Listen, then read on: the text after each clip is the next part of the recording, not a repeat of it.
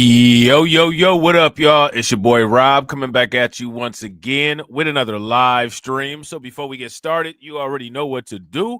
If you're not subscribed to the channel, make sure you hit the bell icon twice. Smash the like button, share this video out to all of your followers, and let's get it cracking. All right, so shout out to everybody who is in the building early. It is good to see each and every one of you.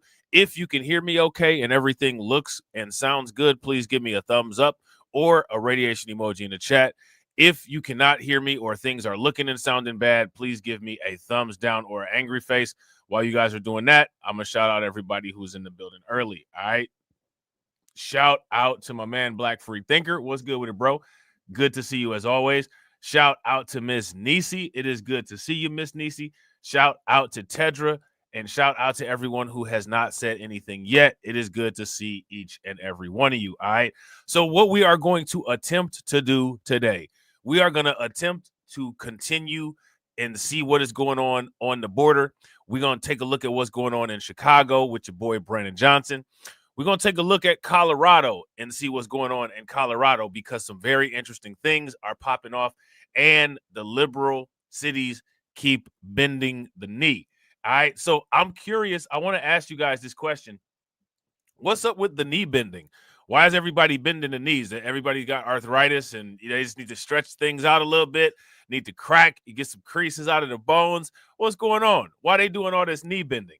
Now, before we get into the knee bending, right, you know, your boy Eric Adams is trying to flawlessly maneuver. He going to pop out with his MAGA Kango hat on, and, you know, he's having the meetings at the Barclays with Tom Homan. I'm just kidding. It wasn't at the Barclays. Shout out to my man, PD That Remains. What's good with it, bro? And shout out to Sybil, right? But he's doing these things. But your boy Eric Adams just can't get a break. It seems like every time he tries to do something, somebody gets burned. And in this situation, somebody actually did get burned, sadly.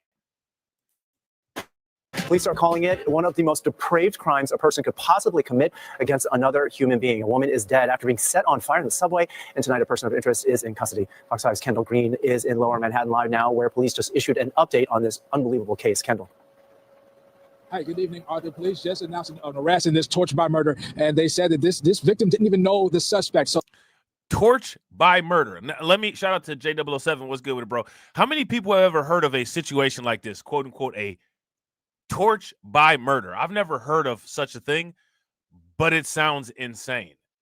It sounds insane. Now, let me ask you guys this question. Why would we be covering this particular crime in this particular way? Let me know what you guys think. well, let's take a look at the video from the scene earlier today. Now, around 7:30 this morning, the victim and the suspect both rode the F train to the end of the line at the Stillwell Avenue subway station. Now, police say the victim was seated when a 33-year-old man, a migrant from Guatemala, who police haven't identified yet, approached the female victim. Now, let me ask you guys this. You heard that, right? They ran that in there real quick, so we're going to run it back. They ran that in there real quick, so we're going to run it back. Now, let's just ask this question, right? They said that this was a quote-unquote migrant from Guatemala who did this. Horrible crime. No one should die like that. That is terrible, man. Terrible. That is a horrible way to go. Why would you do it to somebody? You know what I'm saying? But they said this person was a quote-unquote migrant from Guatemala, right? And the other detail is, imagine this. They have no information on him. Why don't they have any information on this individual? Let me know what you guys think. Stillwell Avenue subway station. Now, police say the victim was seated when a 33-year-old man, a migrant from Guatemala, who police haven't identified yet, approached the female victim and set her on fire with his lighter, her clothes fully engulfed. Now, online videos of the incident, which we're choosing not to air, shows the victim standing on the car, taking steps with her entire body in flames, with the suspect apparently in that same video sitting on a bench just outside of the subway car before he got away. At least. Why would you do that? Why would you do that? Why would you do that to somebody?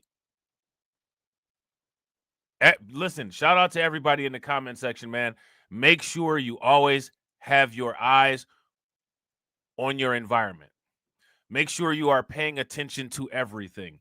This is insane. At least one responding officer appears on scene and captured clear images of the suspect on the body-worn camera video. Now, so far, again, police say the woman and the man didn't know each other, made no contact before the incident, and it remains unclear why he did it. Now, but police are crediting 3 high schoolers who recognized the suspect at the J in York Street station and called them. Officers who were on patrol on an upper level of that station smelled and saw smoke and went to investigate. What they saw was a person standing inside the train car, fully engulfed in flames. With the help of an MTA employee and a fire extinguisher, the flames were put out. Unfortunately, it was too late, and the victim was pronounced on the scene. I can't say it enough. That's terrible. That is absolutely terrible. How many people heard about this story? If you guys heard about this, give me a thumbs up. If you guys did not hear about this, give me a thumbs down.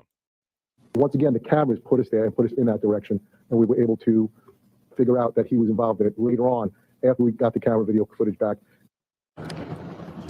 Now, police say the person of interest had a lighter in his pocket when they apprehended. Now, this is the person of interest. You guys see him right there? There he is right there. There he is right there. And shout out to everybody, man. I appreciate you guys. If you all have not smashed that like button yet, please do me a favor. Take a moment, smash that like button. Also, if you guys have not hit that bell, please take a moment, hit that bell, and also please share this stream to your social media. I definitely appreciate you guys. Apprehended him, and he had a gray hooded sweatshirt, blue jeans, and a dark colored knit hat with a red band and brown boots. And police also said they're checking with their state database just to confirm his identity before they release it to the public. But that's the latest here at One Police Plaza. Kendall Green, Fox 5 News. Arthur. All right, so there's that. All right, so we're gonna look at another report on this. All right, we're gonna look at another report on this, and then we're gonna look at the full statement by the New York Police Department. This is absurd. And shout out to J007. J007 says that Daniel Penny trial got people thinking they can hurt homeless people without any consequences. Yeah. Now, here's the thing, right? With this particular situation, I don't know if this woman on the train, I don't know if she was a homeless woman or not. You know what I'm saying? I don't know if this woman was a homeless woman or not. And I don't know why this migrant would have done this. I don't know why anybody would do that for that matter. You know what I'm saying? This is just extremely bizarre. It's extremely wild. It's extremely weird. And my advice to you guys is always make sure you got your head on a swivel. Always make sure you got your head on a swivel. And I'm not trying to be funny, but I'm curious what type of material. She must have been wearing like something nylon or something like that would have just caught fire like that, you know, in such dramatic fashion. Gruesome and deadly attack on the subway. Police have a person of interest in custody after someone set a woman on fire on an F train, killing her. Police say the killer walked up to the victim and lit her clothes on fire. By the time officers got to the woman, she was fully engulfed in flame. This is one of several violent attacks in the subway system this weekend. One person was killed. Another was injured in a stabbing incident on a 7 train during an apparent robbery gone bad in Woodside, Queens. And yesterday, 2 people shot on a subway platform in Sheepshead Bay, Brooklyn. The subway. Now, shout out to the people in the chat that are from New York City or that are in or around New York metro area. I would advise you, if you can, stay away from the subway, man. Don't take the subway. You know, I wouldn't do it if I was you. This sounds insane. This is not something that's normal that people should have to deal with. All right. And shout out to everybody watching. Make sure you guys watch the stream all the way through to the end. It'll take you to the live stream that we'll be doing tomorrow on everybody's favorite channel, Crimecast. And we'll definitely be talking about that New York City subway. Violence comes during a time authorities are trying to assure New Yorkers. Now, also, I want you guys to pay very close attention and see if they mention the quote unquote undocumented issue in this particular news clip here. About the safety of mass transit ahead of congestion pricing next month and a probable fare hike this summer. Here's Eyewitness News reporter Sonia Rincon. The NYPD tonight is calling cameras now in every subway car a game changer. MTA video taken in an F train at Stillwell Avenue captured the terrifying crime this morning. It offered detectives immediately answers to questions that they had. What happened? Officers had seen and smelled smoke and came running over. What they saw was a person standing inside the train car, fully engulfed in flames. They got the flames out with a fire extinguisher, but the woman died at the scene. The video also offered clear pictures of the man who had used a lighter to set fire to her clothes while she may have been sleeping and stayed and watched. We asked the media to broadcast those images far and wide so we could use the viewing public as a force multiplier. And New Yorkers came through again. A group of high school students spotted the man in the photo on another train and called 911. Our transit sergeant responded to that location, met with these young high school students, looked inside the train and saw an individual that he recognized from wanted flyers that we got out earlier. The suspect was taken into custody. Police say he's a citizen of Guatemala. So I want you guys to see, do you guys see how they framed it? They didn't mention his quote unquote immigration status. You see how they did that there? They said he's a quote unquote citizen of Guatemala. Okay, what about his status here? What about his status here? You notice how they didn't say anything? Yeah. The suspect was taken into custody. Police say he's a citizen of Guatemala in New York since 2018. Tonight, the governor praised the quick arrest, but her tweets today about additional cameras, officers, and National Guard members helping bring subway crime down have been met with concerns about fare hikes and the congestion pricing toll meant to make the subway more appealing on an especially violent weekend. Overnight, a man was stabbed to death in what police think was a robbery attempt on a 7 train in Woodside.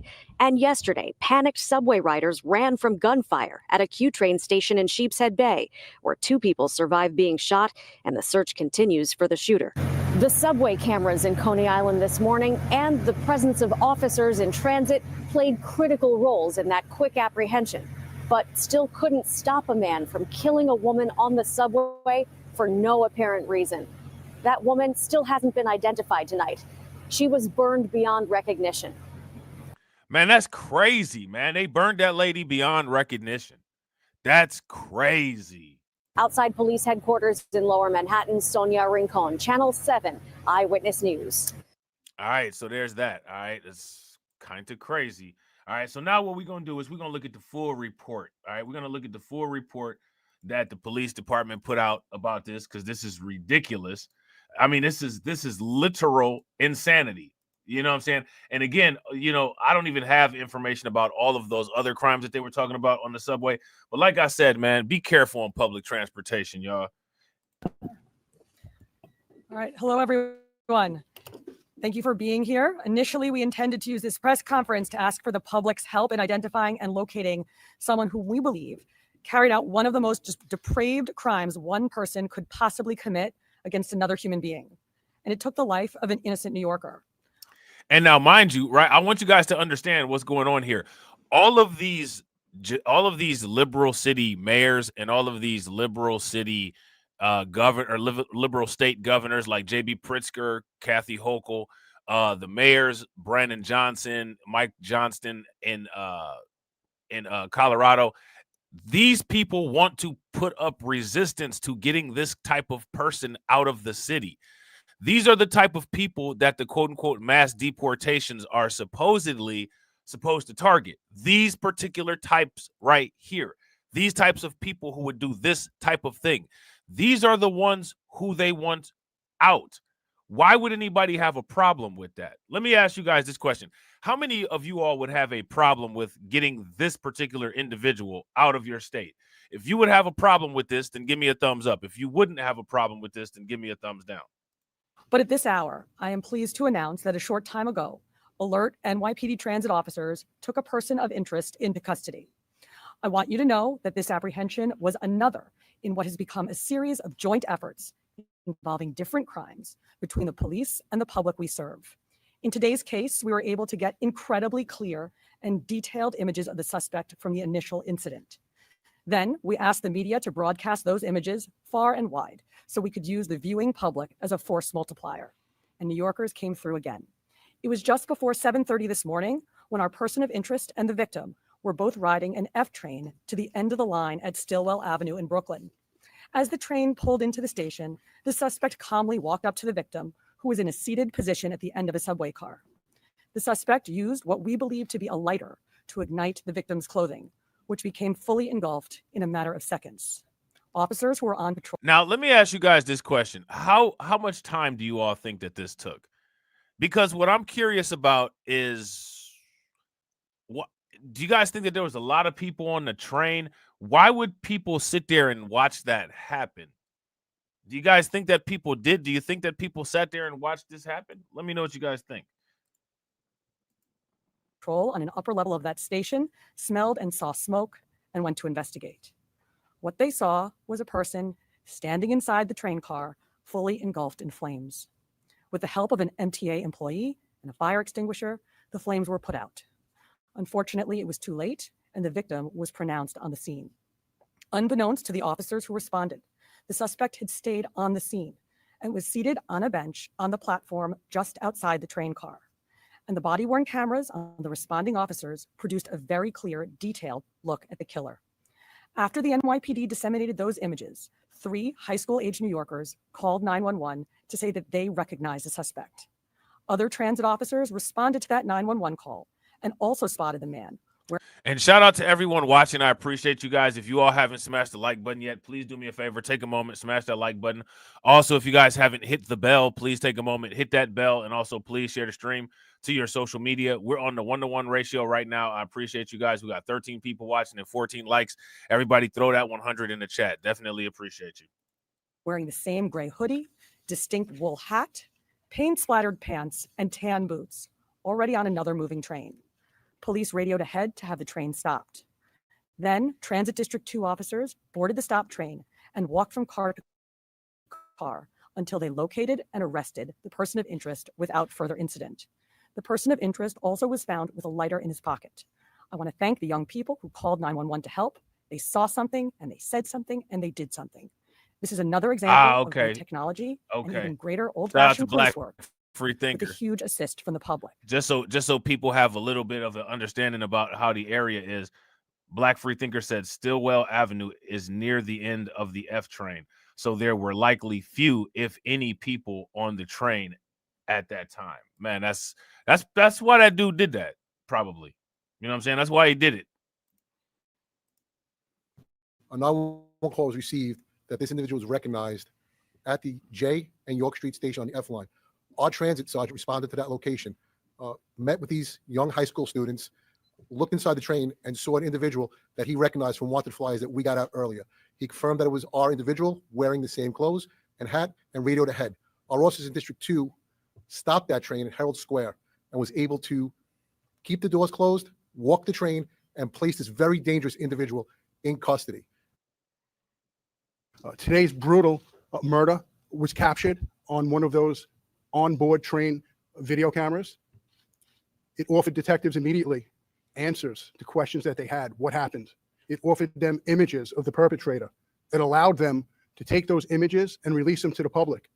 And it allowed the public to see something and say something. And that's why we're standing here now reporting that an individual is in custody, a person of interest is in custody. So now we're calling upon the rest of the justice system to step up and do their jobs. There must be strong, swift consequences on this person, and I use that term lightly, who committed this brutal, brutal homicide. There is no room in civilized society for people like him to be walking around. Thank you. She's definitely there. She's motionless. So to say if she's asleep or not, we're not 100% sure, but it appears that she's motionless at that spot. There's no interaction between the two. And when the incident happens, there is no interaction between the two. Is there any reason to believe they knew each other from a prior incident? We don't believe they knew each other, no. Has she been identified? Do we know her age? Has her family been notified? So that's all pending. We do not have an identification at this time, though. So we have not been able to identify. She was burned beyond recognition. Like, she was burned so bad that they have no identification of who this woman was. Identify who she is yet. But what I will say about these cameras, which is really important, this has been a phased rollout, and we talk all the time with the MTA about how important it is. This has solved many crimes through the system. It is a game changer for us in the NYPD, and it makes a tremendous difference. So this is not the first time we've used these cameras. As they rolled out, they've been an intricate part of our investigations with the Detective Bureau in solving crimes. That individual arrived here, it looks like 2018 from Guatemala. So here we go. This is the part. This is a big part of what we're interested in right here. So peep game. The first time we've used these cameras. As they rolled out, they've been an intricate part of our investigations with the Detective Bureau in solving crimes. That individual arrived here, it looks like 2018 from Guatemala. Just want to put that point out. And that's all we have on him right now. But with that being said, no one on the scene identified him as being there. So our officers, when they responded, had no indication he was part of this incident. Nothing led us in that direction. Once again, the cameras put us there and put us in that direction. And we were able to figure out that he was involved in it later on after we got the camera video footage back. And the body worn camera worn by the officers was a really big piece of getting that wanted flyer out. That picture was so clear. So that was an intricate part of this investigation as we went forward. Yeah, that's wild, man. That is wild. And that just recently happened. You know what I'm saying? That's a pretty new thing. So Fox News just came out with a clip, and they are also asking the question and highlighting the fact that, quote unquote, a lot of these, quote unquote, liberal city mayors, right? These liberal city mayors are changing course on the sanctuary city issue. And I think it's very interesting. So we're going to check this out and see exactly what they're talking about right here. This is a Fox News alert. The district attorney prosecuting the illegal migrants accused of killing 12-year-old Jocelyn Nungary, making an exclusive announcement earlier right here on Fox and Friends. We'll be filing notice by the state of Texas that we intend to seek the death penalty against Jocelyn's murderers, Pena and Rangel. Both were Venezuelan. And then within days of murdering and raping Jocelyn Nungary. So we are seeking death because we want the message out there that regardless of who you are, but especially if you now, let me ask you guys this question. How many people think that person who was on the train, that they should go after that person with the death penalty also? If you guys think that they should go after that person with the death penalty as well, give me a thumbs up in the chat. If you guys do not think that person deserves the death penalty, then give me the thumbs down. Are illegally in this country, that you will face the same consequences as anyone else for murdering a child during the course of raping and kidnapping her. That announcement just moments ago here on Fox. Back in June, 12-year-old Jocelyn was found strangled, and assaulted, as you just heard the DA say, in a shallow creek near Houston, Texas. We covered this story. Days after her body was found, police arrested 2 Venezuelan illegal migrants who are also suspected members of Tren De Aragua gang, as you know, TDG. So both of those suspects are in jail with a $10 million bond for each. They have pleaded not guilty. Remember, they were working at a construction site, remember? Yeah. And they had found a way, I guess, had enough paperwork in order to start working. But this is what they did. This is Texas. This is Texas. You can't get away with stuff like this in these southern states and these red states. The little girl was 12 years old. Think about that. If you're a human being, not just a parent. Shout out to Tedra. That's exactly what I'm talking about. Shout out to my man DC Precise. What's good with you, bro? Yeah, that's a great question. And I was actually going to ask that, but I figured I'd hang back and, you know what I'm saying, see if you guys would ask it. And shout out to you for asking it, right? Tedra says, I'm confused. If he's undocumented, how do they know he is an illegal from Guatemala that's been here since 2018? That is a great question. I have no idea. I have no answer for that question. What do you guys think? Let me know. That means probably 7th grade. 7th grade, and they raped her and then killed her. So, Lawrence, you're from Texas. Explain, if you will, that area, they've had a lot of Democrat mayors over the last period of time, but it's not a sanctuary city. Explain why. Well, it's illegal to be a sanctuary city in the state of Texas. Not only will you not get funding, but essentially they passed a state law in the state of Texas saying you can't be a sanctuary. So the governor and the legislature did away with that. But it is still a red line. I mean, she is in Houston. All Democrats run Houston, Texas. Very progressive, but she's from the state of Texas. She understands the voters, and they just don't like this. So not only is she going after illegals within, I mean, it wasn't just the criminal elements. She's saying they are not welcome in the city of Houston and going against her party by seeking the death penalty. Remember, the party at large is So against the DA capital is a murder. Democrat? Yes, she is a Democrat. Well, and she said, crime knows no party. Crime knows no party. Here's more. We base these decisions on the strength of the evidence and the gruesomeness of this crime. And yes, I've spoken with Alexis Nungaray multiple times, along with her father. Their family is supportive of this move. The Democratic policies of open borders have failed the American public. If the Justice for Jocelyn Act filed by Senator Ted Cruz or any of the policies that President-elect Trump is pushing had been in effect, then it's likely that Jocelyn Nungaray would be alive today. These types of horrific crimes committed by illegal immigrants crossing our border have to stop. The family of Jocelyn is in a position they never dreamed would happen to them. And I think it's unfair for anybody with children to be subject to criminals committing horrific crimes that don't have to happen. If these fellows hadn't been in our country, Jocelyn would be alive. If the Border Patrol had continued to keep them in custody, as Senator Cruz's bill would have required, Jocelyn would be alive. So what really gets at prosecutors and gets to me about this case is that it was preventable. Yeah, she's absolutely right. And Lawrence, you were talking a little bit about how it is illegal in the state of Texas to have a sanctuary city. Glenn Youngkin, there's a great story on FoxNews.com right now. Glenn Youngkin, who is the governor of the Commonwealth of Virginia, he is introducing a budget proposal to essentially create a sanctuary city ban in Virginia. Because if you are a sanctuary city in Virginia, essentially it would cut off state funds. Now, let me ask you guys this question.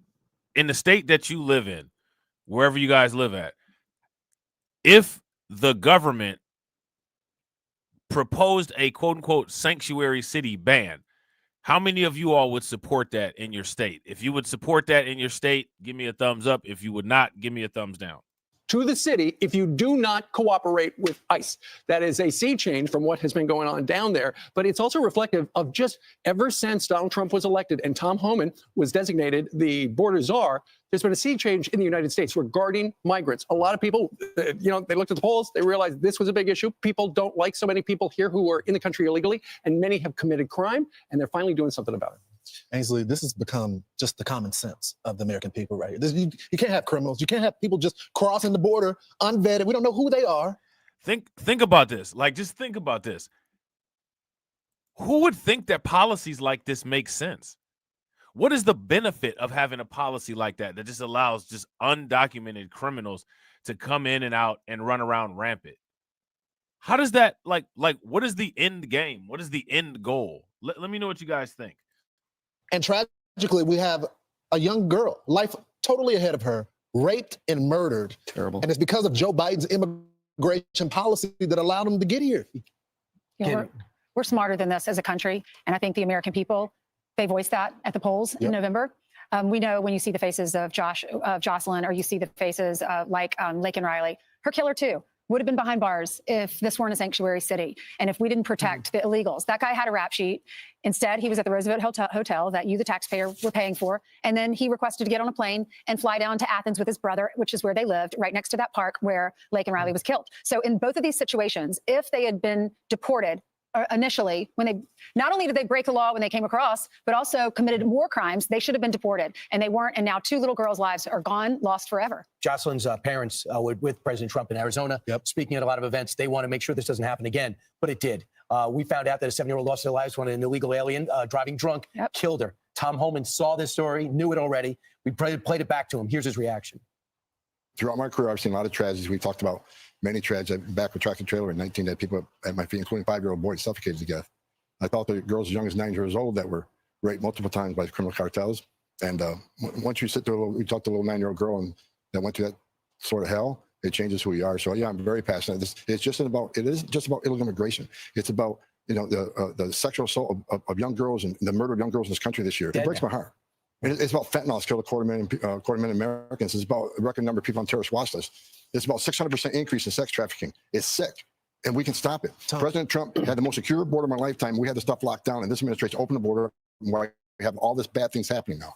So now he's taking action, and he's not just sitting around. Now he's got the border czar title. You know, he's been in Chicago. You know, he's been to New York. Yesterday, he met with Mayor Adams, who was a captain of the police. And even though he wasn't as active, and he's been a little wishy-washy on this, when Joe Biden gave him the Heisman, when he asked for some money to finance the 67,000, the 100,000+ of trafficked through here illegally, and the 67,000 were still housing, they wanted no part of Mayor Adams. Now he, under indictment, maybe perhaps, he sat down with Tom Homan. He goes, I want to hear what his plan is. And the plan impressed the mayor, and the mayor impressed Homan. Yesterday, I saw a complete 180. I saw the cop and him, and he has promised to work with us to target violent, criminal, illegal aliens in the city and to help us find over 300,000 missing children that this administration released on unvetted sponsors. I saw Eric Adams, a career cop, and he really cares about public safety of the city, and he wants to do what he can, and he's willing to take the hits from the left to do it because it's the right thing to do. He's putting public safety over politics. I even gave him credit because once he agreed to sit down, I'm not going to give their names yet, but 2 other mayors have reached out until I verify they want to get to the table with me. Already reached out. So I think this starts a domino effect. If you knowingly conceal or harbor an illegal alien from ICE, that is a felony. When I was an agent a long time ago, I've arrested U.S. citizens for harboring an alien in their home or place of employment. Oh man, right. Facts. He fighting hard for his life. He trying to breathe. He got the Ambu bag on, man. Shout out to Carlton. What's good with it, bro? Yeah, he fighting for his life. Yo, if y'all agree, Big E fighting for his life, give me a thumbs up. If y'all disagree, give me a thumbs down. Yeah, Big E all over the place. He trying to make sure that he be everywhere except for behind bars with Diddy. If I can do it to a citizen, why can't I do it to a politician who's going to actively get in our way, prevent us from doing our job? To the Democratic mayors, it's not too late to do the right thing. I mean, you have the political cover of there being a mandate. 60% of the country is for mass deportations. If you look at all of your cities, they pretty much went more red. So yeah, that's facts. Shout out to Lehman Lucas. What's good with it, bro? Yeah, that's facts. Shout out to DC Precise. DC Precise says the DMV has been sanctuary central for a long time. It's nothing new. Yeah, facts. Big facts. And the thing is that people weren't really paying attention to it back then. But there was wild MS-13 action going on in the DMV. Do y'all remember that? Like maybe I want to say 6 or 7 years ago. If you guys remember that, give me a thumbs up. If you don't remember that, give me a thumbs down. But DC and, you know what I'm saying, Silver Springs and all that down there, man, that used to be a MS-13 hotspot. There's a mandate when it comes to the country. There's a vibe when it comes to just do the right thing. We're only asking you to do the logical thing. When there are criminals in your custody, just turn them over to ICE. No one even is asking for your assistance for the other deportation. Tom Homan made very clear. I'm not asking local police to be a part of ICE. I just want the criminals. Right. Turn them over. You know, and the message is so loud and clear from Tom Homan and Donald Trump. And the reason it's loud and clear is because we haven't heard this for 4 years. I mean, in the interview with us, he's talking about going after criminal aliens, people who are in this country. A lot of them committed felonies, and they're out and about and in sanctuary cities and elsewhere. And he's talking about finding the missing children. 300,000 missing children is the number. It could be much higher than that. So, you know, bravo to the two of them sitting down. Politically, they come from different worlds, but they are united in one thing, and that is to make America safer. All right. The thing is, it's going to get a little bit more difficult after the criminals. That's right. They are going to throw out the families because you don't belong here. You overstayed your visa. You don't show up. You'll be next. And little by little, they'll get down to it. Then when it comes down to the dreamers, there'll probably be a deal to be had. But for 26 states, they're going to be doing the right thing, putting pressure on. Now, let me ask you guys this question, because this is something that I find fascinating. Why is there going to be a deal with the dreamers? Think about that. I've been asking this question, right? We're going to keep asking this question until we figure it out.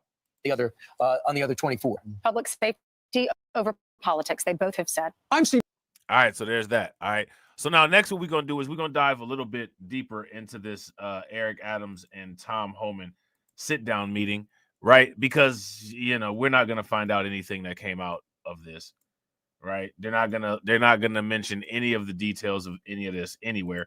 This is going to stay completely confidential. Shout out to Brooklyn Queen. What's good with it? President-elect Trump's incoming board czar, Tom Homan, pictured screen left right there. The Democrat mayor, screen right, says he and Homan share a common goal in the migrant crisis. We're not going to be a safe haven for those who commit repeated violent crimes against innocent migrants, immigrants, and longstanding New Yorkers. Now, as we're hearing Eric Adams say this, we know a woman was just burned alive by a migrant on the subway, right? That's the context. Eric Adams is saying this. A woman was just torched to death on a subway today. Or yesterday, I should say. That was my conversation today with the border czar to figure out how do we go after those individuals who are repeatedly committing crimes in our city. Now, there we go. Incoming border czar Tom Homan had that meeting hours ago and is here to talk about it. Tom, you said some really promising things. Mayor Eric Adams has led you to believe that he's in to help you? Absolutely. No, I've been calling Mayor Adams over 2 years saying he forgot what it was like being a cop and became a politician because he wasn't taking enough action on public safety in the city when it comes to illegal aliens. Yesterday, I saw a complete 180. I saw the cop in him. And okay. He has promised. All right. Shout out to Lehman Lucas. And everybody had mentioned that before. And I didn't want to say anything because I wasn't sure about the lady's status. Lehman Lucas says she was homeless. Okay. So that brings that Daniel Penny thing into context, right? Shout out to Leonard. What's good with you, bro? Yeah, that's horrible, man. That is horrible. And shout out to everybody watching. I appreciate you guys. If you all haven't smashed that like button yet, please do me that favor. Take that moment, smash that like button, hit that bell, wherever you watch it from. Share the stream to your social media. To work with us, to target violent, criminal, illegal aliens in the city, and to help us find over 300,000 missing children that this administration released on unvetted sponsors. That struck a chord of muscle. So he's promised partnership. He promised that he's going to write some EOs to get some of this stuff done and overturn some damage that Bill de Blasio did. We're talking about. Shout out to Patrick. Patrick says, wonder was she black? I don't know, bro.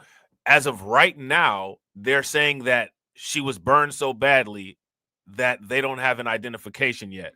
But I'm sure once they get her to the coroner's office and they look at things, you know what I'm saying, maybe some DNA that didn't get damaged too bad, or some dental records that they can salvage, they'll get the identification, or they might not, you know, because the thing is that, you know, if she's homeless, some of the homeless people are kind of like the undocumented bros in the way that they're extremely difficult to identify because a lot of them don't have no identification. You know what I'm saying? Getting back into Rikers Island where we used to have agents so people don't get released. We're talking about having agents assigned in the precincts rather than release them straight to the street under this bail reform law. Give them to my agents to take care of. So we promise to put our two staffs together and work out the details. But as of yesterday, he's all in. Tom, what made him change? I think the tragedies we've seen the last year or two. I think, you know, whether it's Lake and Riley. We actually talked about Lake and Riley yesterday because Lake and Riley was arrested in the city, and if we would have had a better cooperation, we had a better relationship here, he would never got to Georgia, and she'd probably be alive today. So we talked about this. So, like I said yesterday, I saw Eric Adams, a career cop.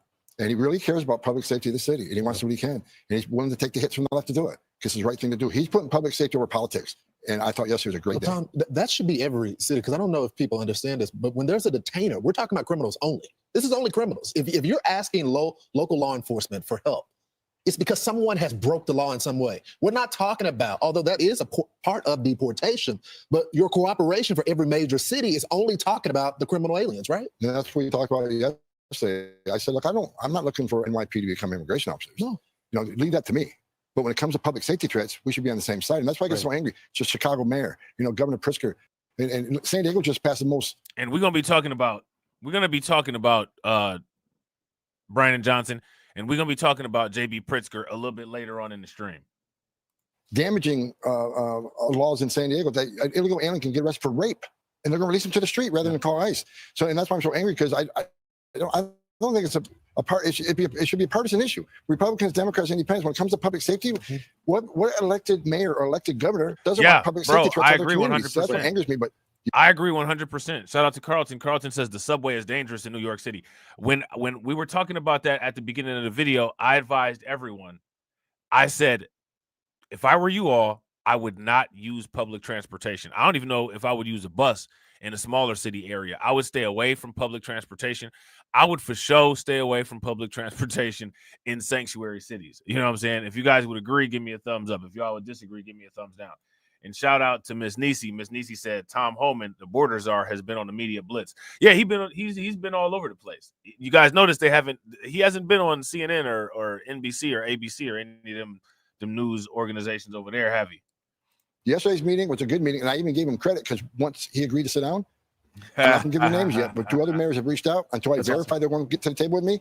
Already reached out, so I think this starts to dominate. Shout out to Patrick. Good morning. Facts. Shout out to Black Free Thinker. Black Free Thinker said I call him BJ because he sucks. Facts. That's why I call him BJ. I call him BJ because he looks like he got a Trojan wave cap on. You know what I'm saying?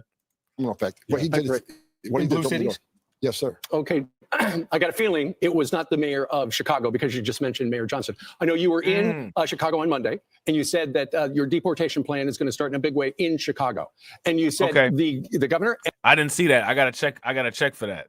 When I find it, you know, we're gonna run through it and see what they talk about. But I didn't know that had went down yet.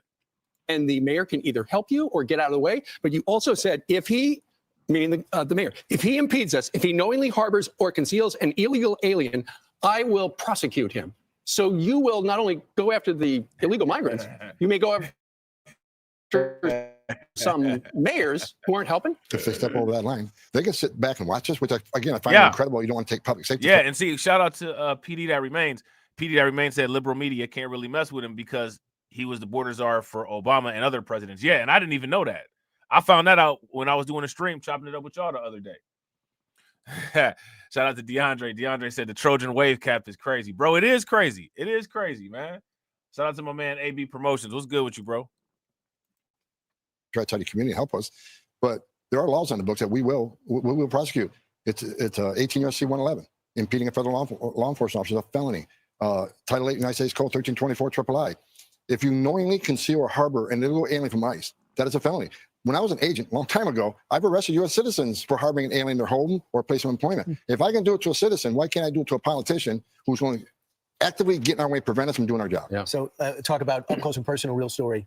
Yesterday, we found out about a 7-year-old Ivory Smith who was killed by an illegal immigrant who was arrested, let go, and was drunk driving, killed dead. This is the type of thing that motivates you.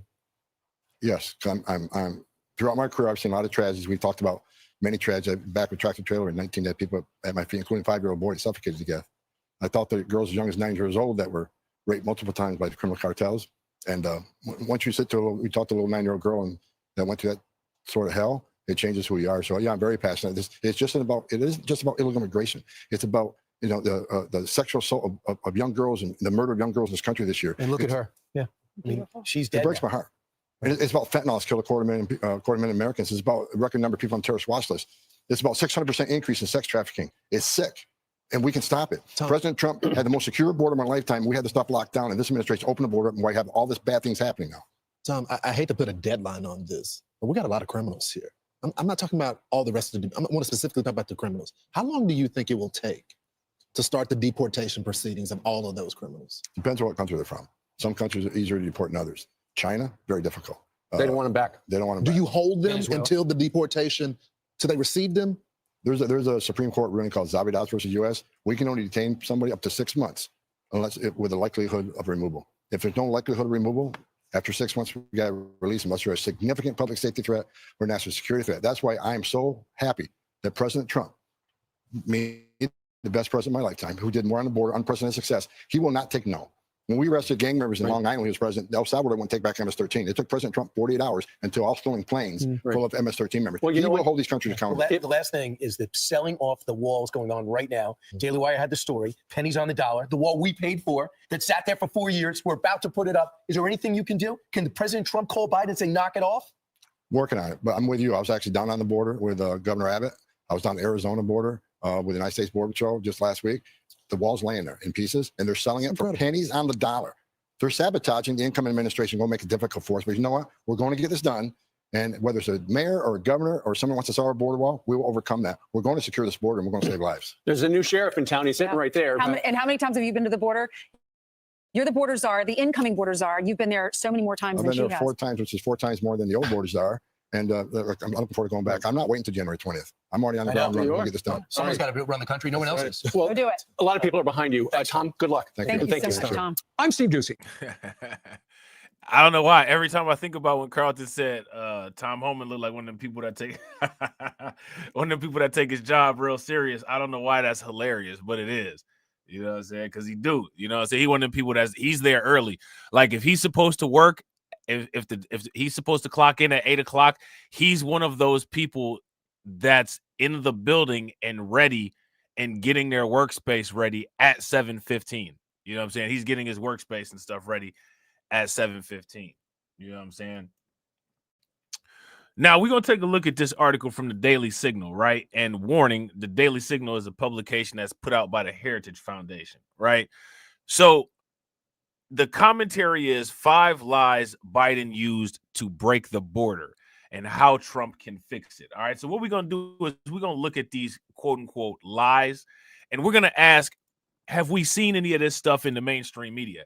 Have we seen any of this stuff pushed? And then compare it against what they say and see if what they say is true and viable. All right. Over the past 4 years, President Joe Biden conducted an experiment. What happens if you open the U.S. border to nearly all who seek entry? All right. I'll tell you one thing that'll happen. People get burned alive on the subway, right? Children will get harmed. We've seen it all. He released millions of illegal aliens at the border, paroled over 1 million more using programs Congress never authorized, and allowed at least 2 million more to evade Border Patrol. That resulted in the fastest illegal influx in U.S. history. The foreign-born population now exceeds the previous high from the 1890s, over 15%. Now, let me ask you guys this question. Speaking of Joe Biden, I don't know exactly what Joe Biden has been doing for the last 4 years. I don't know what he's doing at all. But how many people heard about Joe Biden pardoning all of these death row inmates, and he changed their pardon to life in prison? I don't know too much about it. I got to take a look at it. I was thinking about that possibly being a topic that I would share with you guys, and we could have a discussion about it. But yeah, apparently Joe Biden is doing that. If you all heard about that, give me a thumbs up. If you guys did not hear about that, then give me a thumbs down. I thought that was, at the very least, interesting. At the very least, interesting. Shout out to Black Free Thinker. Black Free Thinker said, a Klan publication. That's all of them, bro. You know what I'm saying? We live in Klan capital. You know what I'm saying? We live in Klan capital. That's what the United States is. So now here it says the legacy media did its best to hide all this, habitually gaslighting their audience, telling many smaller lies in the hopes that eventually people will believe one big lie.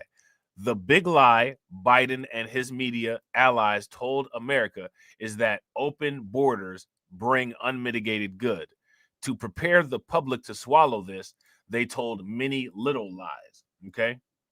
The first lie that they are alleging that they told is they pretended legal and illegal immigration are the same thing. Now, let me ask you guys this. Would you all say that the media did this? Shout out to Kirk. What's good with it, bro? I would go as far as to say that the media did this. You know what I'm saying? They absolutely did this. They try to pretend legal and illegal immigration are the same. And that's one of the reasons why when you're talking about criminal migrants and illegal border crossers, they'll call it you're anti-immigration, which that has nothing to do with you're not focusing on these people simply, quote unquote, because they're because they're immigrants. These people are, quote unquote, intersectional. They happen to be criminals and immigrants or criminally entering immigrants, right? So it's not like you're talking about someone who is a immigrant, who is assumedly someone who entered the country through the legal pathway, right? They did a very, they kept up with trying to muddy the waters on that one, right? They weren't successful in doing it, but they definitely tried to, right? So now here they say they aren't. Congress authorized around 850,000 legal immigrants a year based on family relationships and labor needs. The millions Biden has paroled, released, or given temporary protection to under dubious programs are outside of what Congress intended. And unless Congress changes it, the law should be upheld. They said illegal aliens commit fewer crimes than Americans. Now, we saw this. This was repeated lots of times. We even saw people repeating this at city council meetings and stuff like that. Now, let me ask you guys this question. How many of you all would agree with this? Illegal aliens commit fewer crimes than Americans. Now, here's how you know that this is a false statement. There are some Americans who have not committed a crime. Every illegal alien has committed a crime. 100% of illegal aliens have committed a crime because you illegally entered the country. So if you're here in the country illegally, you've already committed a crime. 100% of you have committed a crime. 100% of Americans under no circumstance have committed a crime. There's that. If you guys would agree with my logic on that, give me a thumbs up. If you guys would disagree, give me a thumbs down. So now here it says the methodology of studies claiming this is suspect, but we know some illegal aliens do commit additional crimes, every one of which is preventable if laws are enforced. One report estimates that crimes by illegal aliens cost the country some $166.5 billion, but the cost in victims assaulted or murdered and a declining sense of public safety is incalculable. Yeah, and that's true. They told you that all immigrants boost the economy. Now, let me ask you guys this. Do you guys agree with this? That all immigrants, quote unquote, possibly boost the economy? If you guys agree with this, then give me a thumbs up. If you guys disagree with this, then give me a thumbs down. Which ones? Those under 30 with doctorates in rocket science do, but those without a high school degree, skills, or English don't. Almost 60% of families headed by an illegal immigrant are on a federal welfare program. Now, that's you don't hear that statistic too often. You don't hear that statistic too often. Why not? Why don't we hear that statistic very often? Illegal aliens are less educated than U.S. citizens. Over their lifetimes, most of those let in under Biden's border boom will be a fiscal burden to the country, not a benefit. They told you that illegal immigrants cost nothing. Now we know that the migrant crisis in itself, right? The migrant crisis in itself cost Chicago, right? At the very least, they had to pay favorite healthcare $212 million. Right? We do know that. According to one congressional estimate, illegal immigrants cost over $150 billion a year. Now, can you guys think of anything better that the United States could spend $150 billion on? I'll tell you one thing that I'd like the United States to spend $150 billion on. They could definitely spend $150 billion on that Bitcoin strategic reserve and jack the price of Bitcoin up to about $750,000 a token. That would be nice. Right? That would be great. Go ahead and drop all that money into the Bitcoin strategic reserve. I wouldn't complain about that. To take but one example, the Biden administration wrote a rule forcing Americans to pay health insurance for people here illegally. Do you guys remember when we talked about that? We actually talked about that. And then a lot of sanctuary states and a lot of sanctuary cities did that as well. You guys remember in California, they did that. We went over that very extensively. Congress never intended that illegal aliens should receive Obamacare benefits, said Kansas Attorney General Chris Kobach after a federal court overturned Biden's rule this week. They told you that it was inevitable. Now, I don't know why this would be inevitable, right? Let me ask you guys this question. How many of you all think that the quote-unquote migrant crisis is quote-unquote inevitable? If you think that the migrant crisis is quote-unquote inevitable, then give me a thumbs up. If you guys don't think that the migrant crisis is inevitable, then give me a thumbs down. This isn't inevitable. This isn't inevitable. You know what I'm saying? And shout out to everybody watching. I appreciate you guys. If you all haven't smashed the like button yet, please do me a favor. Take a moment, smash that like button. Also, if you guys haven't hit the bell, please take a moment, hit the bell, and also please share the stream to your social media. While the Biden administration undid every effective policy of previous eras, it asked you to believe that mass illegal migration wasn't its fault. But it was not earthquakes, wars, or feckless governments that attracted the world's economic migrants to our border. This week, even the New York Times admitted the Biden administration's policies appear to have been the biggest factor. Now, what would have led them to that? What would have led them to that? Because they've kind of reversed course on that, right? Some of us have been saying that for years. But the legacy media only turned the lights back up when their favorite team lost the election. Yeah, I mean, I wouldn't disagree with that. So here it's saying the people elected Donald Trump to fix Biden's mistake. How? The recipe is clear. And with Tom Homan as the border czar, the cook is in the kitchen. Reinstate migrant protection protocols, also known as Remain in Mexico. This policy discourages fraudulent asylum claims by keeping applicants outside the U.S. until their claims are decided. We also need to conclude asylum cooperative agreements with every possible country to deal with refugee claimants closest to their homes.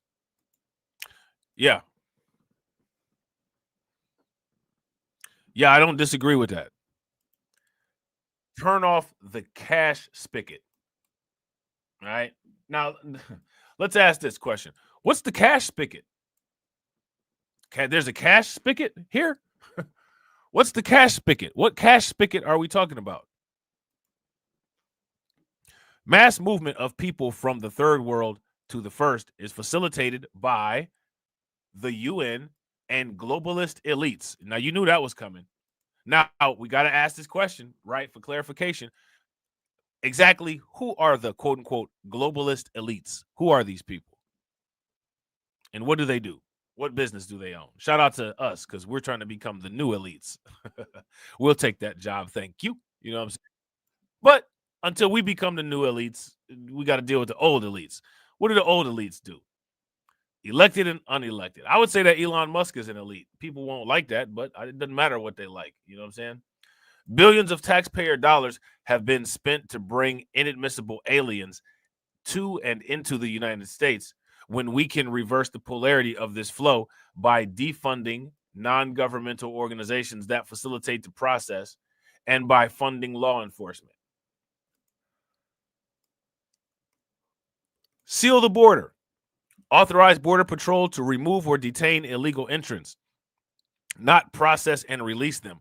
I don't understand how process and release is even a part of this process, period. I don't understand that.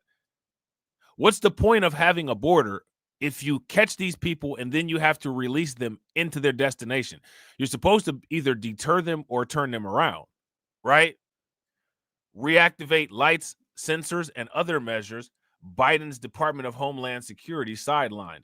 Close gaps in the border wall. Barriers don't stop everyone, but they channel illegal crossing to ports of entry. And given that both sides of the wall are generally in the United States, we can prosecute anyone cutting or climbing it. Enforce laws in the U.S. interior. Okay. The Biden administration hamstrung immigration and customs enforcement with prohibitions, arbitrary limits, and paperwork. Biden's dereliction of duty has created a huge backlog in enforcement, including deportations that need a major effort to reduce. Get states on board. States and cities need to hand over illegal aliens in their custody to federal authorities when asked. They need to stop giving out jobs, which, again, they're not going to stop giving out jobs if there's no punishment. And when it comes to this part right here, the employers are not even mentioned. As a matter of fact, they're treating the employers like they're victims because they're, quote unquote, possibly, quote unquote, losing some of their workforce. Have you guys noticed that? Driver's licenses and in-state tuition, welfare, and other benefits to people here illegally. Yeah, I mean, people here legally don't even get some of this stuff. Biden broke the border. America saw the results and voted accordingly. It's time to restore the rule of law, the value of American citizenship, and legal immigration that puts, quote unquote, Americans first. Now, when it comes to the, quote unquote, Americans first, people being put, quote unquote, Americans first, we know that there's underlying implications with that, right? And we also know that there's a hierarchy inside of America first, right? There is absolutely a hierarchy inside of America first, all right? So what we about to do is now we're about to take a look at this guy, all right? This dude right here immigrated to the United States 30 years ago. Now, for whatever reason, after being here for 30 years, he fears deportation under Trump. Live without me, I can't live without them. That's Wei Zhang and his children. They're worried he will be sent back to China when President-elect Donald Trump takes office. If my dad were to be deported, it'd tear our entire family up. He's just my emotional help. He's my physical help. He's our financial help. He's just our dad. Just thinking about the things that would happen, the hardships that would emerge from my dad's loss, his deportation. It's an emotional topic for the family. Wei says he immigrated from China more than 30 years ago. My mom brought me here when I was 17. I got my B2 visa from Hong Kong, and I overstayed my visa. Wei is now married to an American and has gotten several work permits over the years. He's been an electrician and has owned restaurants in the area. He claims he's applied for green cards and visas, but he says there have been complications along the way. Every time I tried to get my legal paper right, I always got denied. Now he's working with attorney Michael Piston out of New York. Piston says recently he's gotten an influx of calls. There are people who are very concerned about this issue, and yes, we've gotten quite a few calls about it. President-elect Trump has promised mass deportations once he takes office. Recently, he said criminals will be deported first. But for people like Wei, who is not considered a criminal, hearing mass deportations is worrying. Piston says removing immigrants out of the country is not a quick process. We tell the people who do not have orders of removal that their concerns are premature because they cannot be removed unless they have a final order of removal. He says as of now, that process can take years. But for those who do have a final order, then I would say put your affairs in order because it is quite possible that you will be removed.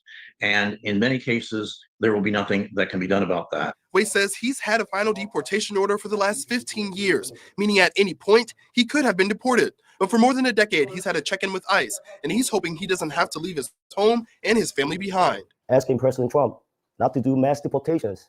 Please look at every case differently, not just close your eye and say zero tolerance. Piston points out there are a number of immigration lawyers and offices that can help anyone with a similar situation. U.S. Immigration Services has several resources on this website. You can find more on our website, WTWell.com. Reporting in studio, Andre Knowles, WTWell 11. All right, so there's that, right? Just the very interesting stuff, right? The very interesting stuff that you hear. So now next what we're going to do is we're going to take a look at this Queens representative, all right? And this individual here is going to talk about migrant shelters closing in Queens, New York. All right, these migrant shelters that are closing in Queens, New York. And shout out to everybody watching. I appreciate you guys. If you all haven't hit that like button yet, y'all know what to do. Take a moment, hit that like button. Also, if y'all haven't subscribed to the channel, take a moment, subscribe to the channel, and also please share the stream to your social media. All right, everybody. Welcome back. Police in Queens have arrested a man who mowed down 4 people early yesterday morning. Plus, multiple migrant shelters across Queens, they are shutting down. This all happening amid concerns deportation centers could be set up across the city. Joining us this Monday morning to discuss these very important issues impacting the residents of Queens is Borough President Donovan Richards. Borough President, thank you so much for being with us. So we'll get to the migrant issue in just a second, but it could have been worse. It could have been much worse, but thank God everybody will survive this horrendous incident and he will be brought to justice. I want to talk about a big topic of conversation, and that was the meeting between Mayor Eric Adams and the soon-to-be border czar, Tom Homan, right? And there was a meeting discussing what exactly it's going to look like with mass deportations, working with ICE, and so on and so forth. And the mayor had that press conference afterwards. You heard what he had to say. What are your thoughts on it? Well, I represent the most diverse county in the United States of America, and 50% of us are foreign-born. Matter of fact, my father just became a United States citizen. So I want you guys to you see this, right? What does this have to do with the illegal people? Your father wasn't a criminal, I'm assuming. What does that have to do with anything?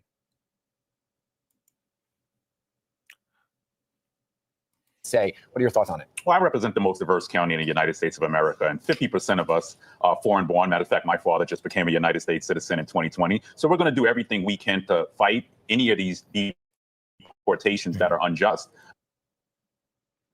Let me ask you guys this question. Which deportations are unjust? Which ones is he talking about? Which deportations are unjust? You know, how often do you hear about somebody getting deported like based on a paperwork error or a clerical error? Do you hear about that very often? If you hear about that very often, give me a thumbs up. If that's not something that you hear about very often, if you don't hear about that, then give me a thumbs down.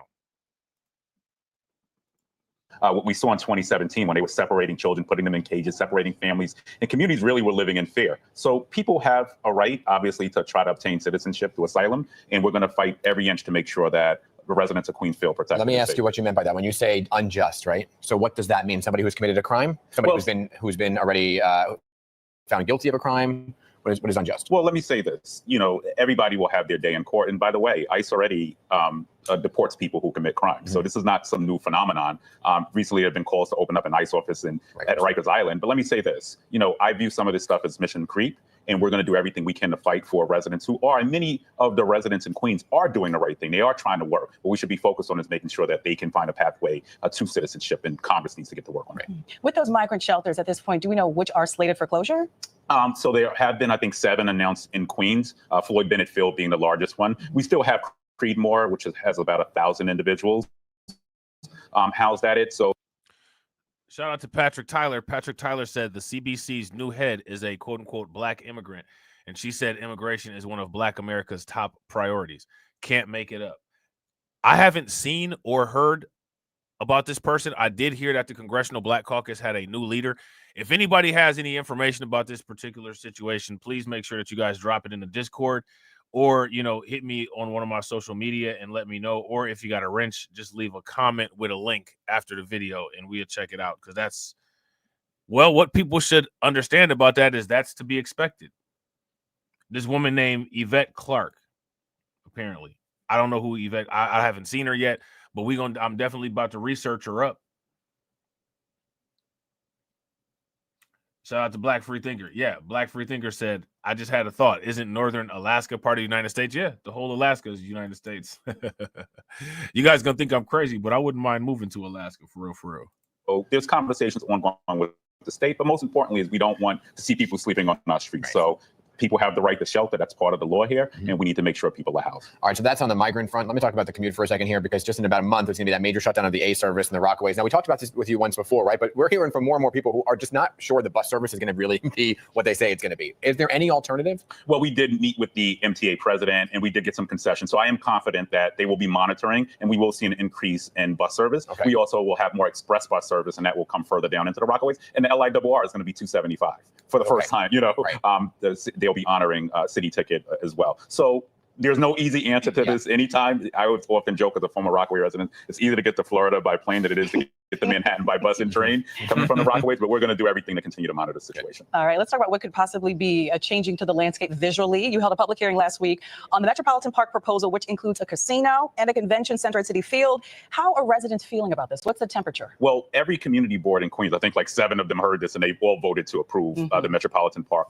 project. Now, let me say this is an $8 billion project. You look at the challenges up in Corona on Roosevelt Avenue, which you've reported on. This is about job opportunities. This is a good union jobs. We talk about over-enforcement of street vendors. We're going to have the Taste of Queens food hall. So we'll be able to get some of those street vendors into a permanent stall at Citi Field. 500. Now, let me ask you guys this question. All of these projects that this guy is talking about, who's going to be making money off of this? Who's going to make the money off of this? Let me know. $1 million in upgrades to the Mets stadium, up to the Mets subways, where you get off the subway there. Now, here's another question. Who voted this individual here in? Who put these people in office? This is what, like, we got to figure this out. Like, who's doing these voting habits? So many benefits, but the jobs are critical for that part of Northwest Queens where we need to see the economy scaled up. Absolutely. I want to talk to you about the mystery in the sky right now. A lot of people are saying, well, it's only New Jersey, but there have been these sightings of these drones or whatever they are over parts of Brooklyn and Queens and Now Staten in the Island, Midwest. Midwest as well, San Diego.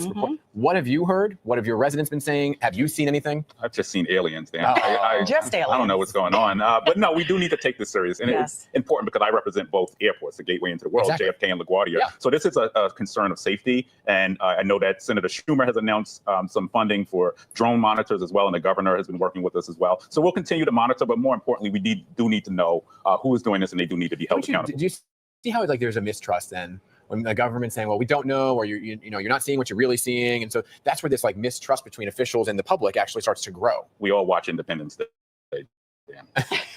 Well, let's ask this question. They're joking about this, right? But why is there a mistrust? Why is there a mistrust between the government and the public? I mean, they're talking about the issue with the drones that have been popping up all over the East Coast, right? But we could go as far as to say there is a clear pattern and a clear reason of why there is mistrust between the government and between the people. Why is that? That's what I'm saying, right? So if it is an alien being, whatever it may be, just can you come out and say it? I agree. So is there any talks to have any more local conversations and forums? I don't know. What do you do? You got the incoming president saying shoot him down, or you shoot him down, it may hit my house. I live in the flight path. I don't know. But what I want to say is that we need to get to the bottom of this, and whoever's doing this needs to be held accountable. Good and stuff. if the government is test piloting things, they need to be transparent as well. Exactly. Just be transparent. Exactly. Transparency is key here. So speaking of transparency, there was a big Powerball jackpot, $256 million winner in Queens. Is it you? It's Juan Soto for sure. Shout out to my man Kurt. Kurt says Yvette Clarke has a history. I'll post a link on her recent statements as soon as I can find it. Facts. And bet that's what's good. We're gonna definitely run her resume and see exactly what's going on there. You get triple that amount for the Powerball. I'm too cheap to gamble. I don't play the lottery. It wasn't me. Wasn't you? I probably wouldn't have showed up. Speaking of the lottery, how many people know what the Powerball jackpot is? I was at the gas station yesterday, and the lady at the gas station was like, after I had got done with all my purchases, she was like, would you like a Powerball ticket? And I don't usually buy Powerball tickets unless the jackpot is at $1 billion. And I didn't know what the jackpot was because I ain't really been following it.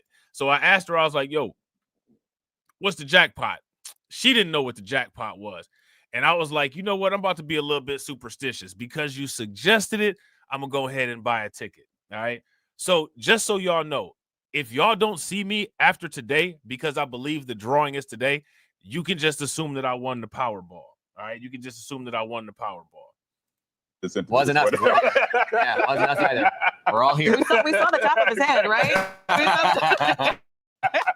It was the alien. That's why they were here. Great to have you here, as always. Thank you. All right, so there's that. All right, so I thought that was interesting, right? All right, so next what we're going to do is we're going to take a look at 3 videos, all right? And these 3 videos talk about an individual who, quote unquote, says his family was separated as a result of, quote unquote, immigration enforcement policy. All right. It's a man from Houston. All right. And he seeks help after, quote unquote, wife and 4 children were deported. Now, you guys heard what Trump or, what Tom Homan said, right?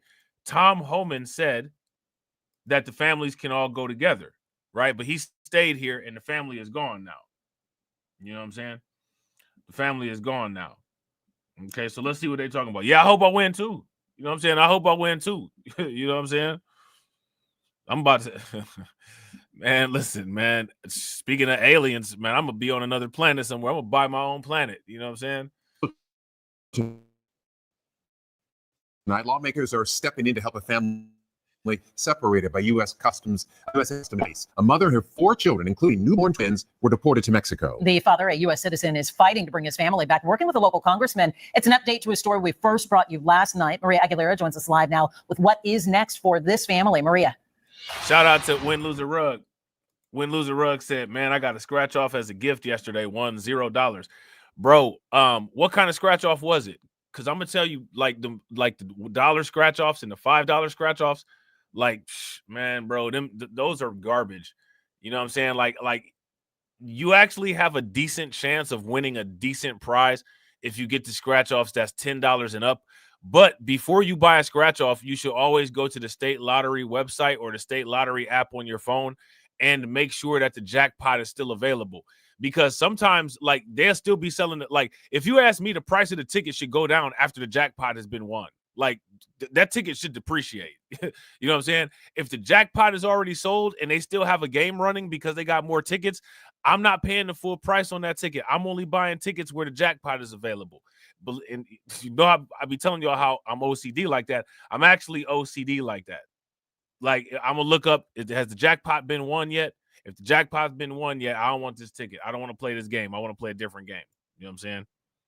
Don't never go up to them and ask them, let me just get a $10 scratch off or something like that.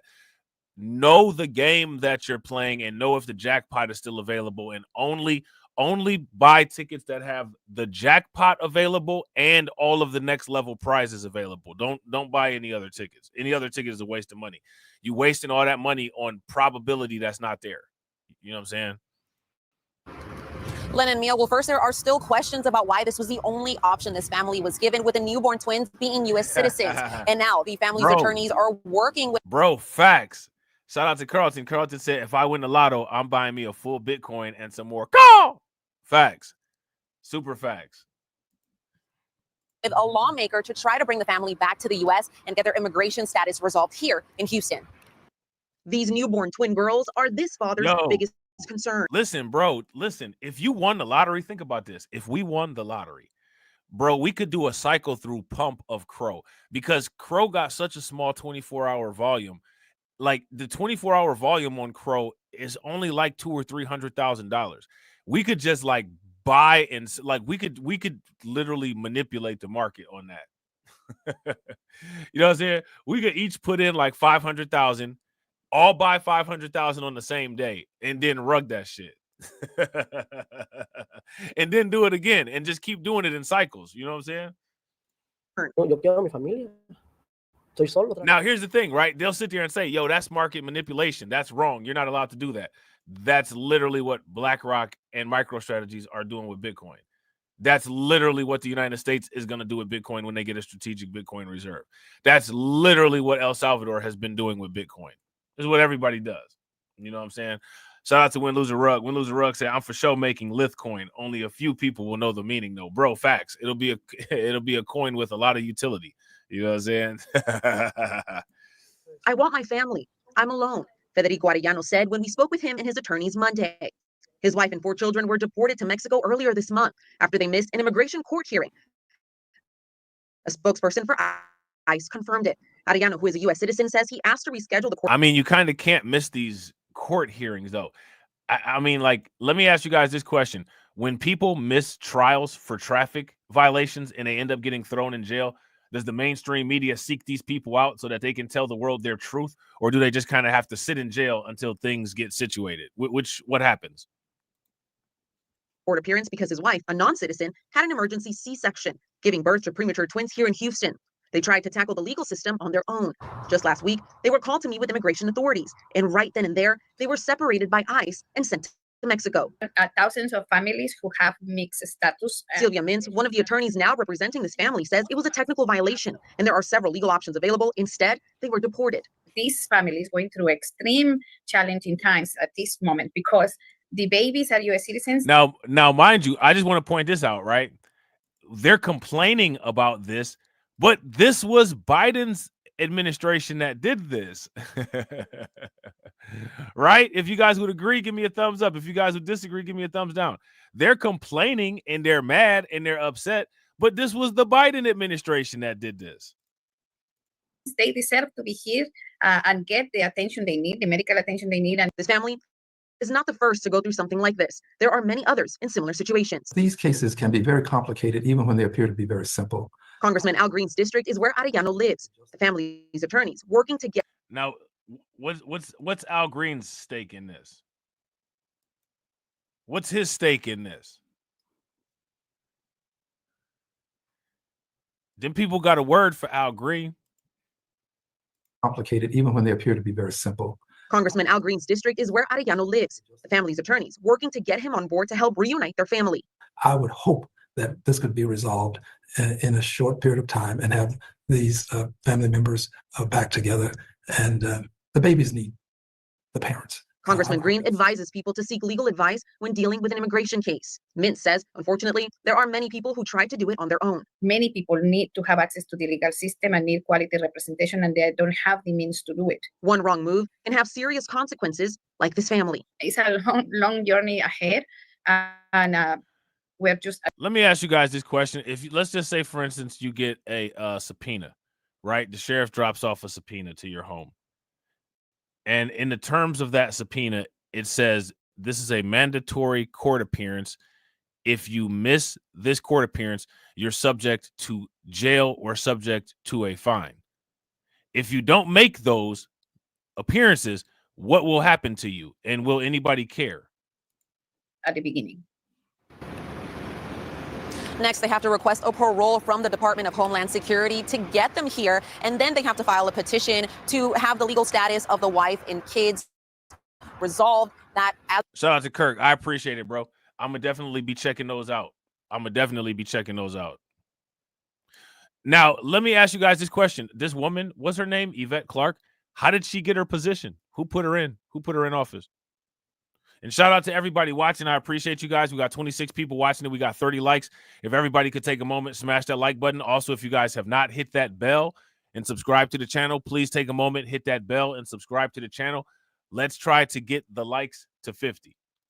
As they are relatives of a U.S. citizen, and we're told that this could take months. Tonight at 10, we will hear from the mom who is in Mexico. Live in Houston, Maria Aguilera, KHOU 11 News. Certainly a story with a lot of layers for that family. Maria, thank you. Looking forward to tonight. Knowing your rights is imperative when it comes to immigration issues.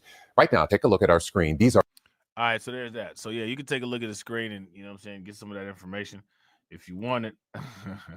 I don't think that's any information that anybody here would need, though. Right? So let's investigate this a little bit more and see exactly what is going on with this. All right. See what's going on here. Do a little bit of quote unquote investigative journalism, shall we? Welcome back. On the heels of President-elect Donald Trump's sweeping deportation promise, a Texas man is fighting for his family's return after ICE deported his wife and their children to Mexico. Federico Arellano Jr. said they tried going through the immigration system on their own, but he says authorities arrested his family after missing an immigration hearing. So let's go live to CBS News correspondent Skylar Henry. Skylar, walk us through this one, because an immigration attorney has said in recent hours on CBS News this could have been handled differently, that they had other options they could have taken. Yeah, Reed, I think contextually, this is one of those anomalies that this lawyer says should have been taken under consideration, especially by that judge and through the court system overall. Let's break down. Bro, I'm right there with you. Facts. Shout out to Black Free Thinker. Black Free Thinker said, sorry, but I short sold pity and took the proceeds, and now I'm in a long play on villainy. Bro, facts. If you guys with Black Free Thinker, throw some flames in the chat. Happened. Federico Arellano, who you pointed out, is a U.S. citizen. His wife had come over from Mexico in June and had begun the process of getting her immigration status, her legal immigration status, and was set to appear before a judge in October. That didn't happen because 26 days prior to that court date, she had an emergency C-section for newborn twins. Doctors recommended that she should stay at home to recover. Arellano explained that situation, or at least he says he explained that situation to the court, and they said, no problem. We'll reschedule that date for a later date. We completely understand the situation. And then what happened is that what he says is immigration called him and for his family to report to the ICE detention center here in Houston, Texas, where agents then detained his wife, then his children, pulling them from his arms and sending them to Reynosa, Mexico. We were able to speak with the both of them. Now, mind you, again, what's hilarious about this is that the Biden administration did this. The Biden administration did this, right? So just keep that in mind. It's just interesting. Shout out to my man, Kirk Alden, man, for being the first stream sponsor. I definitely appreciate it. Kurt says, Judge, I was in the process of paying my rent, but y'all already know what? The dog. You know what I'm saying? They ate the dog, and I didn't know, but the dog had also ate the rent. You know what I'm saying? How do you think that we fund this organization, huh? We're not exactly the March of Dimes. Definitely appreciate it, bro. I should put a goal up. I totally forgot. I should do that. I should throw a goal up there. I still owe you guys a call-in show too, and we're gonna do it. You guys will know because the thumbnail will say it'll be a call-in show. It'll be fun. Yesterday, by phone, by video chat, they described the conditions and also expressing the concerns that they have about the necessary medication and care that they feel that they're missing out on, that they obviously would have gotten in the United States. They say that it costs an incredible amount of money. There's a lot of stress, a lot of concern for this family, because remember, as I pointed out, those babies were supposed to be born right now, Reed. They were born 3 months ago. Wow. And so because they aren't getting that necessary medication, they're concerned, but also whether they can get what they need to survive. Yeah, I'm curious about something. We know that he has representation now. Did he indicate any argument or plan to bring the family back because of that new representation? Well, so that's the interesting thing. Because of this, they are really doing an all-out effort to try to get that family at least back here and have some sort of parole hearing. They say that they are reaching out to members of Congress because this is something that doesn't happen, especially for instances quite like this. The lawyers that we spoke with yesterday said that we see these quick deportations, especially as it relates to past criminals or those who may have been deported in the past. But because she had no prior record, that's what makes this case so unusual. They are concerned that this is something that could take months, if not longer, because of the fact that they are already. My question deported. is, I don't understand what the expectation was. Shout out to you guys. What was the expectation that they had? You know what I'm saying? It doesn't make any sense.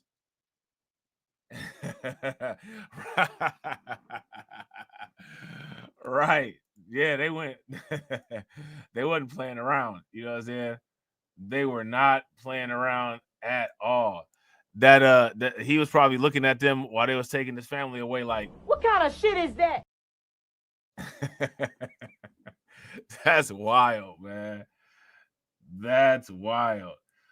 Look, shout out to Win Lose a Rug. Win Lose a Rug said, watch Trump be the one to get this guy and his family together. Right. You know he will, because you know Trump's sitting back waiting to do stuff like that. And already in Mexico, and they will then have to speak with consulate offices. Obviously, they're getting members of Congress involved, but then trying to get through that tricky court system. And they also say that they are concerned about what may happen when President-elect Trump comes into office, given his rhetoric surrounding immigration over the course of the last several. Well, look at this. So check this out. If this guy wasn't a criminal, right? If he was not a criminal, he wouldn't have been the first deported under Trump, right? The Biden administration, I don't know if this guy is a criminal or not. I would assume he's not. I don't know. You know what I'm saying? But the Biden administration doesn't even seem to have a list or a prioritization of who they plan on deporting. They just deported this person. You know what I'm saying? At least Trump, you kind of got a hierarchy and a timeline. Okay, I got a little bit of time to get my stuff together as long as I'm not a criminal. The criminals came after first. Under the Biden administration, which is where we still are, as you can see, they just, like Anton Dodson said, they just snatching everybody up out here. Several months. And so they're just not sure what can be done. They are fighting. They say that they will continue to look for every sort of resource and effort they can to make sure that this family is reunited. Certainly is heartbreaking all around. Skylar Henry, CBS News correspondent. We know you'll continue following this one and keeping an update on that. But my goodness, Mother Nature trying to upstage you in that report. I believe in Forrest Gump, what they called that behind you is big, fat, sideways rain. You go. Okie dokie. All right, so there's that. All right, so we got one more. All right, and it's got everybody's favorite. It's got everybody's favorite news anchor on it. You ready?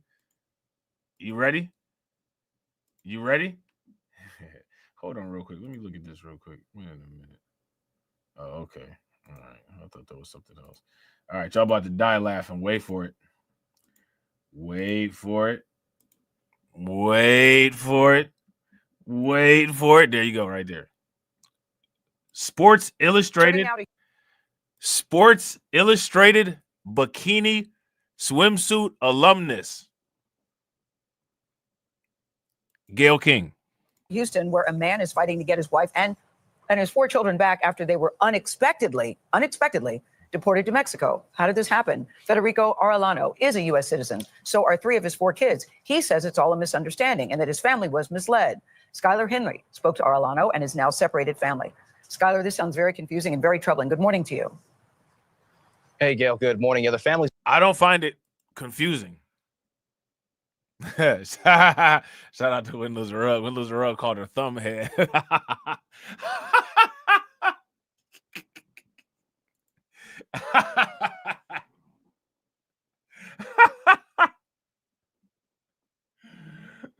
Oh man, that's hilarious, man. That's hilarious. Shout out to Patrick. Patrick said, "Is TD in the room?" He called exactly what the media is going to do with the threats of mass deportations. He said they're going to be showing illegals with kids. Yeah, and the thing is, too, with this particular one, right? This is under the Biden administration. Like, they're associating this with Trump, and Trump's not even in office yet. Like, they're associating this with Trump, and he's not even in office yet. His attorneys tell us that what happened by ICE was, quote, deception, a case that they say was caused by a gap in communication and could have been quickly resolved in court. ¿Cómo estás?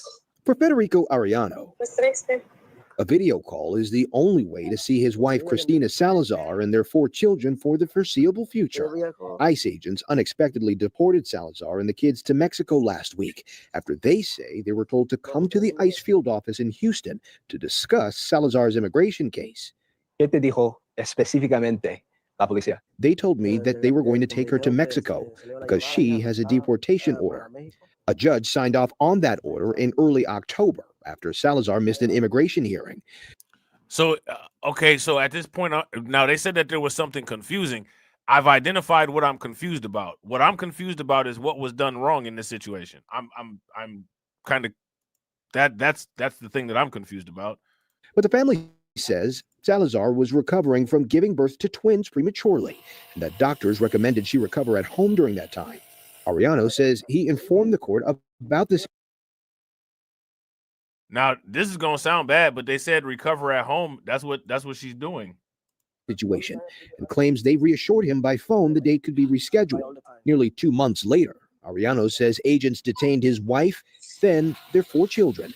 Immigration attorney Isaias Torres represents the family.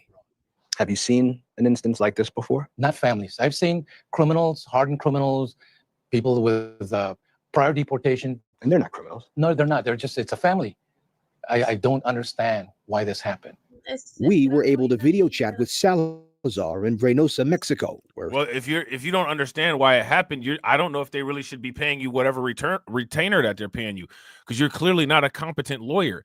They were in violation of the court order to return to court for a appearance and a hearing. You can get in trouble for that. You get in trouble for that with child support, traffic court, whatever, anything.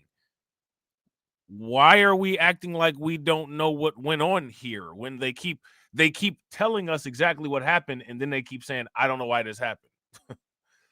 Like, make it make sense. Cell signal was spotty. Christina, where's your head at right now? We are separated. I'm alone. I have no one to help me with my kids here. I mean, like, they worried about the medical bill. Shout out to DeAndre. DeAndre said, Rob, you on fire today. She can recoup at her native home. Listen, man, she worried about the medical bill, and the doctor said you need to recover at home. You know what I'm saying? ICE just did it like an ambulance and said, all right, here we go. You know what I'm saying? It's crazy. And they are really sick. ¿Qué quieres? To get them back. And of course, they return to me just as they were taken away.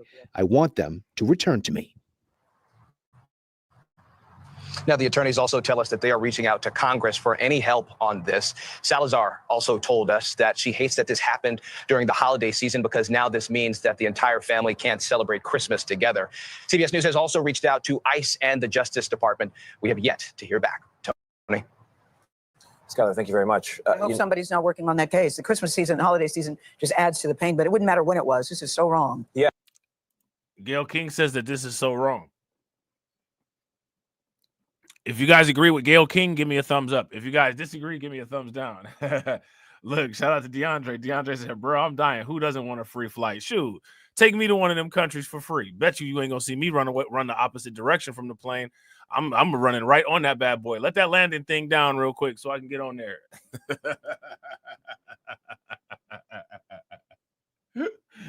Hey, shout out to DC Precise. DC Precise said life lesson. You don't always get what you want, but sometimes the doctors will get their orders done. You know what I'm saying? It just be miraculous. Well, you need bed rest at home, and next thing you know, you get a first class ride back to the crib the long way. You know what I'm saying? I mean, sometimes, you know what I'm saying? What do they say? Blessings come in strange, packages or whatever. Like, I don't know if that's a saying, but shout out to my man Kurt helping us hit that goal. Definitely appreciate you, bro. Make sure y'all throw some flames, some radiation emoji, and some ducks in the chat for my man Kurt for funding the organization. Kirk said, and we should feel sad because she missed out on free American healthcare and her Wi-Fi is spotty. GTFOH. Yeah, facts. And let me ask you guys this question. I gotta play Kurt his drop. Hold on real quick. How do you think that we fund this organization, huh? We're not exactly the March of Dimes. Let me ask you guys this. How did the bill for the care of those twins get taken care of? How did that get paid? How did that get taken care of? Let me know what you guys think. Yeah, and we're going to see more of these borderline cases like this where they have mixed status within the family. Some people are citizens, some are not. There's millions of families like this. So people are going to be following this one and wondering, is my family next? And we heard what the new administration already said about how they will handle these types of cases, unfortunately. All right, so there's that. All right, there is that. All right, so next what we about to do. Oh, you know what? Next what we about to take a look at this video that Dr. Claude Anderson dropped. All right. About to take a look at this video that Dr. Claude Anderson dropped. Let me see. Hold on real quick. About to take a look at this Dr. Claude Anderson video. Yeah, shout out to Kurt. If you guys agree with Kurt that it was probably tax-paying citizens who paid for those twins, then give me a thumbs up. If you guys think something else happened, then give me a thumbs down. That's racism. You don't have enough resources to be able to compete. So I try to have enough understanding so if I get big enough, like Sam, so I'm going to write these books and tell black folks what's going on so you understand the issues. Yet out of that same time, we move to the next issue. I told you immigration is the next thing. The last thing and that fourth thing would be automation. But immigration was the third thing. When these immigrants come into the country, I say black. At that time, here we were doing World War II. We had POW, prisoner of war. I'm a small kid. Every day I had to walk downtown to help, to earn a little money, pennies, to help the family sometimes. And as you walk by, and I walk by the prison camp right there on Liberty and 5th Street. They had all these German prisoners in there. As we walk by, they would give us the finger and drop their pants and moon us and show us their butts and make fun of us and try to spit on us. These are German POW prisoner of war. At the same time, all our black soldiers overseas fighting in Germany, fighting Germans. And these Germans were back there playing ball, volleyball, tennis, and behind a fence. When I would go downtown to the movies, the whites, and look at the whites, they had the best theater. Guess who was going in? All the prisoners of war, like Germans going to the prison of war. They sat in the best restaurants and the best theaters, ate the best food. Why? Because I found out later on because of the immigration policy in this country. immigration policy. So there's a ranking order in this country on how people will be accepted. They call it the American dream.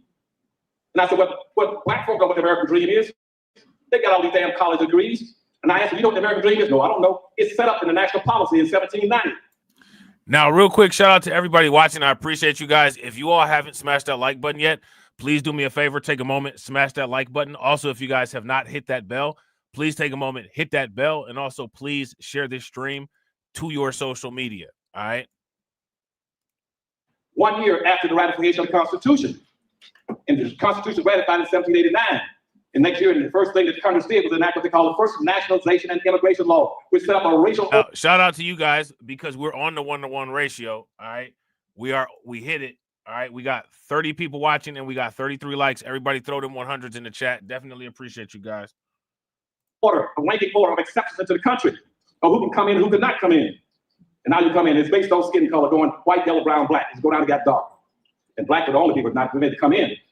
And the American dream, now what was the American dream? They advertised all around the world for whites to come to America, or anybody that ranking order could come to America. Hispanics the next down in the browns, or the yellows, the Asians, they could come to the country. They could get free resources, but the bottom blacks, you couldn't get it. It was an economic issue. And every white that came to the country was entitled to all the benefits of the society based on their ranking order.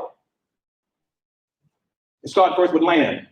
That's why Thomas Jefferson, so-called one of the early fathers of the country, he got over 100,000 acres of free land. They turned around and took a few lands from us down in South Carolina. But Thomas Jefferson got over 100,000 acres of free land. George Washington got over 100,000 acres of free land. Patrick Henry says, give me liberty, give me death, got over 65,000 acres of free land.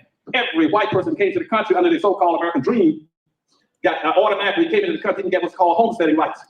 Now, isn't it ironic that the program that they have for the migrant children currently that they want to make a deal with is called the Dreamers? Does anybody see a pattern here? It's 650 free acres of land and get another 150 acres of free land for every slave you own. And black folk couldn't get in it, couldn't get 40 acres on you. So now let me ask you guys this question. How does a slave get land for a slave that they own?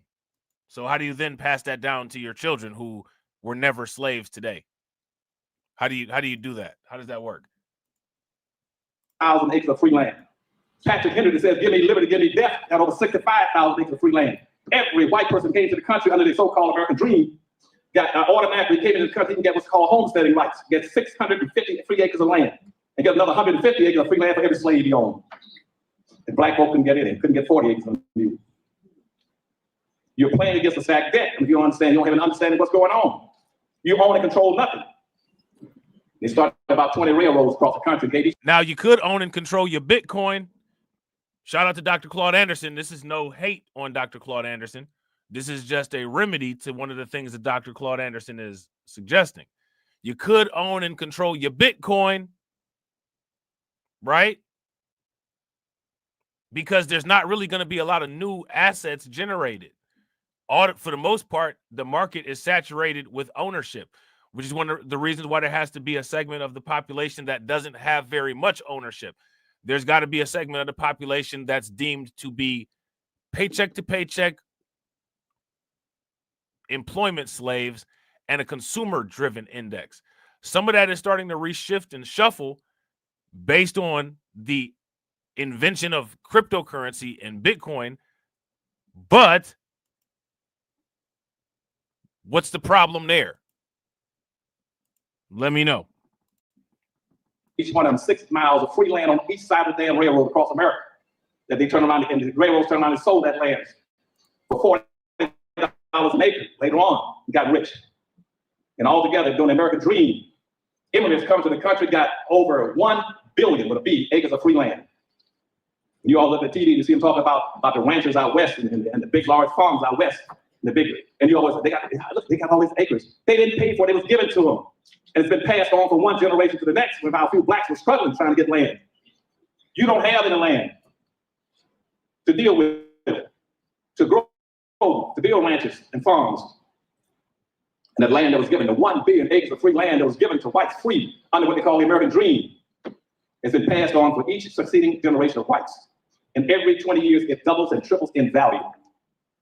And that's why right now, out of about almost $130 trillion worth of GDP, product of wealth in this country, you own 1/2 of 1% of wealth in the nation. That's why you came out of slavery. you had 1/2 of 1%. And 150 years later, you still have 1/2 of 1%. For the average white person has 3,500 times more wealth than you. How are you going to compete if you don't know how to play the game? Just to understand what the issues are. They got anything to do with social integration. It said, are we going to be a competitive people or we're going to perish? You got to own and control resources. And so what I'm going to tell you about today, you got to learn how to play this game and learn how to fast. Time is almost run out. The door is pretty well closed now. We are now the official underclass in America. I predicted way back in 1970 when I wrote the affirmative action plan to come year 2000, the blacks going to be replaced by Hispanics. Hispanics met in 1974 out in Kansas City, drew up what they call a manifesto, which says by the year 2000, they would replace and supplant black folk in America. They would totally shut you down by the year 2000. They said, why are you out there demanding, crying and moaning about we shall overcome someday? They're going to say, we don't demand today to get what we want. By flooding into the country. They're going to demand. They can say, we're going to overwhelm while you're trying to overcome. And that's why in the year 2000 now, where we used to be second-class citizens, they made us third-class citizens. And so out in California now, you're a third-class citizen. You know, you were second-class citizen for all those years. It's gone. Now the Asians and the Arabs in the next 10 to 20 years, 10 to 12 years, they're going to kick you out of being number 3. You're going to become number 4. They're going to combine up and they're going to push you back to number 4. Now, if you think you didn't get anything from being number 2 for 500 years of enslavement and Jim Crow segregation, use your creative imagination to figure out what you're going to get when you become number 4. I can tell you, but I'm not going to tell you the next company. That's what's going to happen to you. They're getting ready to eradicate you off the face of the earth. There are groups now around the world talking about getting rid of the non-producers, what they call the eaters, which means they eat and don't produce anything. I can name a lot of organizations. And that's all this turmoil you see now. And so what they said, so immigration then was never designed to benefit black folk. Never designed. It was designed to displace you and replace you. And in 1970, what they did, they came up with a new concept, said not only will we displace them, but now let's take the focus off of black folk and put it on a public policy called deny neglect and political correctness. You hear people talk about political correctness, understand what they're saying to you. What they're saying to you, that you're now an obsolete labor class. You've been abandoned by your own leadership. Nobody will speak up for black folk in this country. Unless one got one fool doing it, running around the country and around the world. That's Claude Anderson. He's the only one that got no damn better sense to keep for black folk. Nobody's going to, you're going to hear one black in the public office, a civil rights order, we're going to do for black folk. They're going to use camouflage and terms to use. They're going to use a very broad, ambiguous term, figure you haven't got enough sense to figure out what it means. They're going to use these broad terms like minorities and poor folk and people of color. And what does that mean? You go say, you got black folks screaming, I'm a minority. What is a minority? Minority means you're a loser. You live in a society that says the majority will win and rule and the minority will lose and suffer. Why would you volunteer run around saying calling yourself a minority? Huh? Why would you do it? Rather because minority means that you haven't got a chance. And you ask me, what is a minority? Nobody knows. If you want to be honest about it, the white male is a minority. A pig leg, one-eyed man is a minority. A humpback lesbian with a hernia is a triple minority. So now what Dr. Claude Anderson is doing right now, for the most part, is he's destroying this Democrat narrative of this quote unquote DEI and the checkmark mafia and the intersectionality and inclusivity and all of that. And he's saying how that actually decays what you have available, which makes sense, right? Because if you have a steak to yourself, a New York strip or a ribeye, and it's for you, right? You got a whole steak to eat. Now you got a partner, you got to cut it in half. 2 more people, now you got to cut it in 4s. And what happens is the amount that you have depletes, it deteriorates, it decays. But people have been susceptible to quality control programming. And the quality control programming has gotten people to operate backwards. Support math that doesn't work out for you and oppose math that does work out for you. It's very fascinating. It's very fascinating. You know what I'm saying? Now, if people were really about the things that they say that they were about, I wouldn't be the only person reacting to this video. And this ain't the first time I reacted to Dr. Claude Anderson video. So nobody knows what it is. They tell you, well, you got to come on the minority program. Yes, I want to get in your minority program. Why? And I'm going to talk about that in a few minutes, why you should be rejected. Don't let them put you in these broader categories called minorities. And when they start talking about the American dream, and say, now, when black folk get a chance to enjoy the American dream, here's what the American dream was. The American dream was at that time in history, it was 90% black labor and 10% Indian land. That was the American dream. And later on, it morphed in what you call now, called asylum. They come into America, the same thing, but no longer free land. It means coming to America and getting free unearned benefits. That's why all these groups come to the country. They're not rushing across the Mexican border to get along with you and to love. Now, what are they calling the migrants, right? Because again, Dr. Claude Anderson on point with it, right? They're calling these migrants, quote unquote, economic migrants. Now, what did Dr. Claude Anderson just say? Dr. Claude Anderson just said that these people are coming to the United States, quote unquote, for the benefit, right? And a lot of, even if you look at a lot of the political commentary, some of the political commentary people are saying, you know, a lot of the policies that are in place, the policies are what is bringing people to the United States.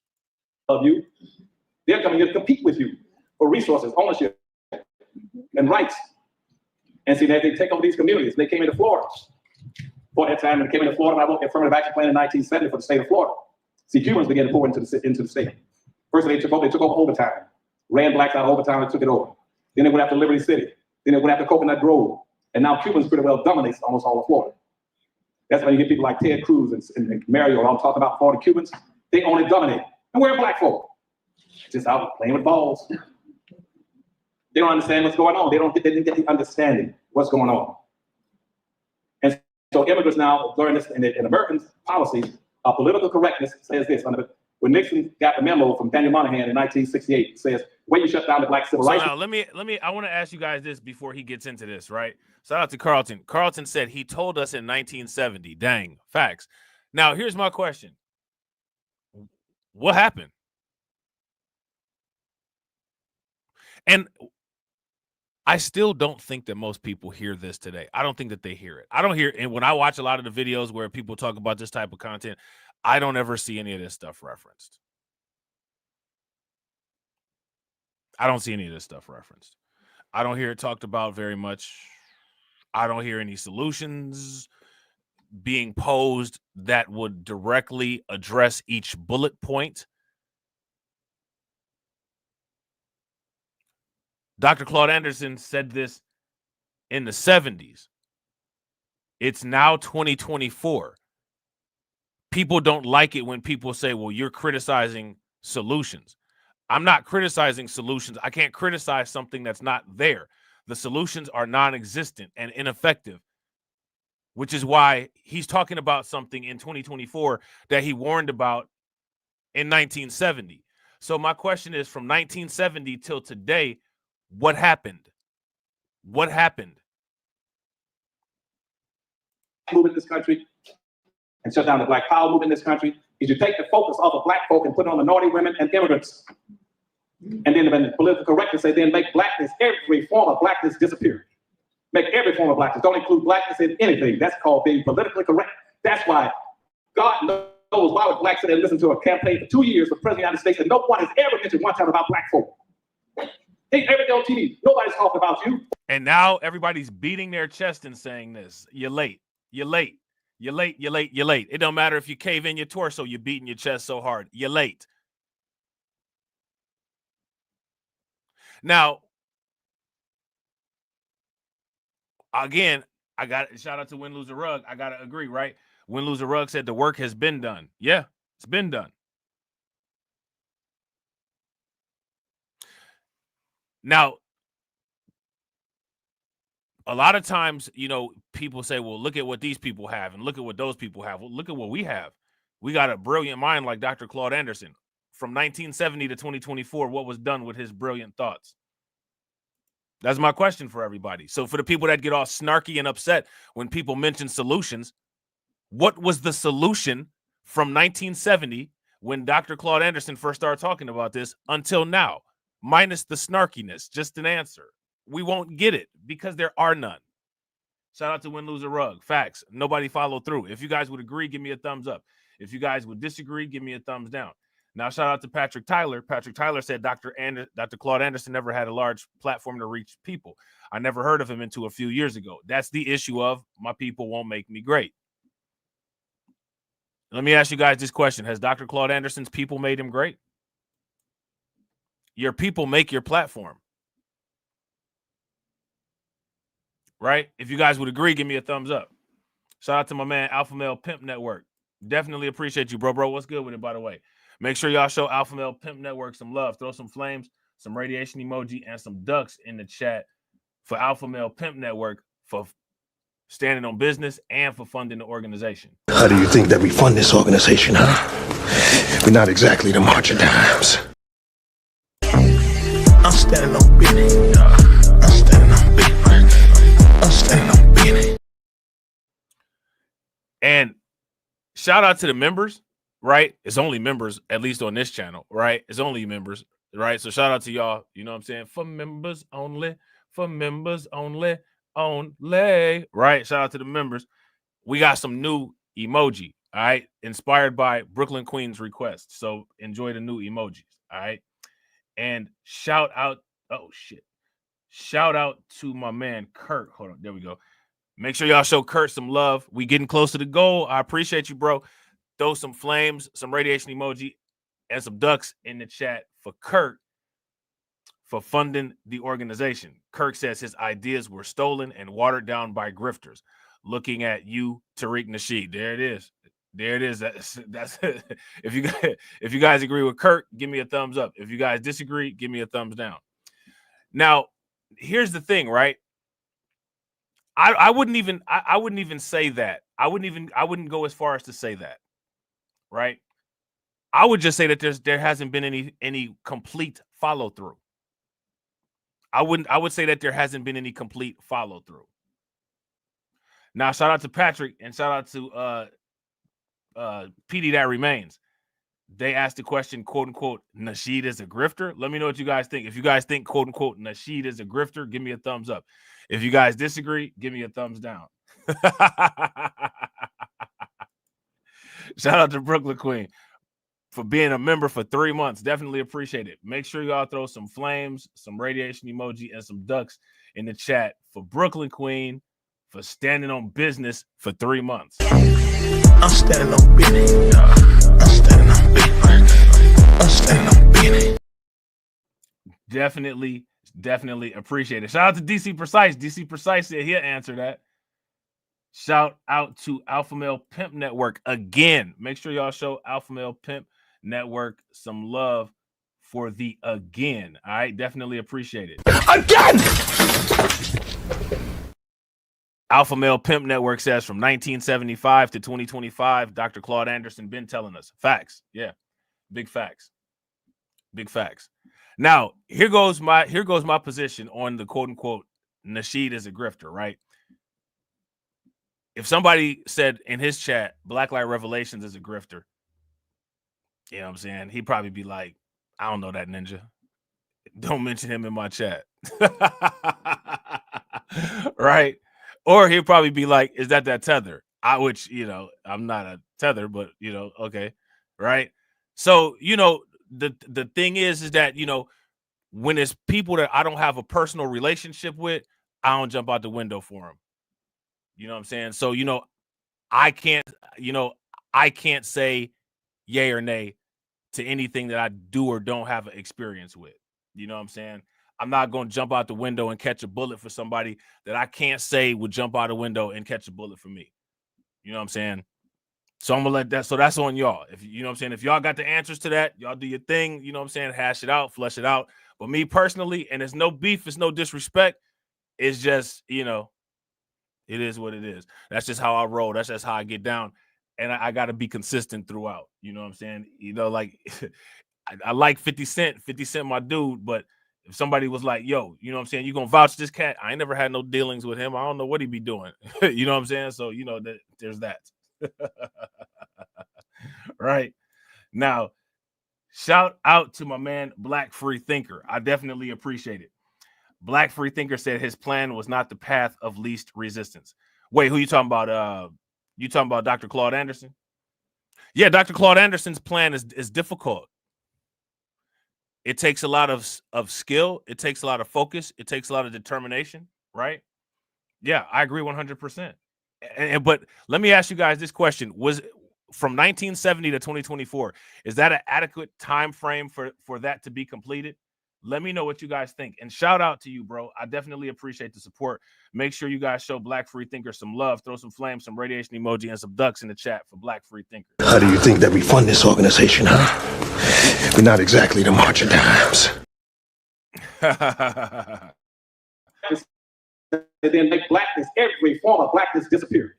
Make every form of blackness. Don't include blackness in anything. That's called being politically correct. That's why God knows why would blacks sit and listen to a campaign for 2 years for President of the United States and no one has ever mentioned one time about black folk.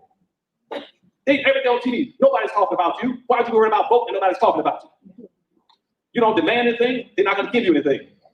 Nobody promised you anything. I ain't mad at it, bro. I ain't mad at it at all. You know what I'm saying? Shout out to Kurt. Kurt says, at the very least, I'll just say he's distracting from the work and coming at our politics in an immature way. I can't take him serious. And I'm going to say the same thing about that I say about everything. People's people make them great, right? People's people make them great. So somebody makes the individual that you don't think should be great, and somebody makes individuals who are mediocre, who you think should be great, makes them mediocre. So to me, right, a figurehead is a very big reflection of the people that they represent. Would you guys, if you guys would agree, give me a thumbs up. If you guys disagree, give me a thumbs down. So again, Dr. Claude Anderson still making YouTube videos, right? Dr. Claude Anderson making YouTube videos, right? I'm just saying. Going to do for Hispanics, Asians, Jews. Shout out to my man Carlos, right? My man Carlos. I don't know if you guys are familiar with the channel, Hip Hop Cartoons, right? My man Carlos made that channel with the Neely Fuller Jr. Cartoons. Neely Fuller Jr. shouted him out on a radio show. You know what I'm saying? Neely Fuller Jr. shouted him out on a radio show. You know what I mean? I'm just saying.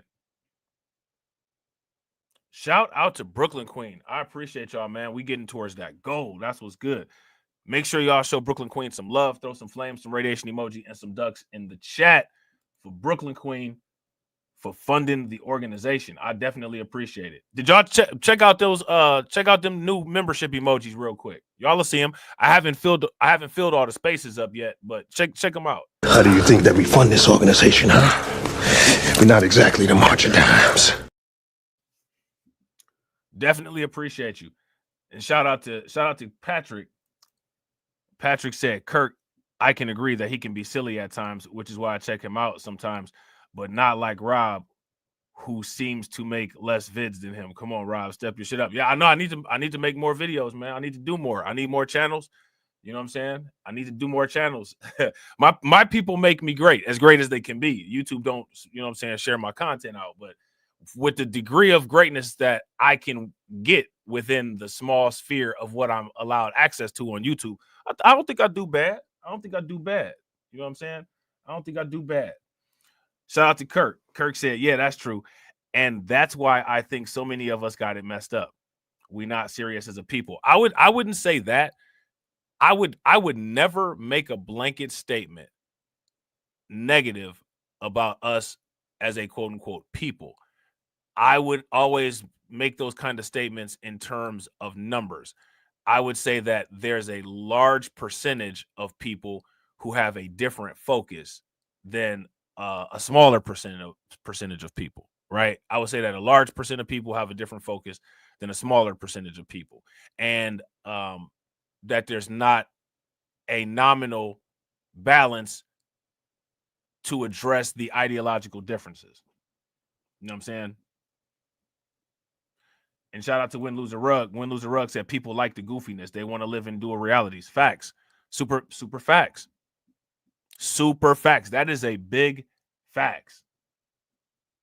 Nah, you good, Kurt. And the reason why, and the reason why I say that, right, is not like anything directed at you, right? So I want to just get that out the way. I'm not like, please don't think I'm doing that, because I'm not.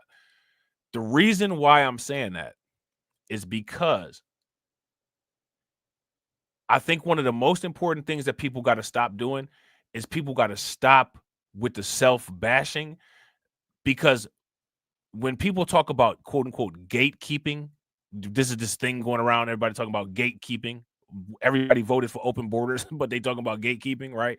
The gatekeeping thing, the first part of gatekeeping is that you control your image and you control your projection of how you project your image, right? And if we constantly are putting out clips and sound bites and screenshots of us, quote unquote, saying how, quote unquote, deficient or bad or negative we are, that makes it easy for, you know, people like Fox News, Daily Wire, all them folks to be like, well, see, even quote unquote, they said it. And as you guys know, they do that all the time. They got people for that. They got I think Patrick had mentioned it in the last stream. He said, quote unquote, there's people out there that get paid, quote unquote, black people that get paid to attack black people. Yeah, this is facts, right? They will also use stuff that's not meant to attack black people, like Martin Luther King. Martin Luther King is one of the biggest nuclear bombs used against black people. But Dr. Martin Luther King didn't do any of what he did to try to nuclear bomb us. You know what I'm saying? He's been co-opted, right? So there needs to be strategic approaches. You feel what I'm saying? So that's all I'm saying. You know, like I don't want you to think I'm like trying to single you out or anything like that. That's why I used to do that. And I started noticing these things, and I started trying to change my approach. You know what I'm saying? And I don't think that it would be a bad idea for people to look into. You know what I'm saying? Shout out to Tedra, man. I appreciate you, Tedra. Make sure y'all show Tedra some love. She said, happy holidays. It's definitely going to be happier with that $5. You know what I'm saying? Shout out to you, Tedra. Definitely appreciate it. Make sure y'all show Tedra some love. Throw some flames, some radiation emoji, and some ducks in the chat for Tedra for funding the organization. How do you think that we fund this organization, huh? We're not exactly the march of dimes. Definitely appreciate you.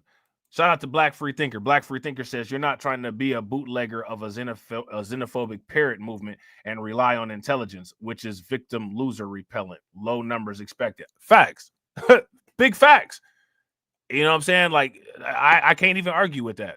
You know what I'm saying? It's one of the reasons. It's just I got a different approach. And the thing is like everybody got different approaches. You know what I'm saying? And you know, I try to stay in my own lane. You know what I'm saying? But you know, it's a lot of stuff that's not compatible. You know what I'm saying? Like, you know, like the Bitcoin stuff and all of that. Like, you know what I'm saying? People going in on crypto, like, you know, that don't fly well with me. You know what I'm saying? That don't, especially when you're sitting here listening to Dr. Claude Anderson talk about how we don't own anything. And then we see all of the people who own everything trying to now own the Bitcoin, and everybody's saying, don't get the Bitcoin. Like, I can't get with that. That's not compatible with my message. You know what I'm saying? And you know, and again, like I told y'all, like I want to say like about 2 or 3 years ago, man, like when I saw the direction where a lot of stuff was going, I was like, I don't know what can be said about how much production has come out of the quote unquote diaspora war. Like, I understand standing on business. I understand defending yourself when you're under attack,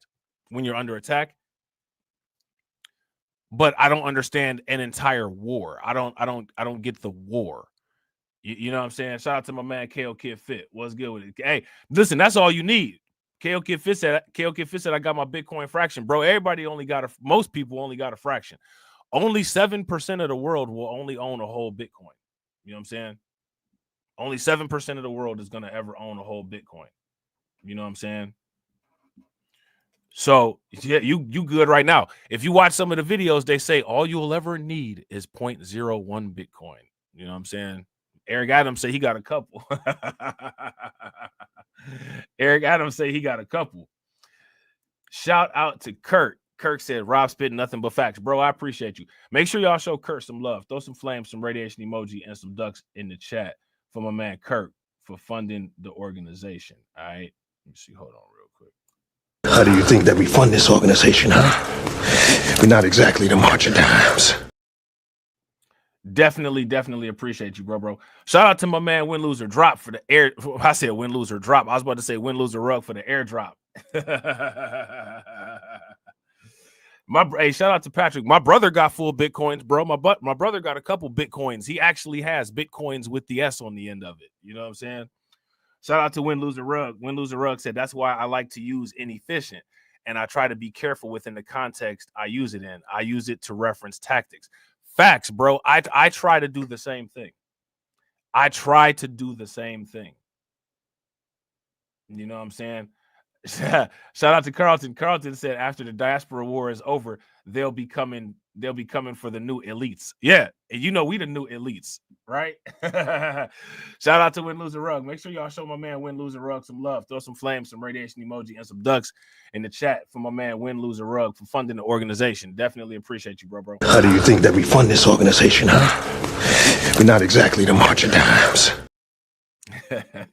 Y'all got me. Y'all got me dying in the comment section, man. Shout out to Brooklyn Queen, man, for showing love again. Make sure y'all show Brooklyn Queen some love. Let me find that. Let me find that again. Brooklyn Queen said, "Let's hit this goal." Yo, I appreciate it. I think y'all did hit the goal for real. But hey, you know what I'm saying? There's nothing wrong with overachieving. You know what I'm saying? Shout out to you, Brooklyn Queen. I appreciate you showing support as always. How do you think that we fund this organization, huh? We're not exactly the March of Dimes. Carl just said, "Tell your brother, let me hold a couple dollars. You want to hold a couple Bitcoins?" He be in the chat sometimes. So I know my nephew be around, you know what I'm saying? If my nephew be in the chat, you know what I'm saying, I tell him to go ask him. Jews, Arabs, everybody coming to America. Not one thing I say anything about black folk. And I'm sick and tired and disappointed to listen to black folks sit on their hunches and do nothing. Yeah. I got children and grandchildren. Get off your butts and do something. Hit the media, start raising holy cans. We ain't going for it anymore. We're sick and tired. See, look. Dr. Claude Anderson got that black pill rage. He got that black pill rage. Now he just mad. Like, what the hell y'all ain't listening to me for the last, you know what I'm saying, 30 years. See, he can't help it. You know what I'm saying? He can't help it. He had an old man moment. I ain't mad at it. I ain't mad at it. Put on the minority women and immigrants. And then the political correctness say then make blackness, every form of blackness disappear. Make every form of blackness. Don't include blackness in anything. That's called being politically correct. That's why God knows why would blacks sit there and listen to a campaign for 2 years for President of the United States and no one has ever mentioned one time about black folk. Every day on TV, nobody's talking about you. Why are you worried about voting and nobody's talking about you? You don't demand anything, they're not going to give you anything. Nobody promised you anything. They always talk about what they're going to do for Hispanics, Asians, Jews, Arabs, everybody coming to America. Not one thing I say anything about black folk. And I'm sick and tired and disappointed to listen to black folks sit on their hunches and do nothing.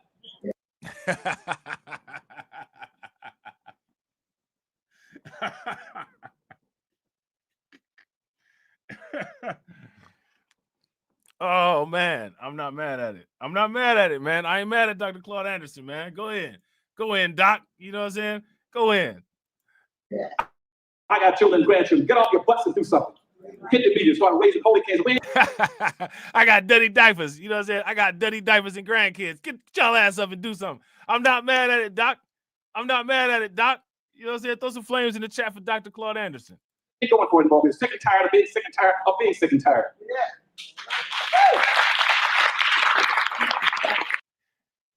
He was mad as hell too. Yeah, wait a minute. Now let me check my blood pressure. He was mad. Hey, look, man, I get it. I mean, the dude, like Dr. Claude Anderson is amazing, man. He laid out the blueprint. Wrote your books about history. You know what I'm saying? Wrote your books about history. You know what I'm saying? Now check this out, right? Hold on. Look, we need to go back and revisit this. Before we go here, this is going to be a longer stream than I expected, as always, which, you know what I'm saying? Your boy really kind of got stuff to do today, but I love y'all so much, and y'all been hitting the goal every single time. I'm going to start calling y'all bullseye. But yeah, man, we're hold on real quick. We're gonna take a look at this, right? Because it might not be some people who was here in the beginning. Shout out to the replay gang. The replay gang will probably catch this in the beginning. I'm not gonna say anything about this. I'm just gonna let this video play. I might stop it here and there, but I'm just gonna let this play. And I want y'all to let me know what y'all think about this. The Gut, Fox and Friends starts now. And we begin with a Fox News alert. A man is arrested after allegedly setting fire to a sleeping subway passenger in New York City, killing the innocent women. And sources. She said killing the innocent women. Slow down, lady. Woman, slow down. Get your thoughts together. You know what I'm saying? I know you're happy. Slow down. I don't understand this. Why would you do this? Why would you do that? Yeah, shout out to Patrick. That's crazy. Facts. If you guys would agree with Patrick, give me a thumbs up. If y'all would disagree, give me a thumbs down. That's absolutely crazy. That's insane. That is insanity, if you ask me. That is pure and utter insanity. I don't even have the words for it. You know what I'm saying? And shout out to everybody watching. I appreciate you guys. If y'all haven't hit that like button yet, do me a favor. Take a moment, hit that like button. Also, if you guys have not hit the bell, please take a moment, hit the bell, and also please share the stream to your social media. Starts now.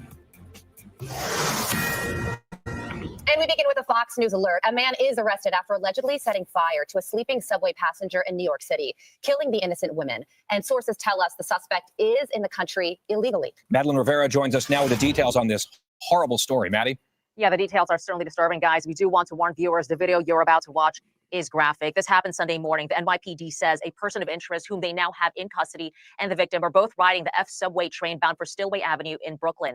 As the train pulled into the station, the suspect walked up to the victim and lit her on fire. Flames quickly overcame the— Why would you do that? Why would you do that to somebody?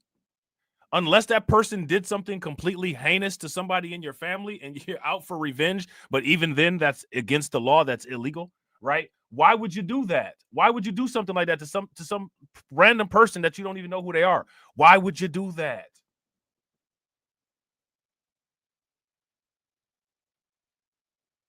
And what else has this individual done that he's gotten away with? You know what I'm saying? If you that bold that you just gonna walk up to somebody while they sleep in the public on the subway, light them on fire for no reason, and think that you're gonna walk away from that as if that's just okay, what else have you done? Let me ask y'all this question. What else do y'all think that this dude has done? the woman. And in one of the most chilling, perhaps, of this incident, police say the suspect did not leave. Shout out to my man AB Promotions, man. I appreciate you, bro. AB Promotions says, y'all, you know I gotta support. Yo, bro, I appreciate it. I appreciate all the support, man. Like I said, ramping it up. You know what I'm saying? We gonna end, well, it's only what, 8 more days to the end of the year. But we gonna end the year strong, and we gonna start the year strong, and we gonna all hit the financial goals. We're gonna all hit the financial goals. You know what I'm saying? Shout out to my man AB. AB said, you know I gotta support. I appreciate you, bro. Make sure y'all throw some flames, some radiation emoji, and some ducks in the chat for my man AB Promotions for funding the organization. Definitely appreciate you, bro. How do you think that we fund this organization, huh? We're not exactly the March of Dimes. Definitely appreciate it. Leave. Instead, he sat on a bench on the platform just outside the train car. Video appears to show the suspect watching the victim burn. Because he did not leave, the police officers, through their body cameras, were able to get— Like, the dude just sat there and watched the lady burn too. Like, not only did you go do that wild stuff, then you just sat there and watched her burn. You know what I'm saying? Like make it make sense. On the platform just outside the train car. Video appears to show the suspect watching the victim burn. Because he did not leave, the police officers, through their body cameras, were able to get images of the suspect. They distributed those, and the NYPD says 3 high schoolers recognized the suspect. Sources tell Fox News Digital the suspect is 33-year-old Sebastian Zapata. While police did not identify the person of interest, a high-level NYPD source told Fox News Digital the individual entered the U.S. illegally from Guatemala in 2018 when President-elect Trump was president during his first term. Bro, the person of interest has no prior arrests. I said the same thing, bro. I kept telling everybody, I'm like, yo, be careful, man. If you're in New York City, or you're in New York metro area, or if you're in any one of these like sanctuary city, sanctuary state areas, man, be careful, man. Keep your head on a swivel. You know what I'm saying? Be on your P's and Q's, please. New York City and 1 prior arrest in Arizona, the source said, though details about the arrest were not available. At this hour, I am pleased to announce that a short time ago, alert NYPD transit officers took a person of interest into custody. I want you to know that this apprehension was another in what has become a series of joint efforts involving different crimes between the police and the public we serve. So now this is the post that New York Governor Kathy Hochul is being criticized for. She said on X, in March, I took action to make our subway safer for the millions of people who take the trains each day. Since deploying. Now, let me ask you guys this question. What has Kathy Hochul done to make New York safe from criminal migrants? What has she done in that regard? Let me know what you guys think. Let me know what you guys' answer is to that. The National Guard of New York to support the NYPD and the MTA safety efforts and adding cameras to all subway cars. Crime is going down and ridership is going up. New York Democratic Congressman Richie Torres called her post tone deaf. Guy, Carly, and Brian.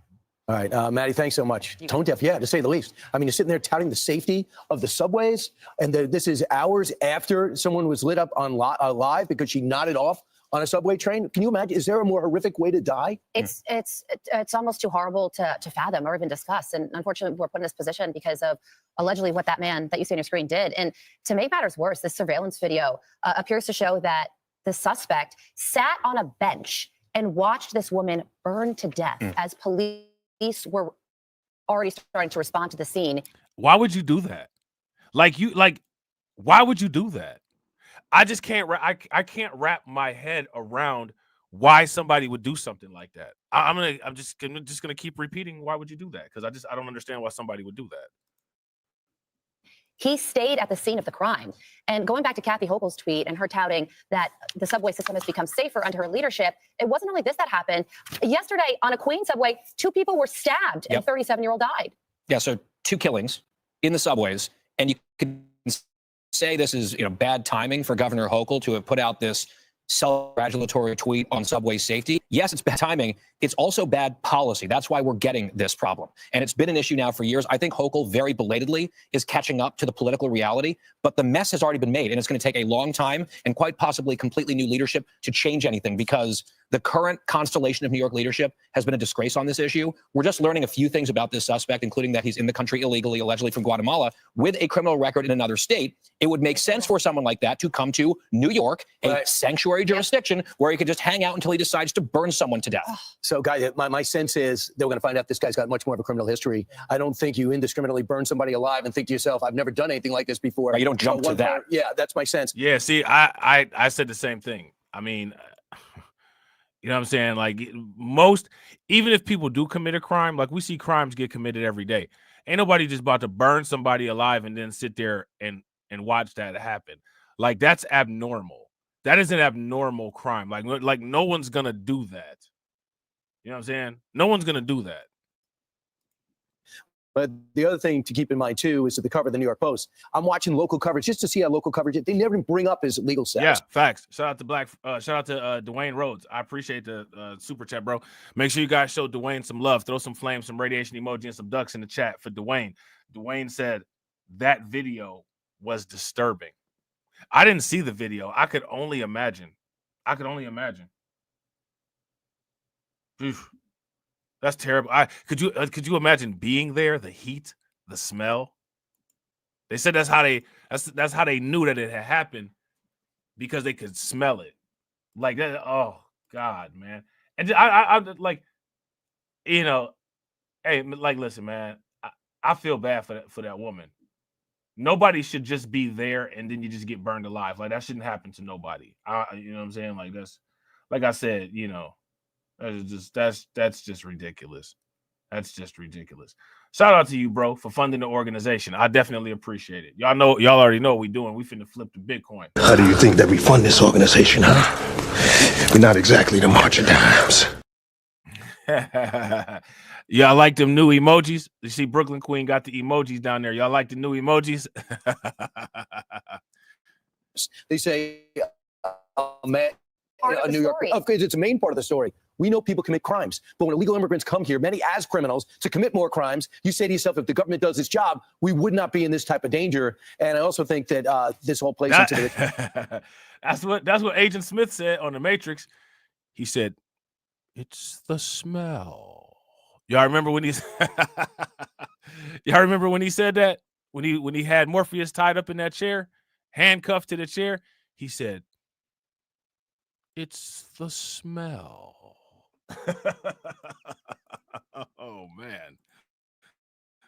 the bigger picture of why you need massive deportation and begins with criminals. Yeah, no, that's right. And Eric Adams, and he recognizes that. And that's why he sat down and spoke to Tom Homan and says, you got to get the criminal migrants out of the city. But his hands are tied because not only is New York City a sanctuary city, it's also in a sanctuary state, which goes to the point of Kathy Hochul and policy change that she needs to take leadership under. I mentioned Tom Homan because yesterday he was in Arizona and he introduced Donald Trump, who was speaking at America Fest. And Donald Trump laid out his day one priorities. And you better believe the border control and getting criminal illegal immigrants out of this country is among them. On my first day back in the Oval Office, I will sign a historic slate of executive orders to close our. Hey, hold on. Look, hold on. Hold on. We got to pull it up real quick. Wait a minute.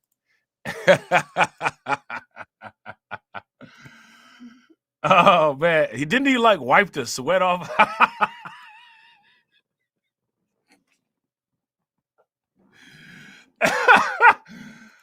Hey, didn't he wipe the sweat off of Morpheus's head and then like stick his fingers in his face? He said, it's the...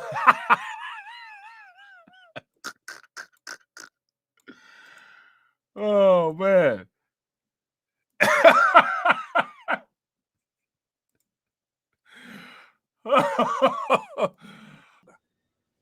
It's the smell.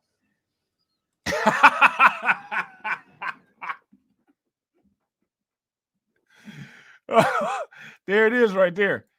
There it is right there. He was dead serious. It's the smell.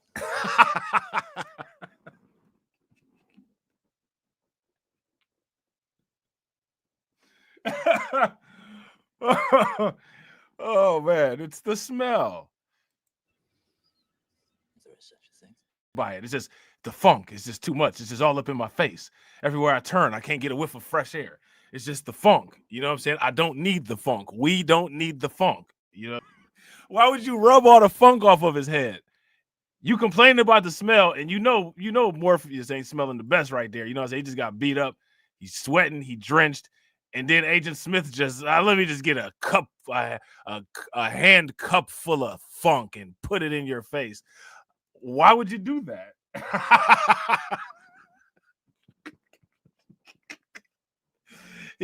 Look, you see the way he did it. He did the little wipe around too, like he was waxing the car. So he did a full arc. Said, "I can't stand the smell."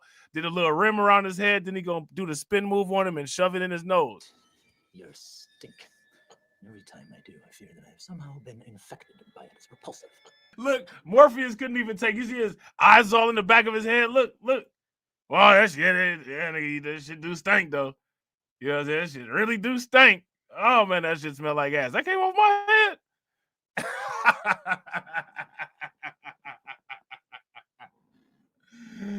Oh man, Morpheus was mad. Morpheus was mad. They had him hooked up to the machines, but inside he was feeling like this.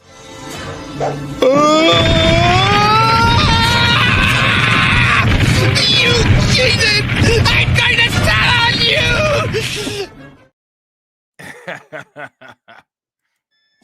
Isn't it? I must get out of here. I must get free. Hey, I ain't even gonna lie to you. You see how Agent Smith was freaking out like that? If I don't get enough sleep, that's how I'll be at work. Like right when it's time to get off, I'll be just as psychotic as that. I can't stand this shit. I got to get out of here. I got to get to the time clock. Get the hell out of my way. You know, I'll get on that shit. Our border to illegal aliens and stop the invasion of our country. And on that same day, we will begin the largest deportation operation in American history, larger even than that of President Dwight D. Eisenhower. The DEA, the FBI, the intelligence community, and financial sanctions to remove the migrant gangs and criminals that are killing and raping and maiming our citizens. We're going to get them out. We're going to get them out. We're going to get them out fast. We have no choice. So he's going to get him out. That isn't a big surprise. The way we're doing, this sharing thing the president did yesterday, did a lot. I thought the speech was fantastic. Number one, he's got a real sense of history. He's always bringing up Eisenhower. He's bringing up McKinley yesterday. Yeah. And he's bringing it because Eisenhower did. And he also knows that Eisenhower is considered relatively a top president, respected. And he's like, what I'm trying to do is nothing that other past presidents haven't done. And by the way, Charlie Kirk, a fantastic job for what he did on the ground with Turning Point, because he was. See, they love your boy Charlie Kirk. They love your boy Charlie Kirk. Now, mind you, Fox be having people on there that Charlie Kirk wouldn't approve of. The ground game in many situations, and then yesterday with that many 20,000 to show up to see him. So, President, just on the illegal immigration, he knows he's going criminal first, and then he's going to will people overstay their visas, and then he's going to get to do the next wave. It'll take about 1.5 years just to get the criminals out. There are so many people in this country illegally who have subsequently just been accused of additional crime, victim additional crimes. That is the easy low to start with. And there's also over 1 million people in this country illegally with active deportation orders already against them. Right. So you put that group together, we're talking about millions of people. And if you want to look at the polling, Brian and Carly, through the years, these deportation ideas have been unpopular until very recently. And I think the reason is the type of story that we led with. In the subways of New York, people say, get that type of person who has no right to be here, harming our folks out of the country. And now it's majority supported. People are sick of this. And you better believe that a majority of these people are in sanctuary cities and states for obvious reasons. And the Wall Street Journal has an interesting piece that was just released. The editorial board asked, are Democrats in sanctuary states trying to attract illegal immigrants to compensate all the people that are leaving the legal? Look at this. Okay, so now this is from the Wall Street Journal. Migrants offset domestic migration out of sanctuary cities. So as you guys can see here in California, migrants moved in 361,057. Residents moved out 239,575. So this is interesting, right? We're looking at these numbers. Now, let me ask you guys this question. What's driving this trend? People leaving their Method to the country. madness? Yeah, voting with their feet. Look at these numbers. So in California, 361,057 migrants moved in, 240,000 residents moved out. New York, 200,000 migrants moved in, 120,000 residents moved out. Illinois, 112,000 migrants moved in, 56,000 residents moved out. New Jersey, similar trend, 130 migrants moved in, 35,000 residents moved out. So one of the things that they bring up is the census, and illegal immigrants are counted in the census. So if you have migrants moving into the country, then the representation stays or increases. If more migrants move in, then people are moving out. I think it's a fair question to ask. They want those residents to count for their numbers. And by the way, the stats that we just put up on the screen there, that's what we know, right? Because a lot of these people are living in the shadows. So they're very specific looking now. I would say that most of them are living in the shadows. Would you, if you guys would agree, most of these people are probably living in the shadows, give me a thumbs up. If you guys would disagree, if you don't think that most of these people are living in the shadows, then give me a thumbs down.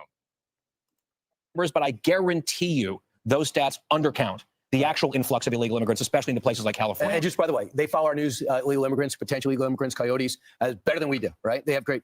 So how many moves to the border are not happening now because they know who's president, who's coming in. So how many people are going to go? And shout out to Patrick. Make sure when you see those articles and stuff, because I actually do pay attention to the Atlanta Journal, Constitution Journal. Make sure that you guys shoot me these articles about this stuff into the Discord and all that. That's one of the things that I'm gonna try to do more of moving into the new year is focus a lot more on some of that stuff if I got the time to do it. And then, like I said, I got y'all for the call-in shows. The call-in shows gonna be, y'all gonna love them. You know what I'm saying? They coming. And like I said, it's gonna be a channel for that too, but y'all gonna see how I do it. We'll see what happened, what they did with BLR2. Now, mind you, BLR2 is going to be coming back. It's going to be coming back in February, right? But we had to get it up out of there. We had to put it in the safe and lock the door for a minute, right? BLR2 will be back in February, but got to do things different. I learned a lesson from BLR2 and I adjusted. Not worth it to sacrifice my house and my family to get those $25,000 to give to somebody who's going to bring me to the border and then get me through and find those holes in the border. Strong messaging might already be helping the situation. Tom Homan in 15 minutes will be here because they know the flip side of this. And the reason, back to your point, Guy, the reason why more people are into mass deportation now, I think, is because they know you don't turn off the Hispanic audience and the potential Hispanic voters just because you're cracking down on the border. It was conventional wisdom. You cracked down on the border, wrong message to Hispanics. And now they're saying, no, right message. I came here the right way and don't lump me in with people trying to break the law. And we don't know how those people got in here. You know, we don't know that. And I'm not willing to make that assumption. The same way I just said, I'm not going to jump out the window for people that I don't know. Again, just like with this, I'm not jumping out the window for these people that they don't know. It's easy to say that you came into the country legally, you know what I'm saying, if you didn't get caught or whatever. I don't know. I got to see some papers from USCIS or from a federal district court before I, be like, oh, okay, yeah, they did this right. Because otherwise you could just be blowing smoke, right? And a lot of times we know that a lot of people just blow smoke. So now what we about to do is we about to go in. We about to go in. We about to go in. We about to go in. Oh, we about to go in. We about to go in on your boy, Brandon Johnson. Trojan head. Okay. It's going to be a hard fall from grace for Brandon Johnson.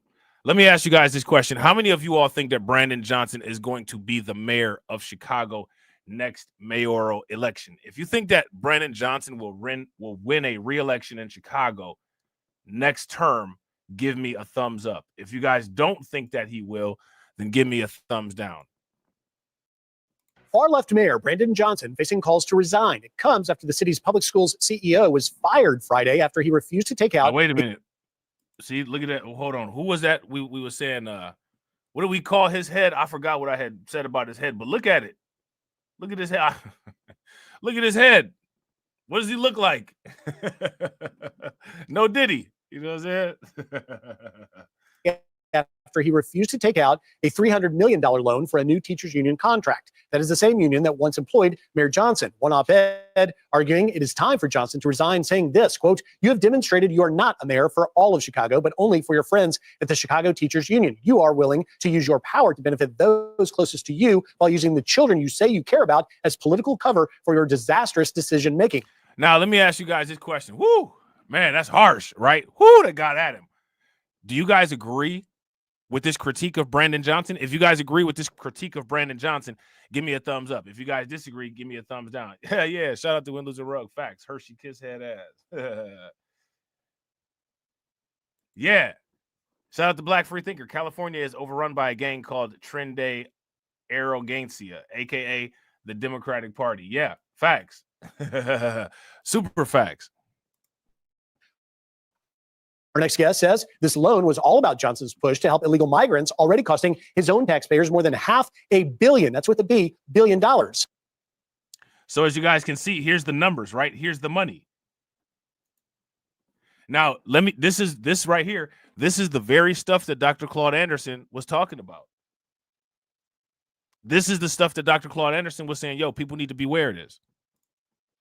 Decision making. Our next guest says this loan was all about Johnson's push to help illegal migrants, already costing his own taxpayers more than $500 million. That's with a B, billion dollars. Chicago resident Kata Truss joins us now with more. Kata, good morning. What a non-Christmas gift for the CEO Pedro Martinez. What happened here? Good morning. Basically, what happened is our mayor has decided that he wanted CEO Pedro Martinez to leave. They asked him to resign when he refused to secure the $300 million loan that the city wanted him to incur. That would have put the city basically in a junk bond status and lowered the city's credit rating. And Pedro refused to adhere to that. Also, we would be remiss if we didn't talk about, prior to our new elected school board being appointed, this is that woman, Kata Truss. Now, let me ask you guys a question. Is it the lighting, or does it seem like she's a little bit lighter than we know her as? She look a little bit lighter than she usually is. Go back and look at some old videos. I think Philip Scott interviewed her. She's been on Fox before. She's been at a lot of the outside meetings after the city council meetings. Look a little bit different. You know what I'm saying? The board members resigned because when the mayor asked them to fire Pedro Martinez initially, they refused, citing that there was no real reason to fire him and the fact that they agreed with him not taking out the loan.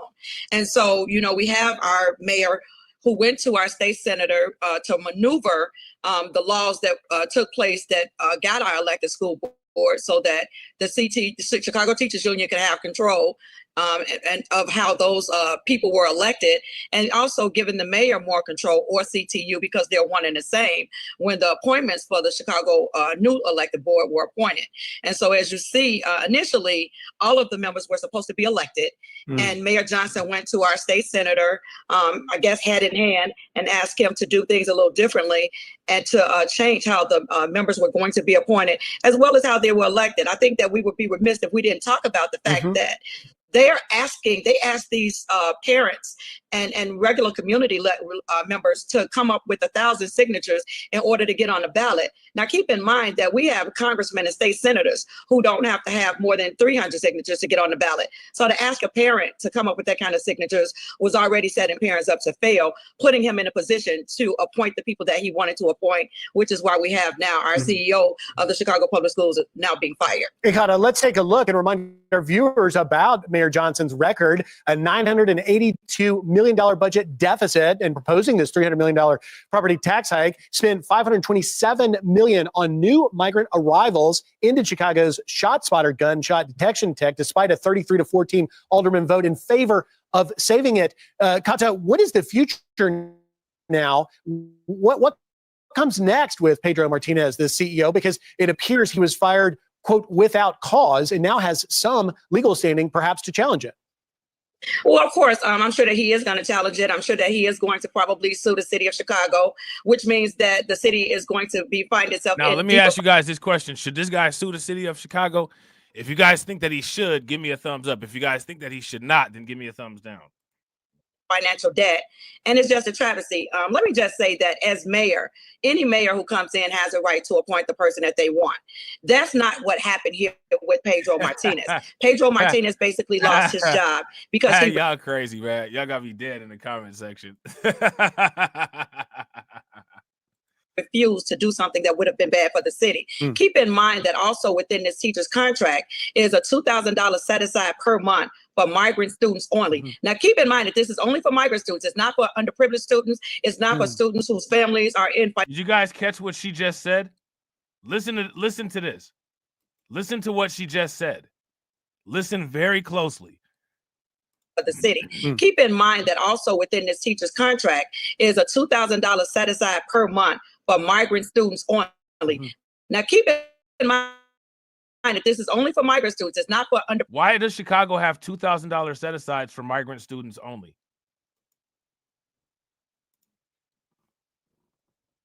Why does Chicago have $2,000 set asides for migrant students only? Somebody make that make sense. Why is that?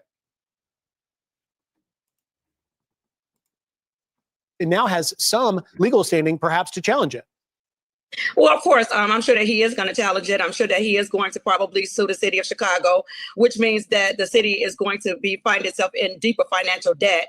And it's just a travesty. Let me just say that as mayor, any mayor who comes in has a right to appoint the person that they want. That's not what happened here with Pedro Martinez. Pedro Martinez basically lost his job because he refused to do something that would have been bad for the city. Keep in mind that also within this teacher's contract is a $2,000 set aside per month for migrant students only. Now, keep in mind that this is only for migrant students. It's not for underprivileged students. It's not for students whose families are in financial. Look, shout out to Patrick, right? Patrick says, where the hell is the black lawyer class to file lawsuits like they do us? That is an excellent question. Remember what they said on iRobot? That is the right question. Remember that? Every time Will Smith would turn on that hologram of that scientist, I only have 3 questions. That is the right question. Message terminated. That's a good question. Where is this? There would have to be some form of organization for this to take place.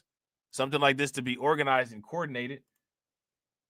It's kind of hard to organize and coordinate if you're organized and coordinated by other law firms that you decide to give up body capital to, right? If you guys would agree, give me a thumbs up. If you guys would disagree, give me a thumbs down.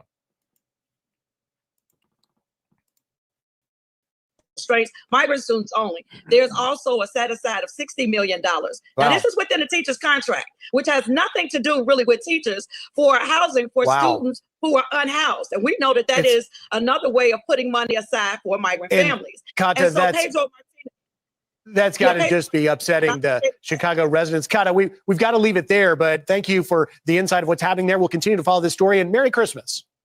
Merry Christmas to you as well. I'm Steve Ducey. I'm Brian Kilmeade. And I'm Ainsley Earhart. And click here to Man, oh man, that's kind of shiesty, man. Actually, that's very shiesty.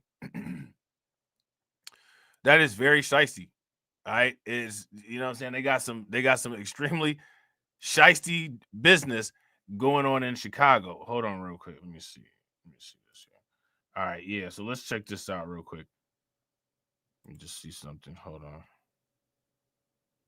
Let's see. I think we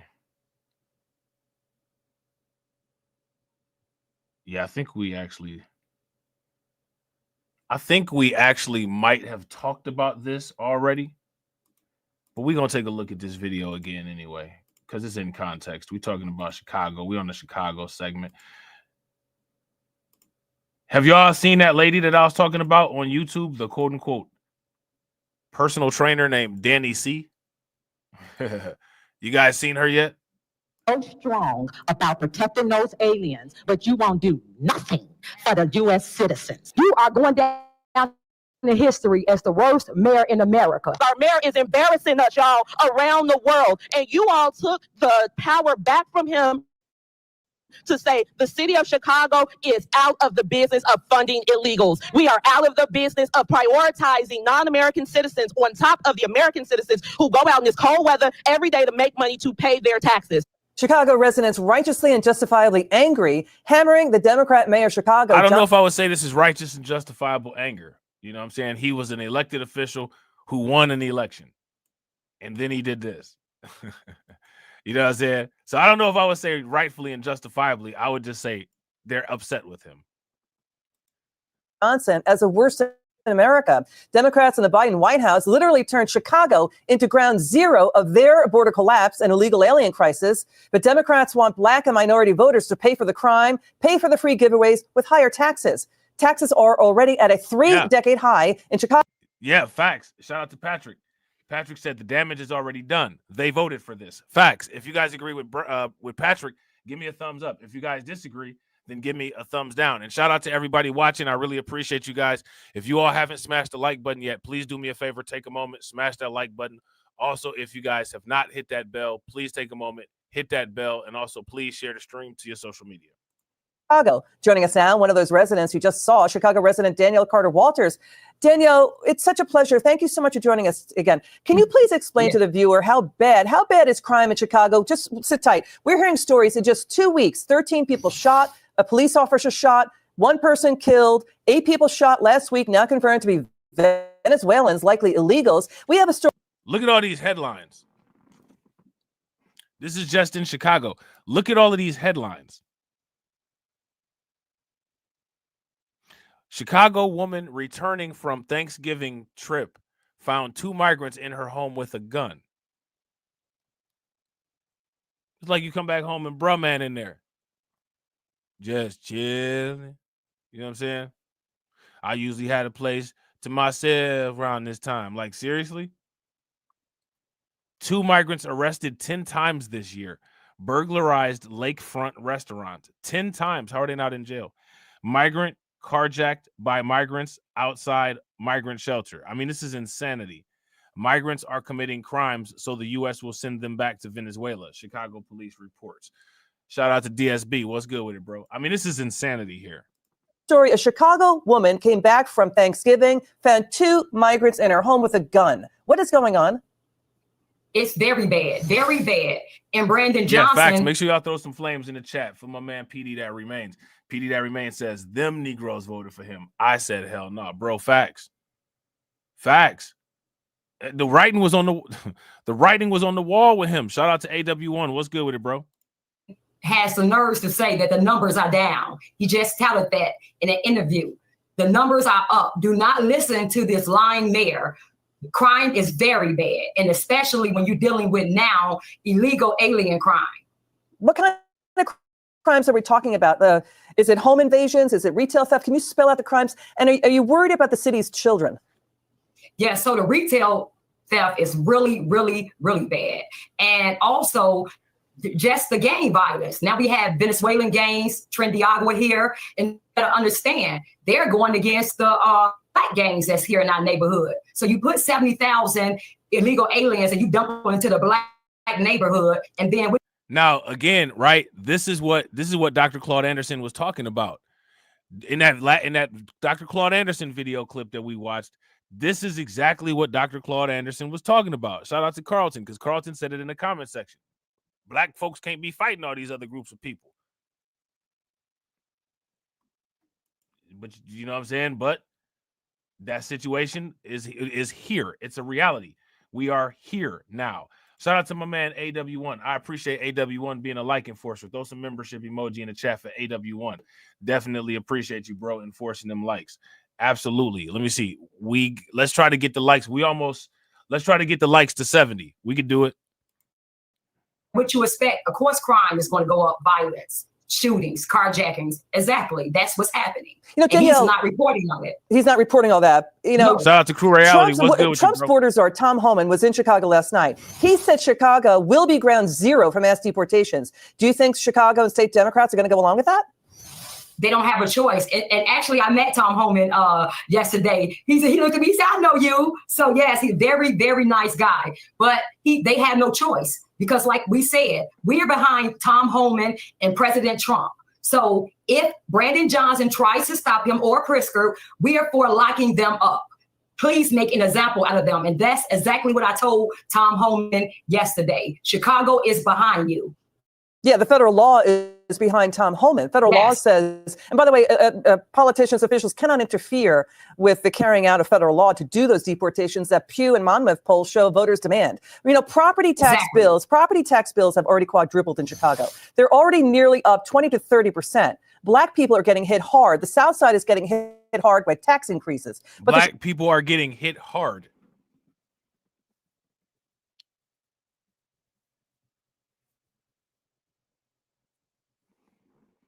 Now, what is that lady's name? Shout out to everybody in the chat. Kirk, shout out to Kirk. Kirk was dropping information about her earlier. Yvette Clark, if I'm not mistaken. Is that the name? Is that the lady's name? Yvette Clark, the new quote unquote leader of the Congressional Black Caucus, who has come out and said an edict and said that immigration is Black America's priority. Chicago City Council, we're hearing they're going to meet this Friday. Are they talking about raising everyone's taxes to pay for the illegal alien crisis and the free giveaways?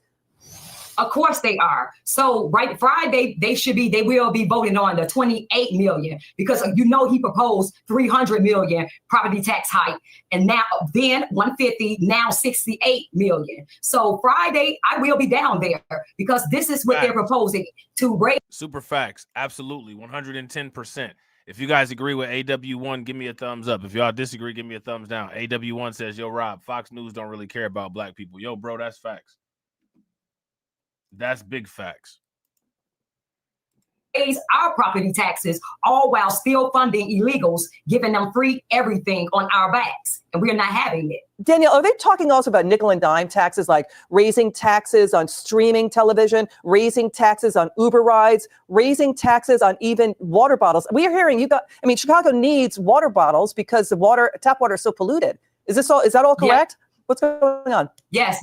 Bags. They're talking about taxing us. So now, as far as the water goes, right? Dr. Claude Anderson talked about the water being polluted too. He talked about all the pollution and the water being polluted and all of that. He talked about all of that stuff.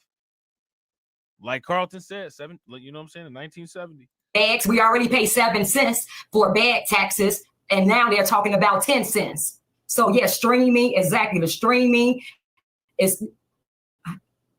So how are you going to keep trying to nickel and dime us to pay because you're not, you can't budget the city?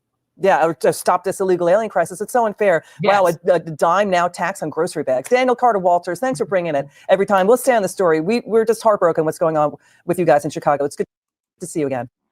Yeah, I bet they're heartbroken. They're about as heartbroken as they would be stepping on a porcupine, right? Oh man, they're so heartbroken that they spent the entire existence trashing Chicago, right? That's how heartbroken they are. You know what I'm saying? Anybody that believes that, you know what I'm saying? You know, I got a jar full of nothing that I can sell you. You know what I'm saying? So yeah, you know, I forgot that WGN likes to do the copyright thing. So I'm gonna do like this. Governor Pritzker said something, right? Governor Pritzker said something to Tom Homan, right? So here it is right here.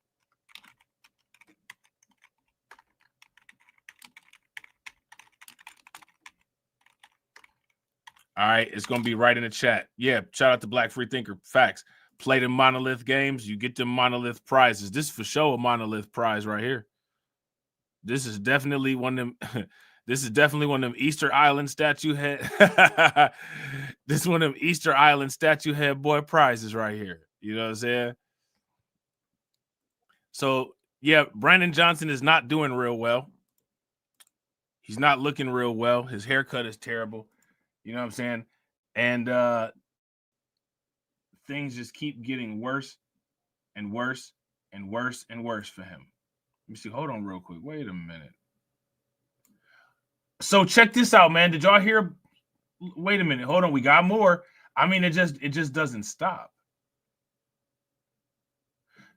So that stabbing that they were talking about, I guess that was illegal migrants as well. Let me see. Hold on real quick. Let's see. Yeah. I guess that was illegal migrants as well. Now, I'm looking at this channel right here. I'm going to put this link in the chat for you guys, but I'm going to wait until a news report comes out with this.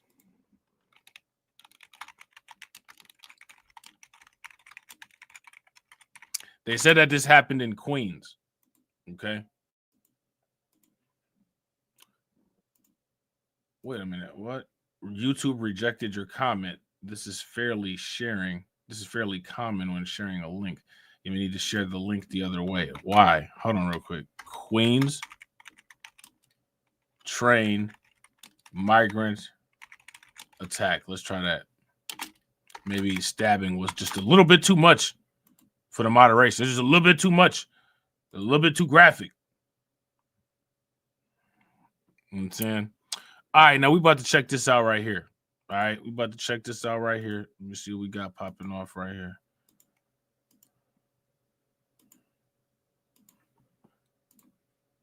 All right, let's get it.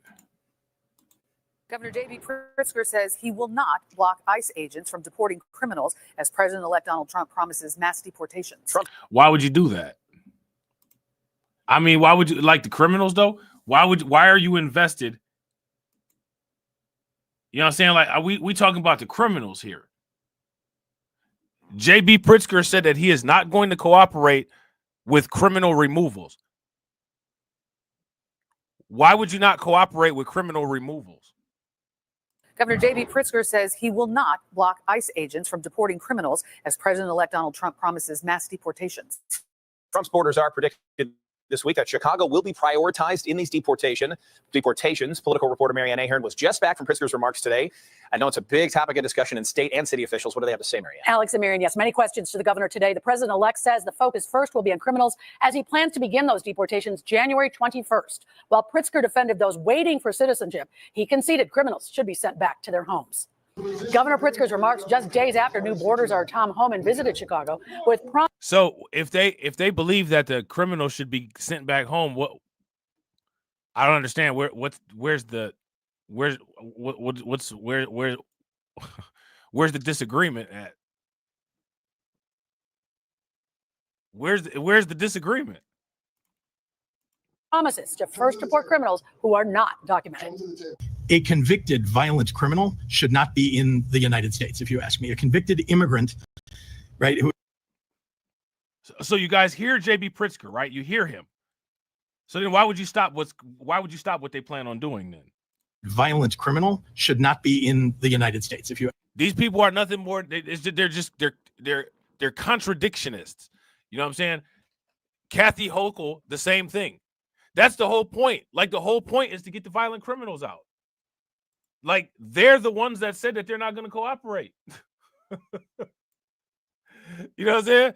Like, they're the ones that said that they're not going to cooperate. You can't make this up.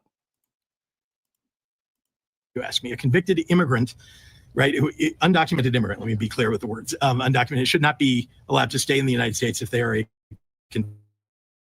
convicted violent criminal.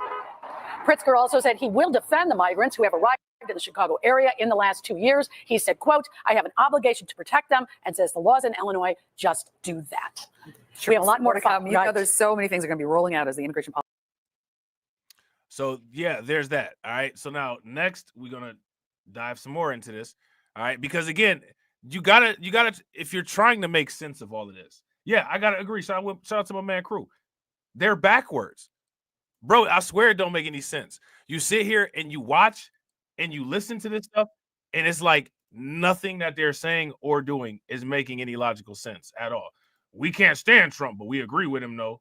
You know what I'm saying? Like, we're not going to help him do anything, but I do got to agree, though, them criminal migrants shouldn't be here. Like, what?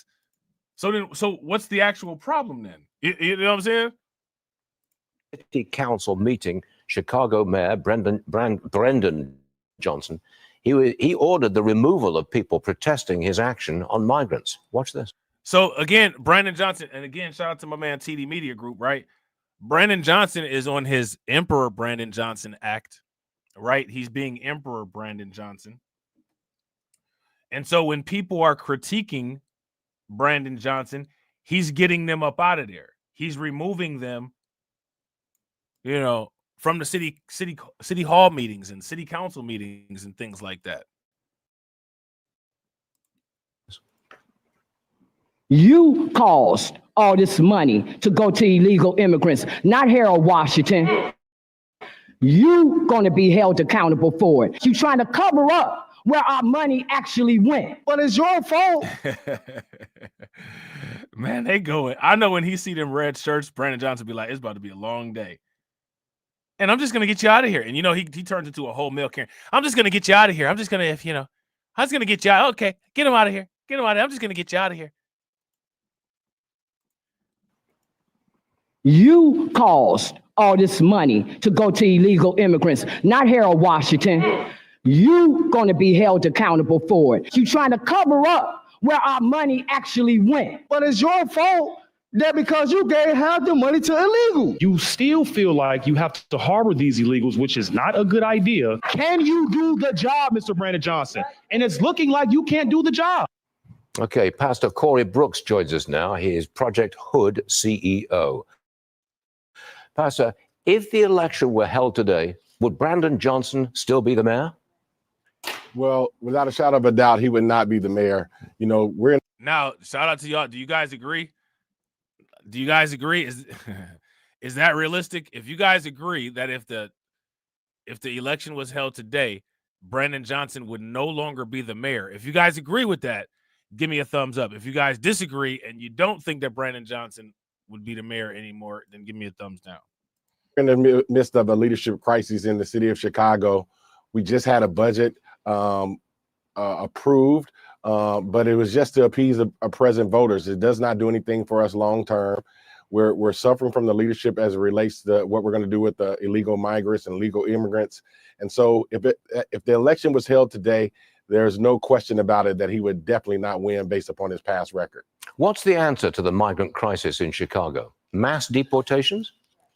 Well, the answer is yes. We have to have some mass deportations. Those who have come into the country illegally, they must go back to their country. That's not to say that we are a country of immigrants. And so we want to welcome immigrants. He sounded like a Democrat. Just like a Democrat. You know what I'm saying?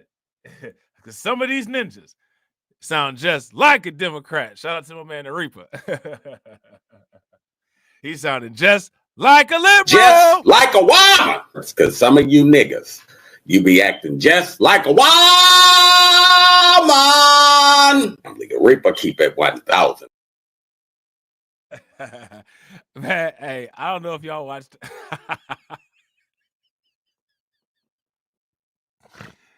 I don't know if y'all watched the live stream that Reaper did going in on Travis Hunter. Man, I swear to God, the new Just Like a Woman drops. Man, he been doing some lung exercises, man. He he was holding it out for like 15 minutes. He was like, because Travis Hunter is up there acting just like a woman. He was man, he was holding it out, man. Had me dying laughing. Just like a woman. Because some of you niggas, you be acting just like a woman. Nigga, Reaper keep it 1,000. Oh man, this cat sounded just like a liberal though. You know what I'm saying? Just like a liberal. You know what I'm saying? We are a country of immigrants, and so we want to welcome immigrants, but we want people to do it legally. The stance that our mayor has taken, that he's not going to work with President Trump and all of those who are involved in the deportations, is not the stance that most Chicagoans are taking. Most of us understand what needs to happen, and we support it 100%. What do you think happens when ICE operatives, ICE agents, go into Chicago at the urging of President Trump, specifically to get the migrants out? What happens when the ICE officers arrive? Well, we believe that when I'm gonna tell you exactly what's gonna happen when the ICE officers arrive. The ICE officers gonna arrive, and Brandon Johnson gonna be sitting there looking stupid. He gonna be sitting there looking dumb as hell. Brandon Johnson gonna be sitting there looking like a deer in the headlights, like he always do.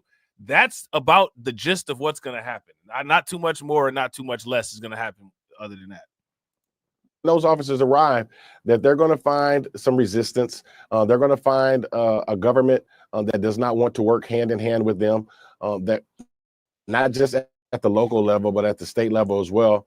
But there are citizens, and I believe the Chicago Police Department, we support the Chicago Police Department 100%, and we believe they'll do a good job at helping ICE and helping those who are going to cause these mass deportations. But there has to be some collaborative efforts.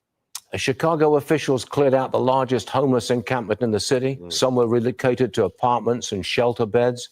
But residents told the Chicago Tribune that the city needs to have a better approach to tackling homelessness. Okay, what's the answer to tackling homelessness in Chicago? As I said, now again, and remember, again, shout out to the Box Bros, right? Because Undocumented is about to be the official home of the Box Bros. But again, as you guys can see, there's a connection, right? There's a connection between the Box Bros and the Undocumented Bros. And the reason why is because the Undocumented Bros get the resources that are supposed to be allocated to the Box Bros. Now, let me ask you guys this question. What group of people make up the largest amount of Box Bros? We have so many problems that we're facing, from the budget problem to the crises of illegal immigrants down to the homeless situation. And what we're going to have is partnerships, better collaboration between public and private partnerships to make sure that we're able to help individuals who find themselves homeless.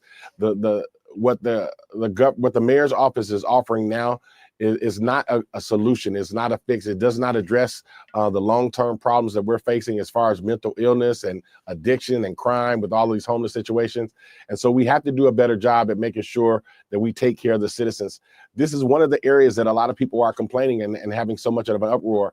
They feel like, listen, you've done everything to take care of illegal immigrants, but now you are not taking care of the people who find themselves as Chicagoans and American citizens. And that is the number one problem that this mayor's office is facing. Pastor Corey Brooks, thanks very much for joining us this morning. May I wish you a Merry Christmas this year. All right, so there's that. All right, so yeah, man. You know what I'm saying? Like this is ridiculous. And again, this is your boy Brandon Johnson. Now, again, right? We gotta ask this question.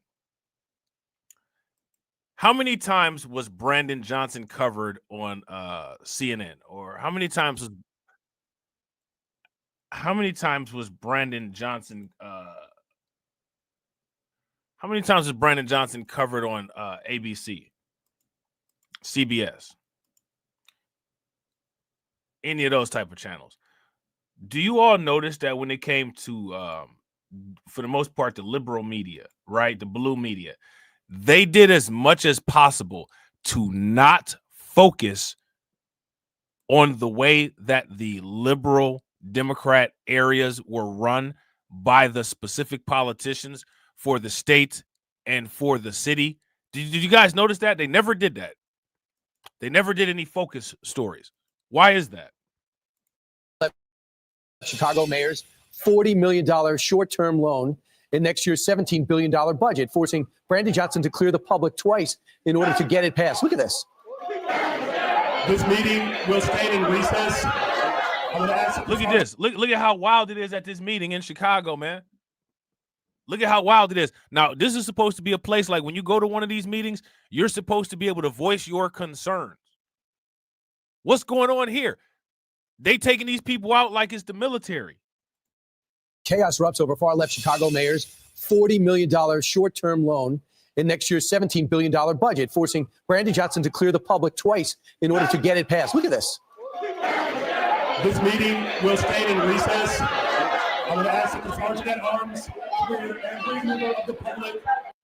Unbelievable. After 4 tries, the budget passed by 2 votes, while Johnson championed the spending package as a new way forward for the city. What's he talking about? Our next guest is one of the 23 aldermen who voted against the budget. Anthony Beal joins us now. Anthony, shout out to my man Anthony Beal, always voting against Brandon Johnson and always throwing Brandon Johnson the gut checks. You know what I'm saying? Shout out to Anthony Beal. You know what I'm saying? And I'm glad to see Anthony Beal getting a little bit more airtime on the media. He doing some media rounds now. I ain't mad at it, man.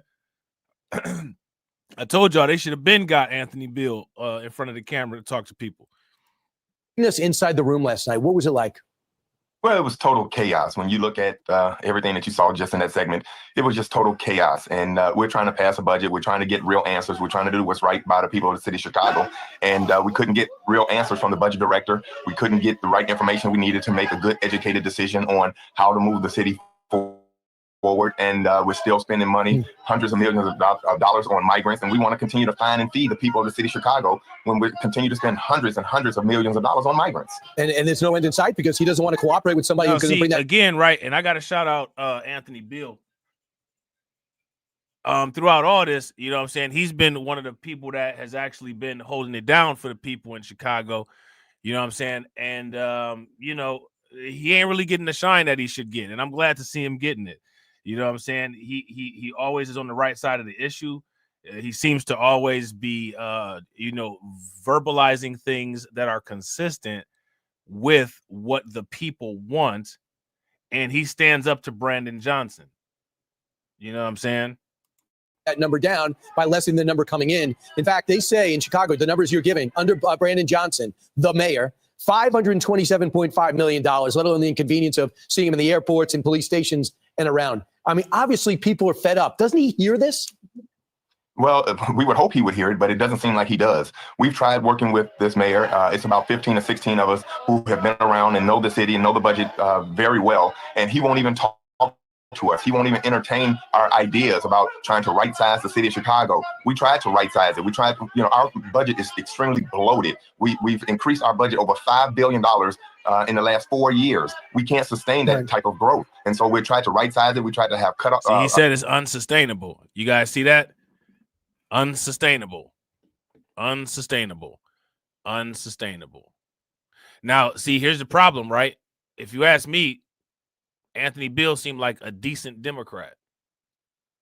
He seemed like a decent Democrat, but the brand has been absolutely destroyed. So now somebody will hear, oh, he's a Democrat, and then they'll be turned off. Like, yo, he a Democrat. But this is one of the decent Democrats. You see what I'm saying? Cuts and efficiencies, and this mayor totally ignored all of that and wants to just continue to spend money. So, Anthony, real quick, for people outside the city that don't look at the budget you see, what else are you spending things on that you shouldn't be? Well, when you see that the mayor, at the end of the day, he bought about 6 votes to get his budget passed. He gave aldermen letters that said, we're going to do certain things in your ward that should be getting done anyway, because it's the right thing to do. You shouldn't have to hold services back and hold things over people's head just to buy their vote. People are starving to get things done in their wards, and the mayor's holding services and goods over their heads. Now, why is Brandon Johnson doing this? He's holding services and goods over people's heads, and they can't get stuff done in the wards that they need to get done. Let me ask you guys this question. How many of you all think that that affects progress and that affects the ability of Chicago to be able to grow and recover and possibly correct some things that it may want to correct, or, fix some things that it may want fixed? Gave aldermen letters that said we're going to do certain things in your ward that should be getting done anyway, because it's the right thing to do. You shouldn't have to hold services back and hold things over people's head just to buy their vote. People are starving to get things done in their wards, and the mayor's holding services and goods over their heads in order to get their votes. And these people are so desperate to do something for their communities. They sold their vote very cheap. But it's almost like they have no options, right? It's incredible. It's not like your education system is booming and the recreational facilities are fantastic. They're not. It must be really frustrating. Continue to fight, Anthony. Thanks so much for joining us. Bring us inside the chaos. Thanks so much for having me. You got it. I'm Steve Ducey. I'm Brian Kilmeade. Yeah. So, I mean, again, you know what I'm saying? Like, the thing is that how do we ignore all of these gripes that people have with Brandon Johnson? Now, again, right? Look at Brandon Johnson, right? And this is what I'm saying. As much as, like Eric Adams, as much as he does wrong, he gotta be doing something more right than Brandon Johnson is, even when he was with the migrant crisis stuff. You ain't never seen like just out of control with Eric Adams like that in New York City. It's not chaotic like that. It's never crazy like that. They're not disrespecting him like that. People, a lot of people are, he got his detractors and critics. A lot of people ain't just jumping out the window going in on Eric Adams like that, but they doing that with Brandon Johnson. And the thing is with the corruption and all that, how many traces of people in the teachers union has Brandon Johnson had seemingly dirty deals with? Brandon Johnson don't have no type of indictments, no type of investigations, no nothing. People around him getting investigated the same way people around Eric Adams getting investigated. But the investigations just haven't seemed to fall on Brandon Johnson yet. It's very interesting. One plans to clean up is Chicago, where residents are lashing out at Mayor Brandon Johnson. You caused all this money to go to illegal immigrants, not Harold Washington. You gonna be held accountable for it. All you illegals, you ain't gonna have no Merry Christmas. You're gonna have a Merry Deportation Christmas. We need Tom Homan here in Chicago. We need Donald Trump. We need to start voting different in these cities like New York and Chicago. You got a 14% approval rating, so the people is looking like they're telling you that you're fired, man. Can you do the job, Mr. Brandon Johnson? And how did Mayor Brandon Johnson respond to his constituents? Well, he threw him out of the meeting. Thank you. Please restore order. Can I have your attention, please? Ladies and gentlemen, please go to your closest exit. Joining me now, Chicago resident Vashon Tunsil, who was at that Chicago City Council meeting. Vashon, what's the biggest problem you're seeing with illegals in Chicago right now? Well, they're getting all of our resources, all the American people in Chicago. Brandon Johnson has given these illegal immigrants over, $500 million while American people struggle and starve on the street. But not only that, now he wants to protect these illegals that's here in Chicago, Illinois, illegally. And I just don't believe that's the right thing to do as a mayor when you have a 14% approval rating. And then the people realize why our city is so bad. It's because they keep voting Democrat. Oh, which? Shout out to Black Free Thinker. Black Free Thinker said, hey, it's box wine Laura. Oh, yeah, Laura, she all about the box wine. She all about the box wine. She gets it from Sam's Club. Brings me to the point. I mean, it can't be more obvious in Chicago how bad things have gotten. I mean, I think I hadn't been to Chicago in maybe 3 or 4 years when I went to the DNC with the Fox crew to cover the Democratic convention. And they cleaned it up a lot, but it was different. It's a different place. And you go to the South Side, it's even worse. And it's always been a little bit dangerous, but it's much worse. Hey, Laura Ingraham said, y'all not like That's what Laura Ingraham said. She's effectively telling him, y'all not like So what is it? How do they lock down as many of the voters as they do lock down to vote for the Democrats? Well, I mean, me personally, I just think it's like a generational thing. Like their mothers and their fathers, they tell them to vote Democrat because the Republican, they're. My parents never told me who to vote for. Let me ask you guys this question. How many of you all's parents told you who to vote for? You go vote for this person. Nobody ever told me that. Let me ask you guys this question. Let's just say that this did happen. Let's just say every black family in America, parents told their children to go vote.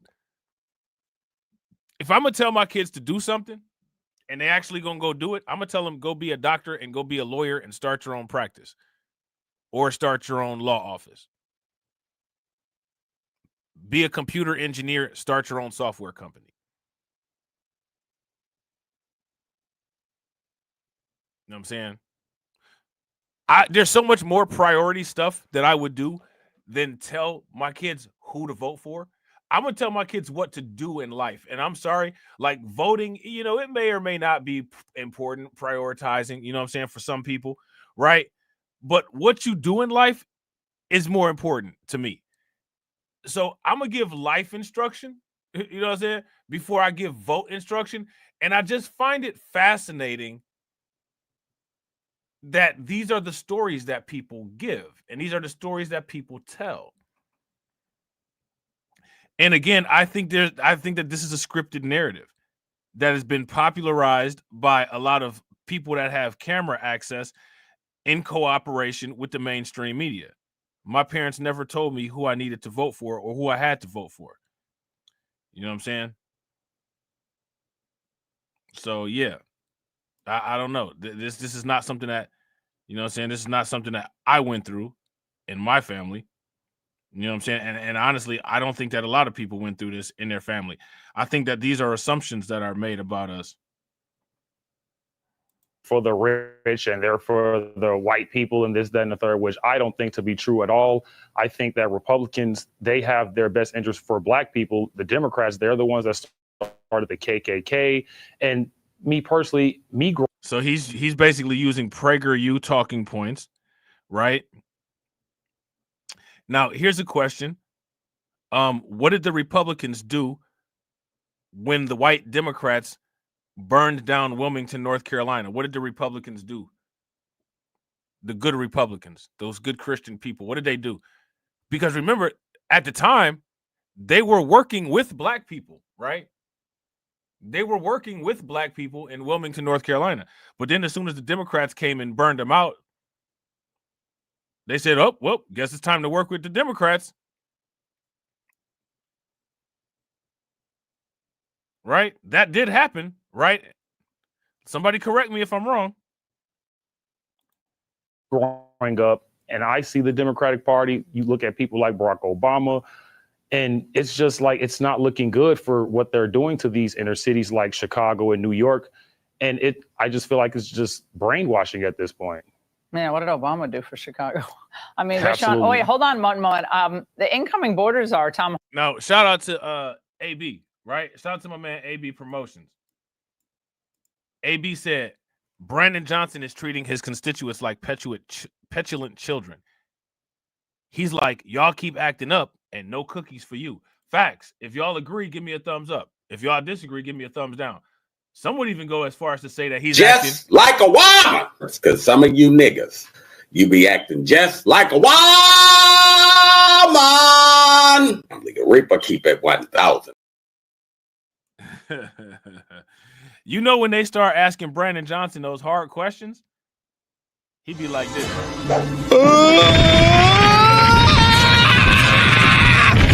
You did it!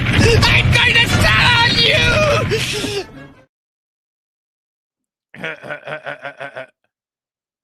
Holman is actually still with us, and he's been listening in on the conversation and everything you've been saying. I think he wants one of your hats. Shout out to TD, right? TD sent me this video. All right. Shout out to my man TD. He sent me this video. Now, I didn't realize it was this video until I got to this point right here. Now I know that this is the other half of the video that TD sent me. This is about to be hilarious. Y'all about to be mad as hell. Can you tell Tom directly what you need him to do in Chicago, Vashon? Well, first I want to say is thank you so much for joining me, Tom Holman. I really appreciate these words with you. And we got to ask this question. Why are people doing what they're told? Why are people doing what they're told? I tell people to buy Bitcoin every day. Nobody listens to me. What's the difference between me and these other people with these magical tolding abilities?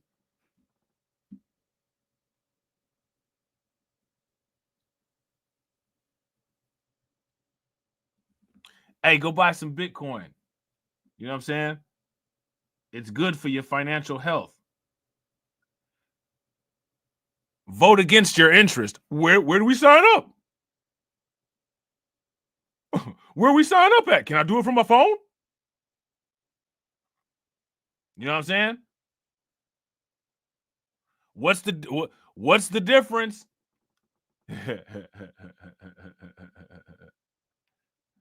You know what I'm saying? What's the difference? We got to ask. We got to figure it out. Sir, please, I don't care what Brandon Johnson tell you. Please come clean up Chicago, Illinois. We need you, Tom. Oh, he's singing an R&B song to him. He's singing an R&B song to him. He's doing the Boys to Men thing.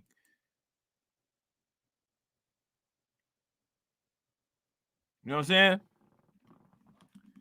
He doing a please, baby, please, baby, please, baby, please. You know what I'm saying? Please, baby, please, baby. You ain't even got to beg Tom Holman you ain't got to beg Tom Holman about some damn immigrants.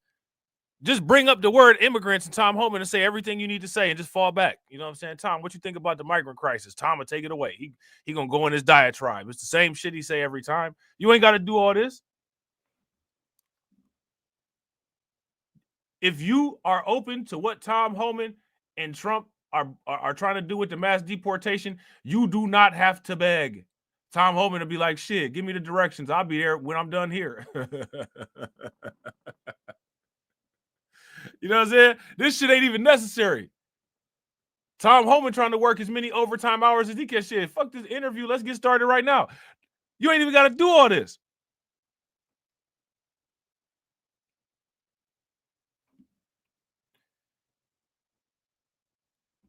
I don't know what this was supposed to do. You need him to do in Chicago, Vashon? Well, first I want to say is thank you so much for joining me, Tom Holman. I really appreciate these words with you. And sir, please, I don't care what Brandon Johnson. Sir, please, please, please. You know what I'm saying? Please come down here. Please come down. What? Listen, man, I ain't got no problem with Tom Holman. You know what I'm saying? I don't know Tom Holman all like that. He don't seem like he'd be going wildly out of pocket. You know what I'm saying? I don't know. He might. I haven't seen every single clip or every conversation that he's had. But I don't believe that talking to him in this form or fashion was even necessary. And this dude just decided to do this. What do y'all think about that?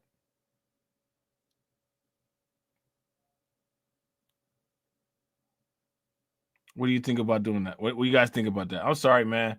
I can't do it. I can't do it. I swear I'm not going. Tell you, please come clean up Chicago, Illinois. We need you, Tom Holman. This place sucks right now. And like you said, our city sucks because our governor sucks and our mayor sucks. You were absolutely right about that. And I mean, it couldn't get more broad than that. And I just really appreciate you coming here, just speaking to the people of Chicago, you know, listening to us more than our own mayor. You're actually doing a better job than the mayor is when it comes to listening to us. Tom? Well, look, I was there 2 weeks ago and I spoke to the people there, and you're right. I said the mayor sucks and the governor sucks because of them protecting illegal aliens in your city, especially criminal illegal aliens. Their number one responsibility is protecting the community. See, I told you, Tom Holman. Tom Holman like a robot, man. Like he's like a Terminator. It don't even matter what, like, he gonna say the exact same thing every single time. You know what I'm saying? He gonna say the exact. So you ain't all you had to do was just mention illegal migrants, and Tom Homan would have took it away. Like that programming would have activated, and he would have just said his thing. That begging and all that wasn't even necessary. You know what I'm saying? Communities. So look, I made a promise 2 weeks ago that I'd be back, and I will be back when this operation starts. I will be in Chicago, and men and women at ICE are going to be on the streets doing their job. So I appreciate your support. And I met with, when I was out there, I met with black pastors. I met with leaders of the community. They're all on the same page. The only one on a different page is the mayor. And we're going to prove to him that we can come in and make that city safer with or without his help. Thank you so Vashon, much, Tom Homan. Yeah, Vashon and Tom, we're going to check back with you in, let's say, a couple of months, Tom, to see how things have changed. We'll give you 3 months to see how things are progressing, because it's not going to happen overnight. This is going to be a process. And if I know one thing about Tom Homan, he's unstoppable once he actually has the power and the authority to act. So I know that about Tom very well. Vashon and Tom, thank you both. Click here. So yeah, man. I mean, I just, bro, like, I don't know, man. I don't know if it had to go down like that or not. You know what I'm saying? It's quite weird. Right? Quite weird. So now, shout out to Nevada, right? We got some people over in Nevada. You know what I'm saying? They concerned. You know what I'm saying? They're concerned. All right. And the blue media is still doing the same thing. They're crying, they're whining, saying that there's fear mongering going on, which I find hilarious that they got the nerve to call people fear mongers. But that's neither here nor there. You know what I'm saying? Carlton said Tom is unstoppable like the juggernaut. Bro, he reminded me of that dude on Sin City with all the he reminded me of the old dude on Sin City with all the scars on his face. You know you know what I'm talking about? That old dude on Sin City. Y'all seen the movie Sin City? There's a lot of limitations and challenges and barriers that are placed on them due to their immigration status when it comes to having the ability to work after they graduate. So we're asking the question, how much of Nevada's workforce comprises of undocumented immigrants? We're continuing to look at how mass deportation could impact the Silver State on 2 News Nevada at 5:30. Why is there, again, no one is focusing on this question, and the data and the information it's not really out there. Why is nobody doing anything about these companies that keep hiring all these illegal people, man? And shout out to Win Lose a Rug, bro. Facts, man. Sin City was dope. That movie was dope. It was so unique with the black and white. You know what I'm saying? Like, that movie was lit. Sin City was live, man. That movie was dope. Bruce Willis did his thing in that movie. You know what I'm saying? That movie was lit. So research shows Nevada has the highest number of foreign-born workers per capita. Good evening, I'm Ryan Kennedy. And I'm Kristen Remington. Thanks for keeping it here with us at 5:30. President-elect Trump's plans for the mass deportation of 11 million immigrants would remove some 136,000 from Nevada alone. Leonard DiUta. Bro, I told you.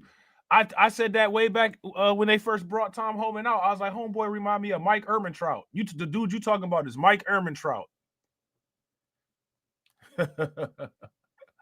No, Walter, we're shutting the border down, Walter. The boss says we got to do it, Walter. Shout out to my man Jesse Paris. What's good with it, bro? According to the American Immigration Council. Josh Benny joins us here in the studio with more on the potential impact. Hey, Tom Homan loyal to Trump like Mike Ehrmantraut was loyal to Gus. Mike Ehrmantraut was loyal to Gus. As long as Mike got that paycheck, man, Mike was, if Gus needed something, Mike was there. You know what I'm saying? If Gus needed some shit, Mike was there. You know what I'm saying? Impacts this could have on the state. Josh? Yeah, guys, in Nevada, mass deportation means a significant loss in construction, hospitality, and other service sector jobs. It's 9% of our workforce, and it's really important. How did it get that way? Like, let me ask you guys this. How many people see this as a problem? Like, the fact that this made up such a large amount of the workforce, it's not even really been discussed until the deportation issue is on the table. So now my question is, why has this been such a secret for so long? See, we got to peel back the layers. They want us to stop at the one layer, but we can't stop there. We can't stop there. We gotta answer all the questions. We have to satisfy all the deficiencies. You know what I'm saying? We have to get all of the data. And so here's the thing, it's going to be devastating to our economy. According to the American Immigration Council, a national mass deportation of 11 million removes some 136,000 undocumented workers in Nevada. That's 9. Why are they? The state should listen. The state should get fined, and so should all of those businesses. The federal government should sanction Nevada. That's a system-wide violation that was permitted to be done by the state officials.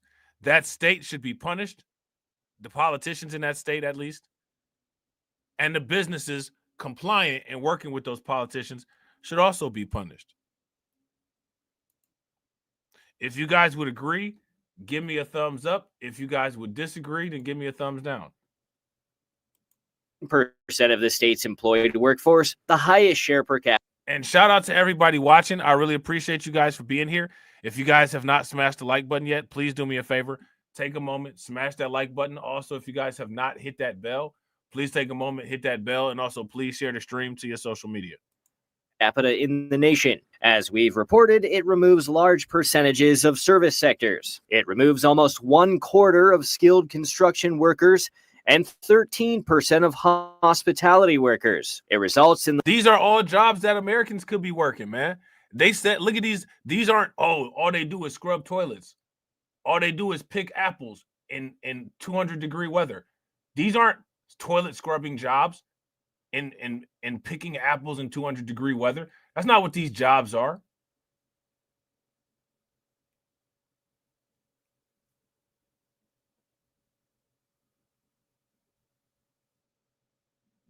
These are jobs that Americans could be working. The loss of 43% of landscaping and groundskeeping workers, 42.5% of construction laborers, 41.6% of carpenters, 35.3% of housekeeping workers, and 25.4% of cooks. Letting them know that they do have rights, because within this country, regardless of their immigration status. Jeanette Nairo, manager for How come the right to enter the country legally is never discussed as a right that they have the option to take advantage of? Is that a fair question to ask? If you guys think that that's a fair question to ask, give me a thumbs up. If you don't think that that's a fair question to ask, give me a thumbs down. I don't understand why isn't that ever asked?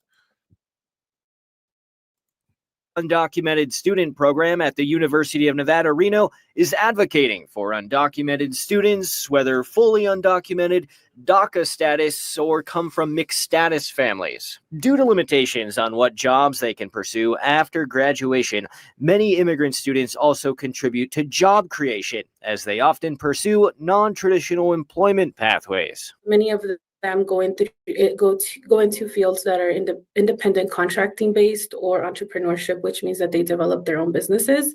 And so we can see how much of an impact professionals who are graduating from universities are also having on the economy. Washoe County Republican Party Chairman Bruce Parks supports Trump's mass deportation, reminding that it's not happening overnight.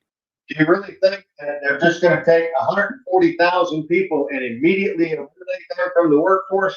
No, this is a process that's going to take time. It's not going to be instantaneous. Now, I do know for a fact that for you to employ an illegal alien is in itself a crime.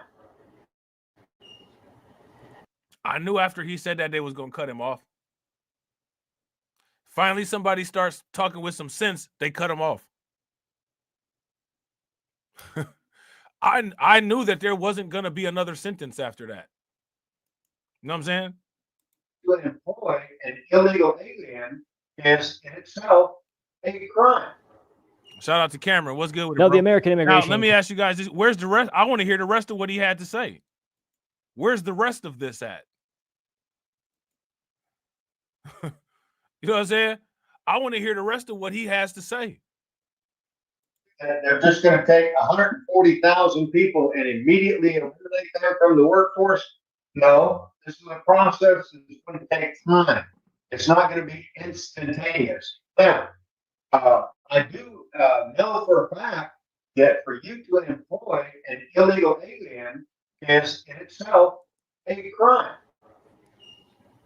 Yep, No, the American Immigration Council also reports that undocumented immigrants contributed over $500 million in taxes in Nevada in 2022.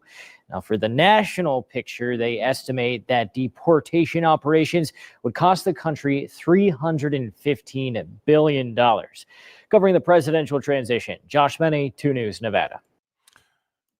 Now, what do you guys think about that? Again, anytime I hear, anytime I hear any of this stuff, the only thing that I ever think about is, well, what's going to be the punishment for these companies, right? Like, what's going to be the punishment for these companies who keep hiring these people, man?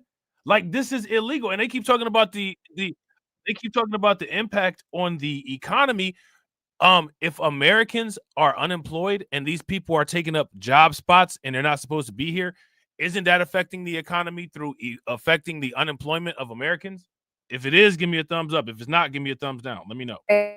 Martinez Rosas, Executive Director of United We Dream. All right, you yourself are a DACA recipient. How concerned are you and people in your situation about these threats coming from the incoming administration? Do you think they're really going to follow through? Good morning. It's good to be with you this morning. Yes, I think that all of the commitments that Donald Trump has made, ranging from immigration to the things that he's going to make in our economy, are truths that we should take in at face value. And what we saw today with Tom Homan is fear-mongering. It's telling all of us that we should be on alert, and millions of people are ready not only to defend our communities, but to ensure that our communities stay safe. I mean, but how do you do that if you have the federal government saying they're going to come physically deport people who may be in your household, maybe your neighbor, maybe your coworker? What do you do at that point? Are you harboring a criminal in your house? They literally said that they're not going to do sweeps and raids. You know what I'm saying? Let's just fact check that. Didn't they say that they're not going to do sweeps and raids? I'm pretty sure they did. I think what we do is we hang on to our communities. We are part, as you mentioned, we are part of schools. We're part of neighborhood spaces. We belong to churches. And so this is why it's so important for us to know that this incoming administration is pledging to raid schools, hospitals, grocery stores, our workplaces, is going to put instability into our communities and our economy. And it's pretty clear who the villains are here. So I think who the protagonists or the heroes are going to be are the American people, our family members, our pastors, and our elected officials that no matter what the fear-mongering that Tom Homan has put in place, they know our constitutional rights, they know what is legal, and they know that there are limits to what Tom Homan is promising. So for those who might not remember, this is an Obama-era policy launched in 2012, and there's about 1 million dreamers and their families who are impacted by this. And these are people who are out in the workforce. We have some figures by forward.us that show that if the program ended, 1,000 jobs would be lost every business day for the next 2 years. And if you break that down by profession, that means 1,500 recipients working in healthcare would be essentially gone or compromised, 700 working in education, and 600 in child and... Again, all of these are jobs that Americans could be working. Every single one of these is a job that an American could work. What people should pay very close attention to is how uninterested in Americans the blue media is. Senior care. Do you think Americans are really going to start to see a difference in their lives, in their communities, if these people are suddenly not there to do these jobs? We belong to communities all across the U.S. People will miss their neighbors and their teachers. But the reality is that our communities, we're not backing down. The same spirit that has led dreamers and immigrant young people like myself to embrace this country and to call ourselves Americans, the same spirit that has allowed us to be part of this community is the one that's going to say, this is our home is here, and we belong into this place. And so we're ready to fight back. We're ready to protect one another. As someone that lives undocumented in this country, I do know that there's no place like home. And I'm ready to ensure that not only immigrant communities, but all Americans have the ability to live a life that is safe and without threat of politicians. And home for you and so many of these DACA recipients is the U.S. I mean, these people have been here since they were toddlers. This is the home that they remember. I also want to ask you, California Senator Alex Padilla is among several lawmakers urging President. There you go. There go my dog right there. Shout out to my man TD Media Group. TD Media Group said, "Oh, look, who's back live again?" You know what I'm saying? You know what that means when TD come in and comment. That's the dog whistle that he about to go live and take everybody out of the chat. You know what I'm saying? He about to hit that live button. He about to hit that live button, and there's gonna be 5 people in here. I'm gonna be sitting here like this.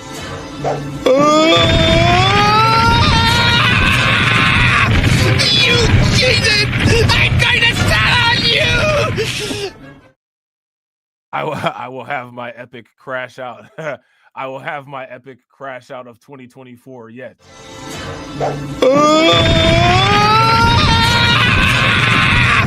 You cheated! I'm going to tell on you!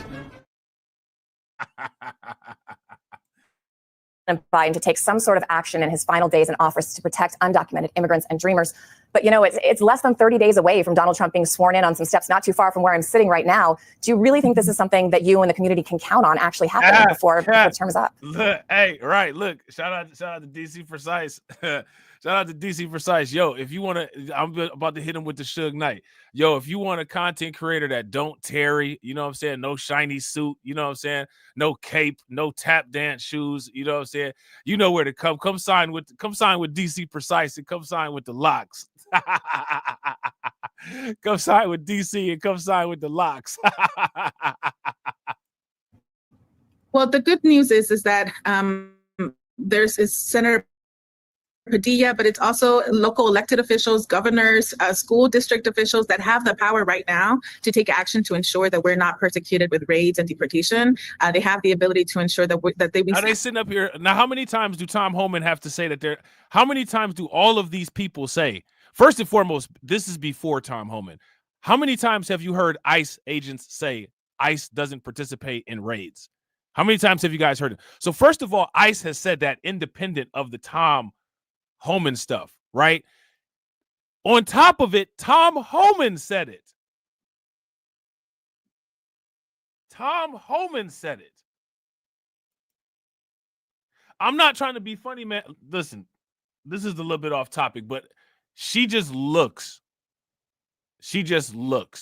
like she eats Philadelphia cheese spread with a spoon like it's yogurt. And my advice would be to stop doing that. Okay. Our state and local policies are immigrant friendly and maintain our economy strong. Y'all know what I'm talking about? That Philadelphia cream cheese. She looked like after a hard day at work, she just cracked one of them bad boys and sit down on the couch and just start eating it out with a spoon. And it's not gonna help. Don't do that. It's not gonna help. Find another way to deal with the situations. But I'm not going to mince words here. Immigrants in our country is under siege by politicians that would rather give billionaires more money. She looks like she eats cottage cheese with a cellar bucket, a well bucket. You know those well buckets, like when you put the bucket of water on the rope and put it down into the well to get water. She looked like she put the bucket on the end of the rope and send it down into her refrigerator and come back up with a bucket full of cottage cheese and just eat it with a shovel. Like, come on, man, don't do that. You're not helping anybody out in the situation. No one is being helped by that. And more access to power and maybe even shut down our governments, then ensure that the living lifeblood of this country, immigrants, the people that make our food come to our table, the teachers in our schools, the nurses in our hospitals, be able to live in safety. And so I know that Americans will not stand for that. We deserve safety. And when immigrants are under threat, all communities are under threat. I think the 2020 election kind of I think the 2024, I'm sorry, the 2024 election, I think that's given people a gauge on what quote unquote Americans won't stand for. I want to ask you guys this.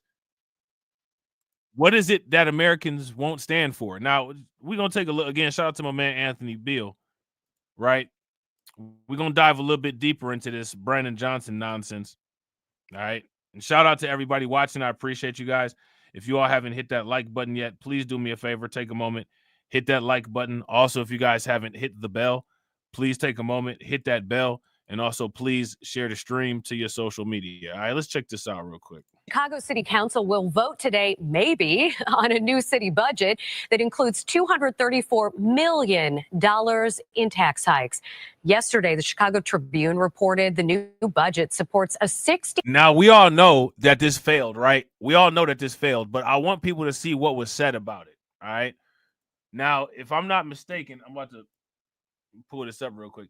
Yeah, so they have finally agreed on a budget, right?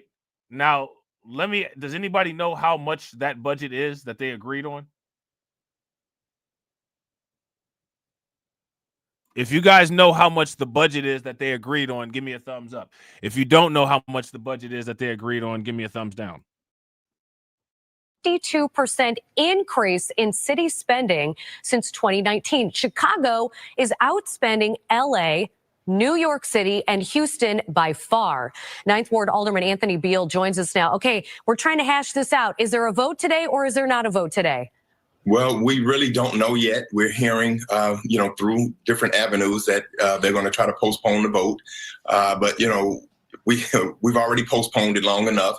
The budget has been pushed back a couple of months, and the mayor's been trying to buy time, and he's been trying to buy votes. And, right now they don't have the votes. So I think they're just trying to, buy themselves more time in order to try to convince other aldermen and probably buy some more votes to go their way. Okay, so let's say that then a budget either isn't voted on or does not pass ultimately within the next week. We have a deadline at the end of the year. What happens next? Well, the thing is, they've been trying to have this scare tactic saying, if you all don't vote for it, we have to vote for it by the end of the year. And this has been a disaster that has been created by the administration. They purposely pushed this back to try to force us into the holiday, into the new year, and to force us to vote on something that we know is a horrible budget. And so we extended. There's nothing in the law that says we cannot extend our budget. We're mandated to do it, but we can always extend it. We can do a 2-month or a 3-month budget in order to get this thing right. So we're not going to be forced into voting for something that we know is totally inadequate for the people of the city of Chicago. Now, again, I gotta keep asking this question, right? Why is the budget out of control like this?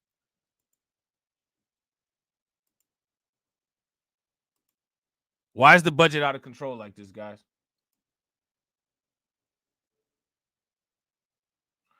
Let me know what you guys think about this budget. So the Chicago Tribune yesterday put out this editorial saying that Chicago spends way more than the other 4 largest cities in the country. And that includes when you take out the pension obligation. We are still spending so much. Why are we spending so much money, and where is it all going?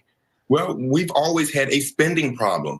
And that's why the coalition of 15 aldermen have been staying together to say, look, we need to have cuts and efficiencies. When we have a disaster like this, when we have $1 billion deficit, how do you continue to spend without first looking for cuts and efficiencies? How do you look to, increase certain aldermen's budgets? It sounds to me like Anthony Beal is saying that it might not hurt Chicago to have something like Doge to make sure that inappropriate spending is not being done. If you guys would agree, give me a thumbs up. If you guys would disagree, give me a thumbs down.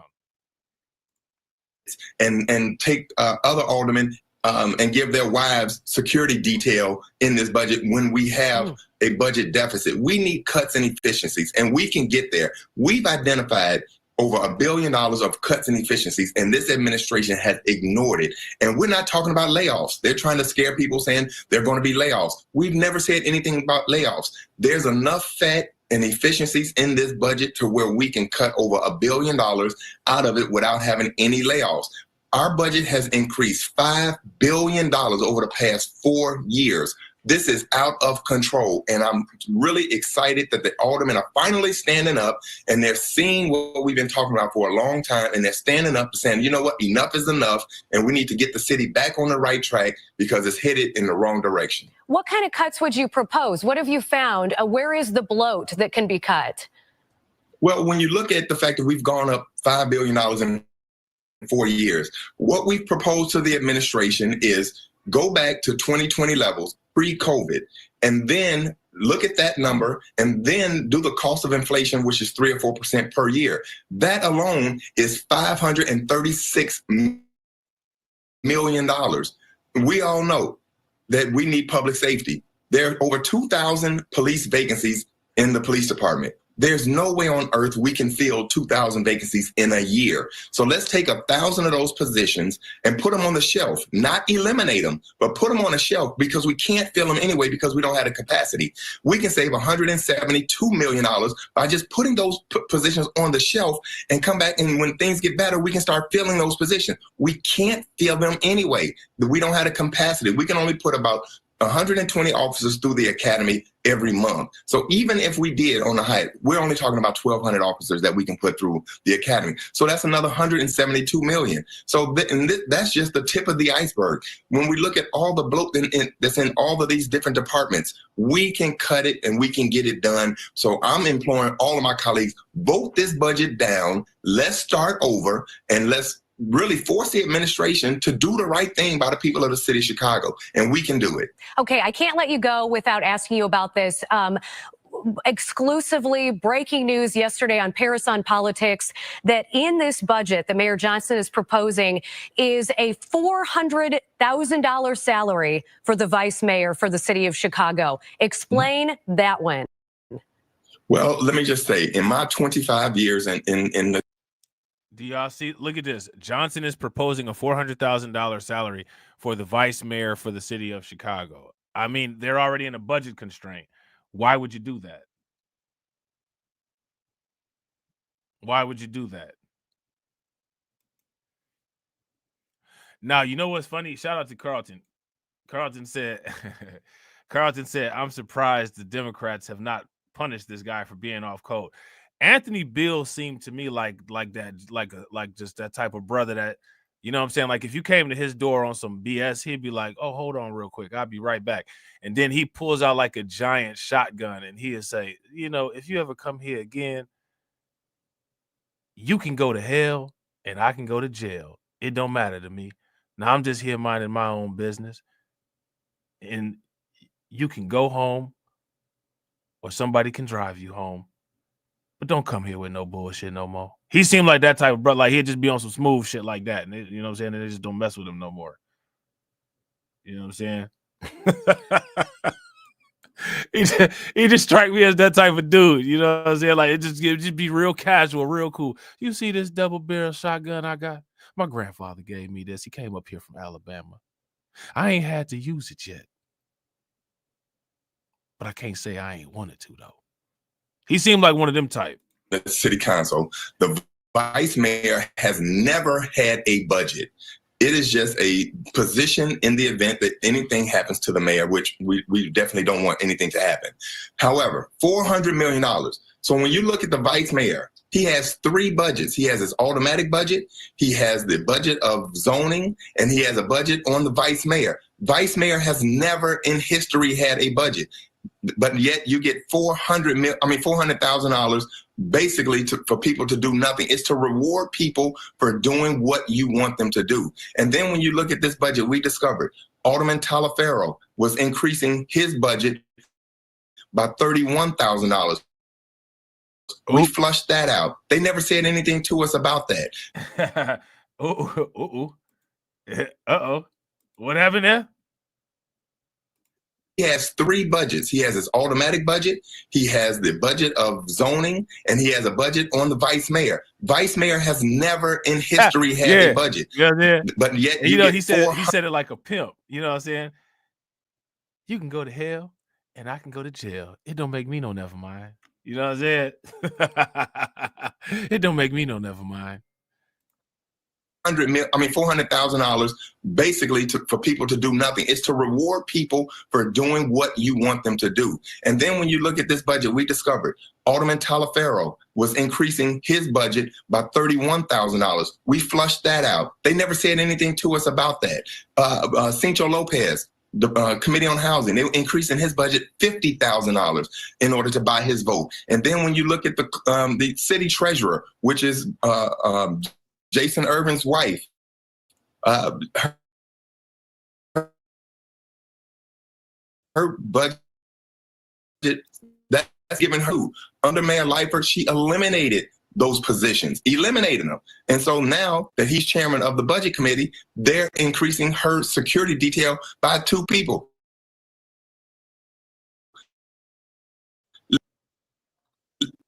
I can tell you, even knows who the city treasurer is. Why does she have 2 officers as a security detail? These are things that are just really taking advantage of the people of the city of Chicago, and we need to stop it and stop it now. I ain't mad at it. I am not mad at it at all. Now, you know, I had more stuff that I wanted to show y'all. I'm going to run through these headlines real quick. You know what I'm saying? I'm going to run through these headlines real quick. Now, I put the link to this in the chat. If you guys want to, you guys can take a look at the full details of the budget, right? You see, Alderman finally passed Mayor Brandon's 2025 budget. Now, Brandon Johnson was talking crazy numbers. All right, he was talking crazy numbers. And as you guys can see, those numbers went way down. Alderman voted 27 to 23 to approve Johnson's $17.1 billion spending plan for next year after his team proposed a 4th version that completely eliminated his property tax hike in the face of widespread aldermanic objections. Okay. How do you go from, look at this.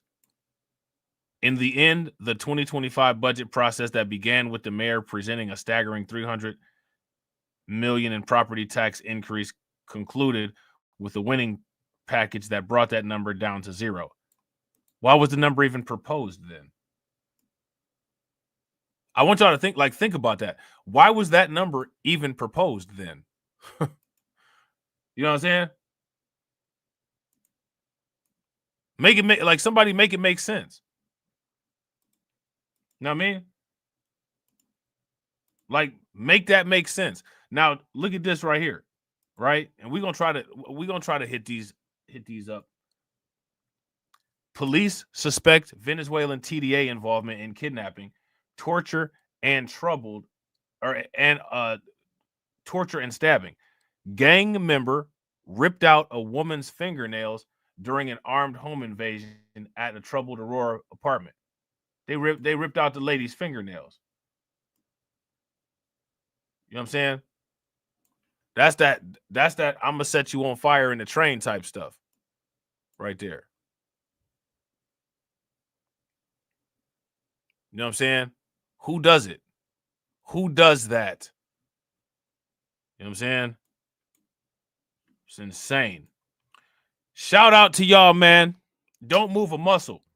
This live stream will take you into one of the next live streams that's going to happen. All right. Once you get there, hit the bell. All right. Before you get there, show love to the people that showed love. All right. Shout out to my man, Kurt. I appreciate you, bro. Let me get this set up real quick. Shout out to Kurt again. Definitely appreciate you, bro. Again. Shout out to Alpha Male Pimp Network. I appreciate you, bro. Shout out to Kurt again. Make sure y'all show Kurt some love. Again! Shout out to Brooklyn Queen. Definitely appreciate you, Brooklyn Queen.